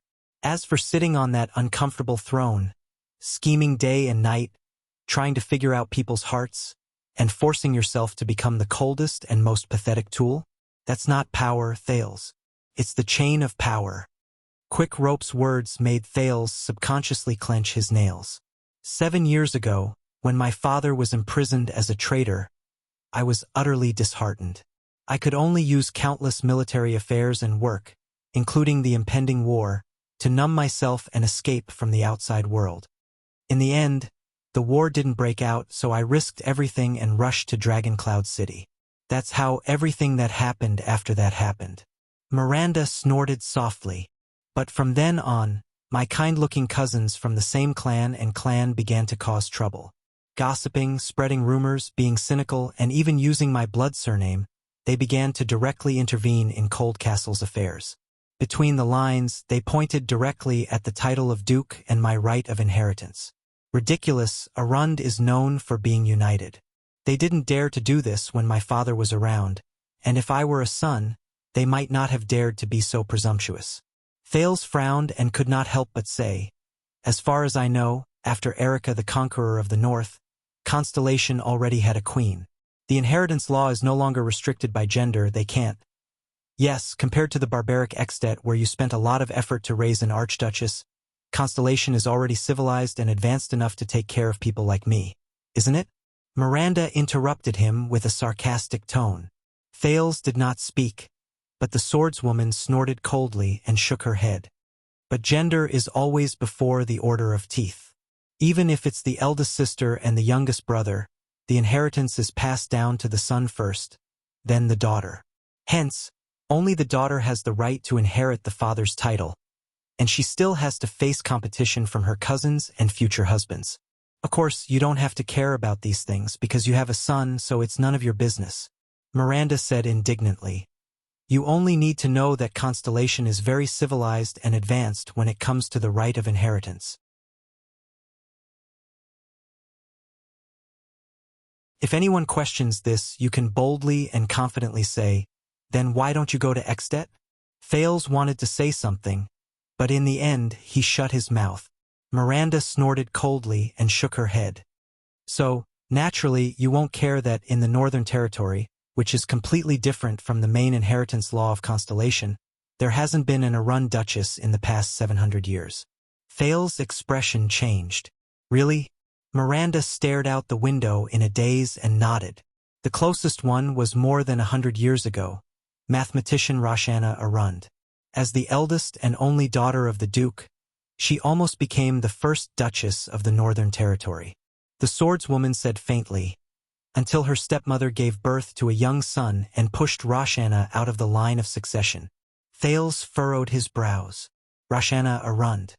He searched for this name in his memory. He seemed to have heard it mentioned in Gilbert's class, but I was my father's second child. I originally had an older brother, but he died young before he could learn how to walk. And my mother, when she passed away during the bloody year, Miranda's gaze was misty. She was already pregnant. Thales was shocked when he heard this. The bloody year. After that disaster, even the way my father looked at me was different. It was as if he was always asking why did my mother play hide and seek with you at that time? Why were you the one who escaped from the carriage? Why wasn't it your mother and your unborn brother? Why didn't you disappear with them into the snow and the countless refugees? Thales clenched his fists, but he could not say a word. Miranda shook her head absent-mindedly. Sometimes I also think that if my mother did not have an accident, if the child in her womb was born safely, if it was a boy and he was my brother, then today Miranda's words came to a halt. She raised her head, and her gaze was firm. No, then I wouldn't be where I am today. Probably not. She glanced at the letter beside Thales' hand and pursed her lips. Even if she did, she would probably be sitting happily in Cold Castle with your greeting letter and portrait pressed against her chest. She would be immersed in it while thinking about what kind of dress she would wear for the artist's portrait. Then, she would reply to your letter while trembling. Thales listened to her quietly and looked at the ridiculous letter that stated that he did not know whether to laugh or cry, but he found that he could not laugh no matter how hard he tried. When I realized this, when I realized that I was able to stand here because enough people died during the bloody year, and because I was purely lucky, I felt as if a cage had descended from the sky and enveloped me. blocking my upper limit and isolating me from the outside world. And no matter where I went, I could only see the walls of the cage and the world beyond the walls that I could never touch.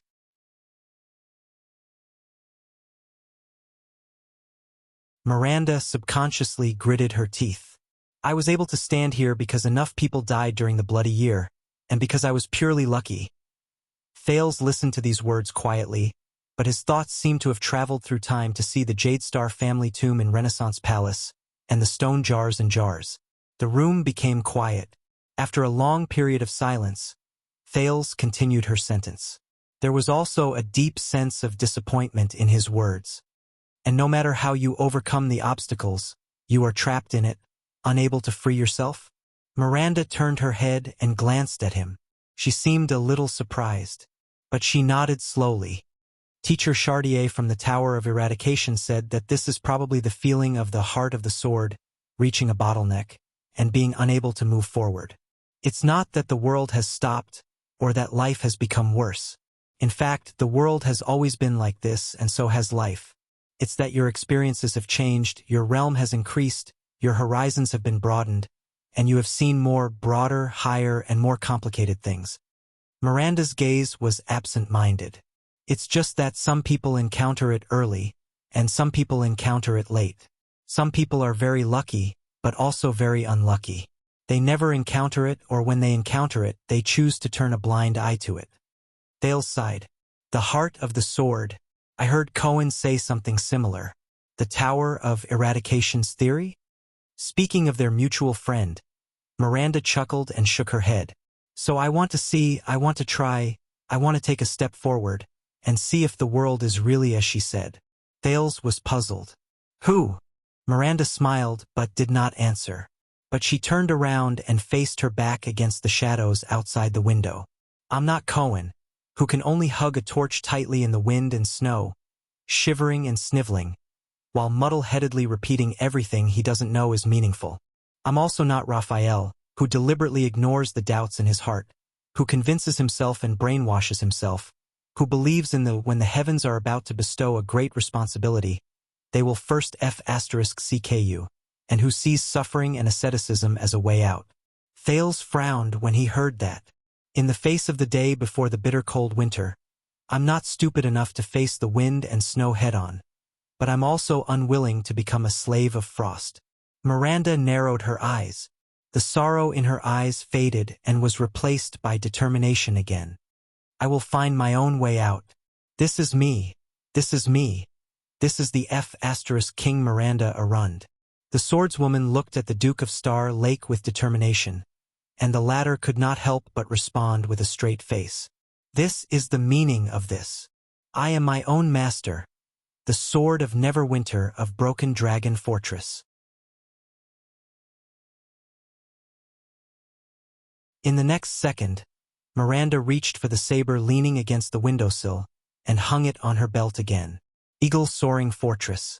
Miranda's voice was cold, and her eyes were spirited. Northern Territory, Neverwinter.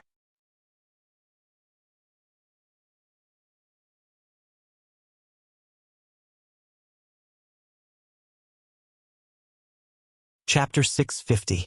She's different. Thales stared at Miranda in a daze, and could not help but think so. Thales had known Miranda for a long time, ever since they met as cellmates in Dragoncloud City, and witnessed her fighting with her sword in Heroic Spirit Palace. Without a doubt, the woman in front of him was a calm warrior, a powerful swordsman, a strong fighter, cautious and reliable, and a little aloof, like a flower on the precipice of a snowy mountain. As expected of the White Eagle's descendant, Arund's blood descendant. But at this moment, Thales stared at her back. For the first time, he felt the heat and vitality emanating from her veins, as well as an unprecedented sense of oppression. That was not something the Arund family of Cold Castle, nor the Tower of Eradication, or even the Fortress Flower could teach her. It was. Thales closed his eyes, took a deep breath, and returned to reality. If that's the case, why don't you go straight to my father, to His Majesty, and make the same promise to him? Miranda's hand, which was adjusting the sheath rings, froze. Thales slowly opened his eyes.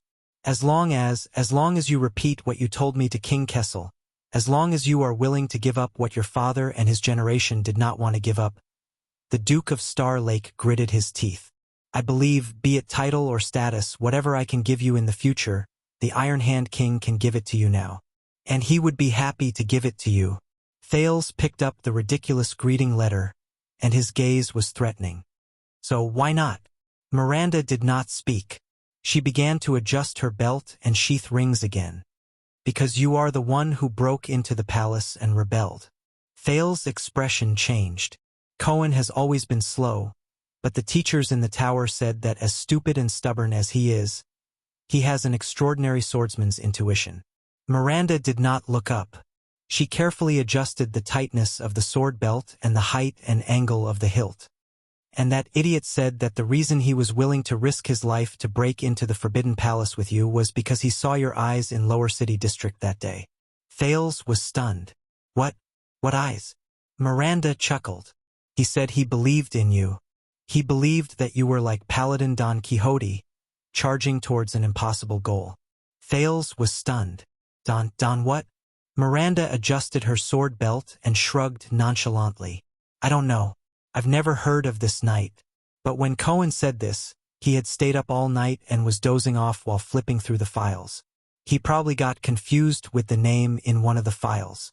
At that moment, Thales' expression froze.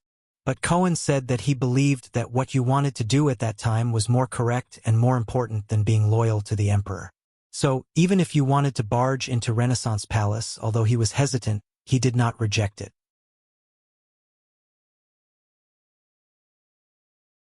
Just like Dragon Cloud City all those years ago, Thales trembled slightly.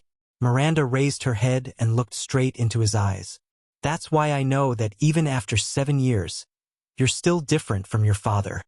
You don't approve of the king's methods, be it forcing my father to rebel, setting up a shocking plot in Dragon Cloud City that is stained with blood, or the ominous conflict at the border in Western Desert a few months ago, or other filthy things I don't know about. The swordswoman stared at Thales seriously. You, Thales Jadestar, you want to be different. At that moment, Thales felt his heart skip a beat. Different? Double quotes. Thales, become a king. Because I believe that you will be better than them and the other kings. You can prove that even in the shackles of power, there is a different way of living. Thales looked at Miranda in front of him and subconsciously clenched his fists. Damn you, quick rope. You bastard. Different way of living? That's easy for you to say. Thales took a deep breath. He tried. He tried hard. He tried to abandon his emotions and weakness. He only saw Miranda as an ambitious vassal after an ordinary noble. He thought that he could pull her into a trap without being blamed. But now, the current Miranda. At that time, no matter how noble Jadestar is, he will not be able to save you. Constellation is too big for you. Even the king will not be able to protect you. Thales' gaze was bitter. His original determination wavered a little at that moment. The Duke had no choice but to take a deep breath to calm his agitation. Do you think that I can finally bring you what you want? No, you can't. Unexpectedly, Miranda shook her head. This is a battle that belongs to me alone. You are at most a stepping stone. Stepping stone, humph. Thales nodded sarcastically. You really know how to talk. But compared to your father, the swordswoman said coldly, perhaps you are a little more solid. By the way, your acting just now was terrible. My dear Mira, if you want to participate in the game, you have to pay more? You don't even know how to pretend to be a pervert, Miranda said in disdain. Virgin. But Thales was not interested in bickering with her. At that moment, he felt complicated. He lowered his head gloomily. Mira, Thales said in a daze. What have you encountered all these years? What made you become who you are now? Hearing that, Miranda froze. A lot. She spoke slowly. Countless scenes flashed in her eyes. So many that I don't even want to count them. But it was only for a moment. She quickly regained her determination and became that stubborn swordswoman again. But when I look back, I realized that everything started from that night. That night, Thales thought of something and looked up in surprise. Miranda nodded slightly, confirming his doubts. That night in Dragon Cloud City, Thales' eyes widened. Dragon's blood.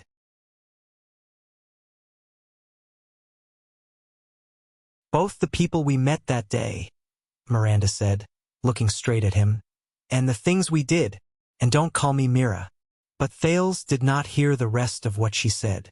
He only stared at Miranda in a daze. Is there always a moment in your life when you inadvertently look back on the past and realize that the decisions you made based on local conditions and adaptability would bring about such a significant, far-reaching, and even change everything?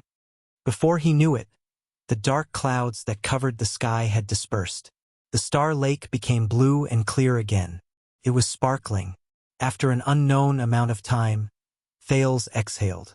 With an emotion that he could not completely understand, he said, whether it was bitterness, relief, or helplessness. But you just said, Mira, that you want to make a deal with me, and that you want to keep the most utilitarian part? Miranda thought about it and suddenly smiled. Yes, I want to use the most utilitarian part of myself in exchange for the most ideal part of you. In this way, you are the one who is at a disadvantage.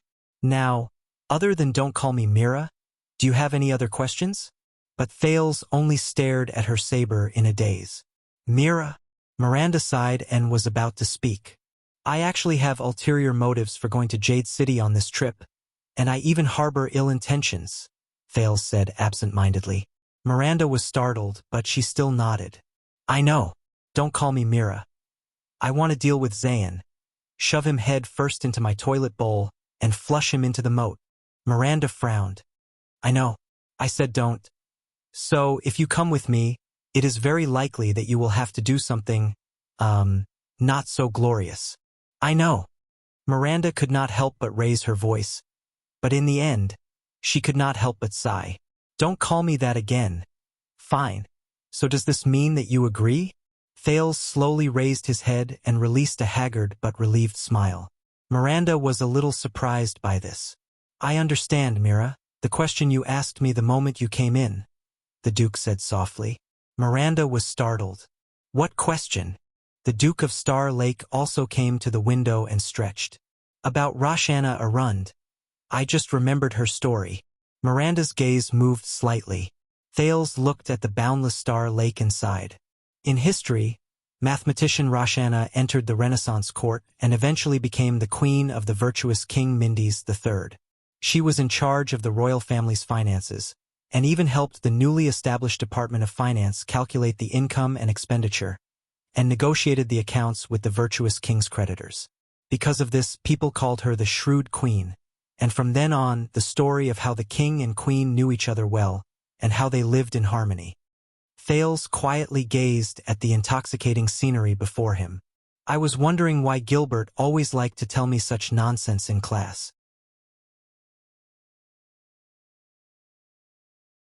In the end, he was urging me to get married. But she did not do it willingly, the swordswoman said. Thales was startled.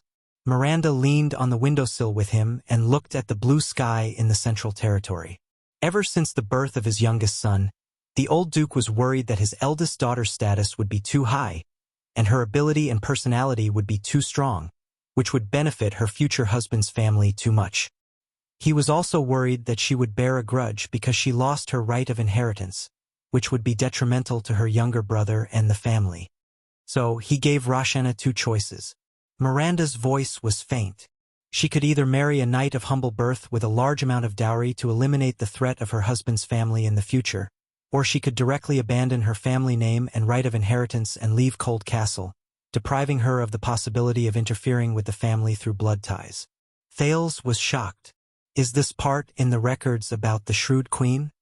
Miranda's gaze was mournful. Roshana, who was strong-willed by nature, chose the second option, which led to the subsequent story. She did not become the queen because she was born in Arund, but because she became the queen, the Arund family suddenly remembered her and rushed to add her back into the family tree, announcing to the world that the new queen's surname was Arund. Thales listened to the story in astonishment. I did not know that there was such a part. Miranda nodded. The White Eagle family has always taken pride in being united and rarely having internal strife.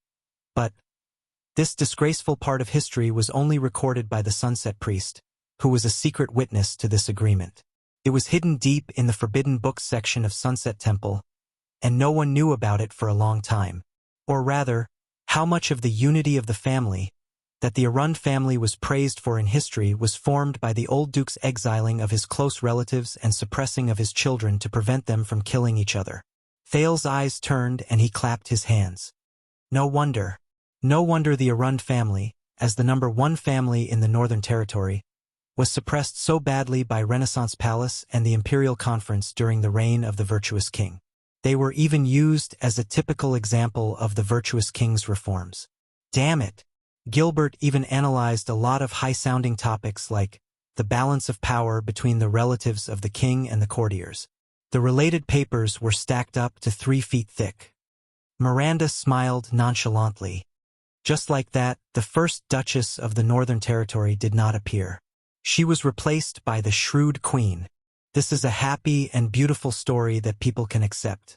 A kind father, a filial daughter, brotherly siblings, a strong husband, and a happy and beautiful story. The swordswoman crossed her arms.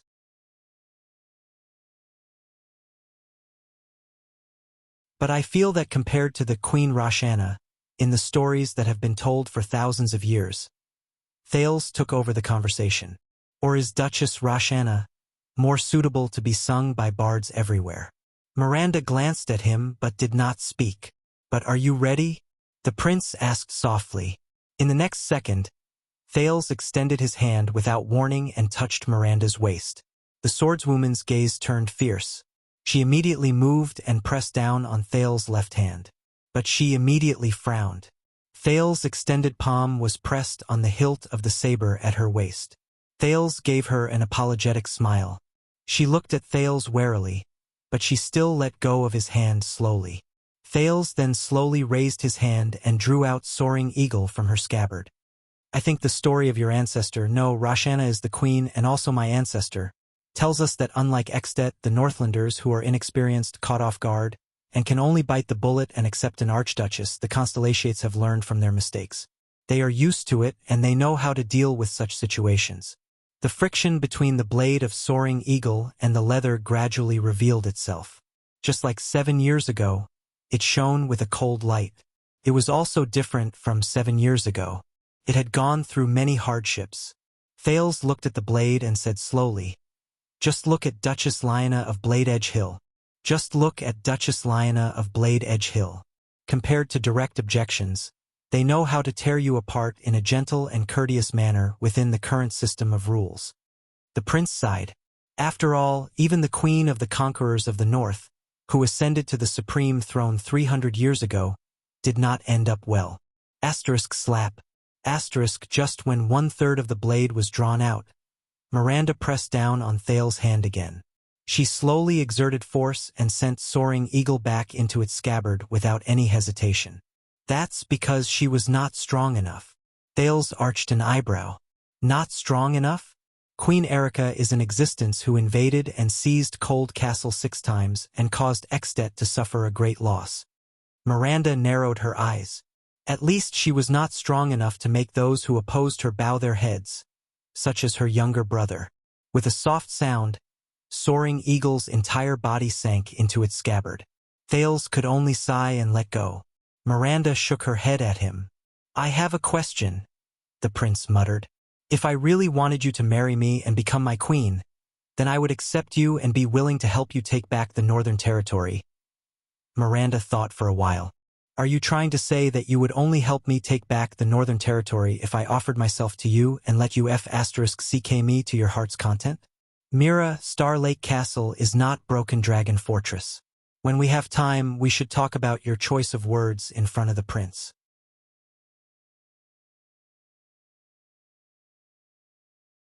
Thales sighed. "What if I did?" Miranda sneered. "If you really did that, then it would prove your character and it would also prove that Cohen was wrong. Then, whether I submit to your father or surrender to you, it would be the same." She said nonchalantly, "So, I will first break your legs, then go to Renaissance Palace with the grievance that I was forcibly taken by the prince. Thales furrowed his eyebrows. Go to my father to seek justice?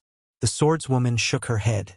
No, I will prove to him and the kingdom that after this incident, I have become enemies with the prince, and we cannot live under the same sky. So, in the fight between the two Jade Stars, I must stand on the king's side. Then I will conveniently give your father the same conditions. I will give up the northern territory for him, and he will grant me the title of duke. I will still get what I want. Thales looked incredulous. As I said, Miranda shook her head. No matter what, I have to find my own way out. But I'm missing a stepping stone. Thales gulped. As expected. Control your lower half and live happily for the rest of your life. Then Lady Miranda Arund. Thales sighed, turned around, and said with a serious expression, Are you willing to be my wife? Miranda was stunned when she heard this, but she looked at him for a long time and understood something. No, I'm not willing. Thales nodded. Then, are you willing to be my queen? No, I'm not willing either. Thales met her eyes. If that's the case, Miranda Arund, are you willing to be my knight? In the study room of Star Lake Castle, the teenager and the swordswoman looked at each other in silence. After a moment, Miranda smiled. She took a step back and faced Thales. I am willing, Your Highness. Thales narrowed his eyes. Even if I might order you to do something unpleasant, such as swinging your sword at Raphael? Miranda was silent for a moment. Raphael is very important to me, Your Highness. Thales chuckled and shook his head. He waved his hand and said, I know, Mira. So, I'm just playing. But he is not everything in my life. Miranda interrupted him with a sharp gaze. Far from it. This was out of Thales' expectations. He looked at the swordswoman in front of him in surprise. So, Your Highness, if he stands in your way and our way, I will be sad. At that moment, the sword of Neverwinter of Broken Dragon Fortress reached for the hilt at his waist, his murderous intent overflowing. But I will never hesitate. Thales was suddenly awestruck. He stared at her for a very, very long time. Miranda Arund. What is she? A sword? Yes, but not all of it. A chess piece? Perhaps, but there is a discrepancy. A bargaining chip? Possible, but is it light or heavy? What do you think, King Kessel? Thales held the bone ring in his lapel. She is gathered under my banner, just like we planned. But not as we think for power, at least not as we think it is.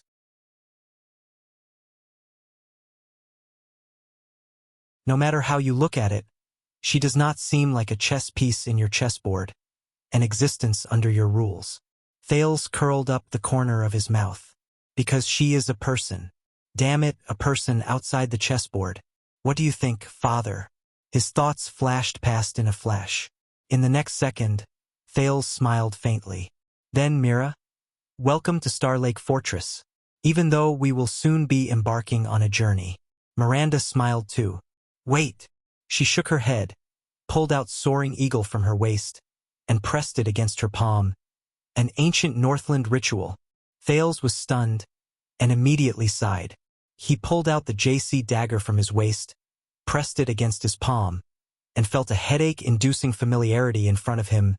An oath of alliance? As expected of the prince who returned from the north. Miranda's eyes lit up. You have seen a lot. More than a lot. Thales thought helplessly. More than you can imagine. In the next second, both of them exerted force at the same time, feeling the pain between their palms and the blade. So, Thales Jade Star, from today onwards, I swear loyalty to you and serve you. Miranda put down Soaring Eagle and solemnly extended her hand. Blood flowed from her palm. In return, you will fully support me in inheriting the throne. If necessary, you will not hesitate to take the field personally. Announce to the kingdom that you will only acknowledge one master of the Northern Territory. Thales exhaled, and similarly extended his hand that was covered in blood. He finished her sentence. Duchess Miranda Arund. With a clap, both of their palms clasped tightly. So, from today onwards, I... Thales was halfway through his sentence when he suddenly remembered the unpleasant memory of Gertaxa. He could not help but sigh. You have said what I wanted to say. As for what I did not say... Blood flowed from their wrists. Thales gestured with his lips listlessly. Here it's all in the blood. Miranda frowned, but still shook her hand in annoyance to seal the oath. But when he thought about it, Thales could not help but ask, are there any restraining measures, such as swearing a poison oath or placing a curse? What if someone betrays me? Miranda shook her head in disdain. She tightened her grip. There is only one situation where I will break my promise. When you are not strong enough. Damn it, it hurts a little. Thales looked at her suspiciously. Don't misunderstand, Your Highness. Although we have reached an oath, if you don't meet my expectations, or even drag me down. Miranda uncharacteristically blinked her eyes maliciously. I will abandon you without the slightest hesitation. Thales' smile was a little stiff. How heartwarming. The prince rolled his eyes. Then what if I betray you? In the next second, Miranda pulled her hand away, and Thales could not help but be pulled forward by her. The prince finally stopped moving.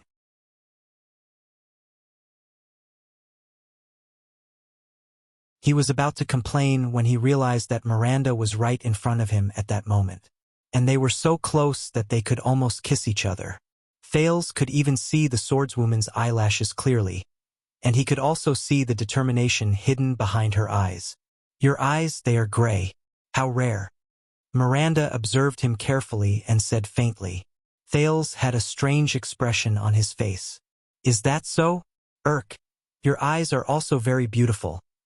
But Miranda's voice quickly turned cold.